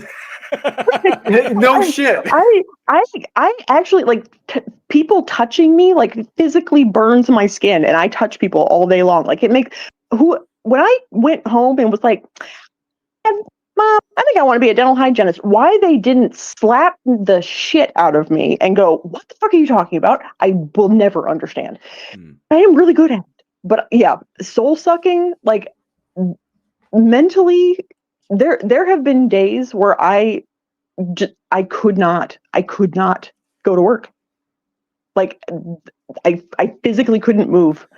At the thought of having to go and deal with, because I have worked in some offices that had some horrible patients. Every office has sort of a personality type that is attracted to them. So you'll get an entire office. Like I was just working at one this past month where like every patient loved me, every single one. I got rave reviews. Every patient was telling the doctors, like, this is the best cleaning I've ever had, like blah, blah, blah. And then I go to some offices and it's like, I'm very polarizing. So you either only want to see me for the rest of your life forever, or you never want to see me again and push me in front of a bus. Like there's no in between. But it's so, this job has been so soul sucking, but I can't make the kind of money doing anything else, you know? So like I'm stuck. I would love to do, you know, illustration and graphic design and do, you know, make art and make a career out of that. But, you know, I can't make $60 an hour doing that. That's what drove me to eventually to leave the job that I was at, the soul sucking job that I was at, because I realized that if I stayed there, that I started realizing it was stressing me out to the point I was like, if I stay here, I'm going to have a fucking heart attack. Like this job is going to drive me to my death. And in the off chance that there is an afterlife and that what we're wearing will follow us into the afterlife, I'm not going to be stuck for eternity in this fucking uniform. So it's just not going to happen. So I at least get to wear glorified pajamas to work. So there's that. All right. So this has been an awesome, I think it's been a pretty good stage. We had I wish we had some more Theus up, but I know it's the week of the holiday, so people are traveling. But of course, I appreciate everybody that's hung out. We're a little bit past 2, so I think that's a good spot. A huge thank you to Earl. Huge thank you to Leo Phileas, and of course to Jay Patrick for coming up and kicking off the whole thing at the very beginning. I appreciate you guys hanging out with me today, and I thank you to everybody in the live chat currently. Appreciate that. I know we're kind of like we're slowing down, so we're in good shape. And thank you to Reverb, Jay. I see you there in the chat. Kalam Sagan, Political, all the people that were in the live chat. As usual, I do this every single month, every third Sunday of the month. The next one will be on January 18th. I may start doing it on TikTok. I'm going to talk to I'm going to send a message over to Planet and to Justin DZ, see if they have any tips about that, about getting that started. So that may be a possibility in the future. So look for those updates. But other than that, this has been an absolute blast. So thank you guys again for hanging out with me. Thanks for having me. Always. And I will see you on the next one. I'm going to go and close out the Discord stage. You guys have a fantastic rest of your Sunday. We'll see you on the next one. You too. And come to my birthday on Saturday. Like a donut.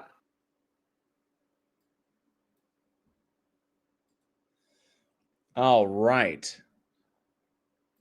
We're good there. And a huge thank you to everybody in the live chat here. Like I said before, there is going to be, I'm going to have new content coming out on the channel I hope on Tuesday. I'm going to get it done by Tuesday so I can have that out.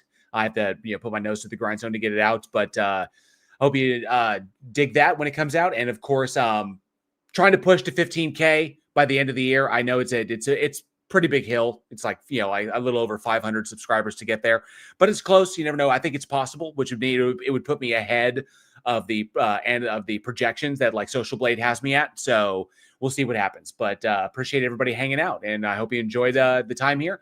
And if any of you were in the chat, were new here and would like to join me on the stage next time, the link is down in the description for the Politics Discord. You can just link that and come up on stage and we can talk there. So appreciate everybody. Absolutely. Thank you, Duck's wife, for popping in. Beam me up, Bob. Good to see you. And this has been awesome. This has been the Stage of Reason. I am JL. The channel's Bridge the Divide. And as always, be safe, be excellent to each other. And together we can bridge the divide. I hope you have a fantastic holiday. If you're traveling, be safe, and we'll see you on the next one.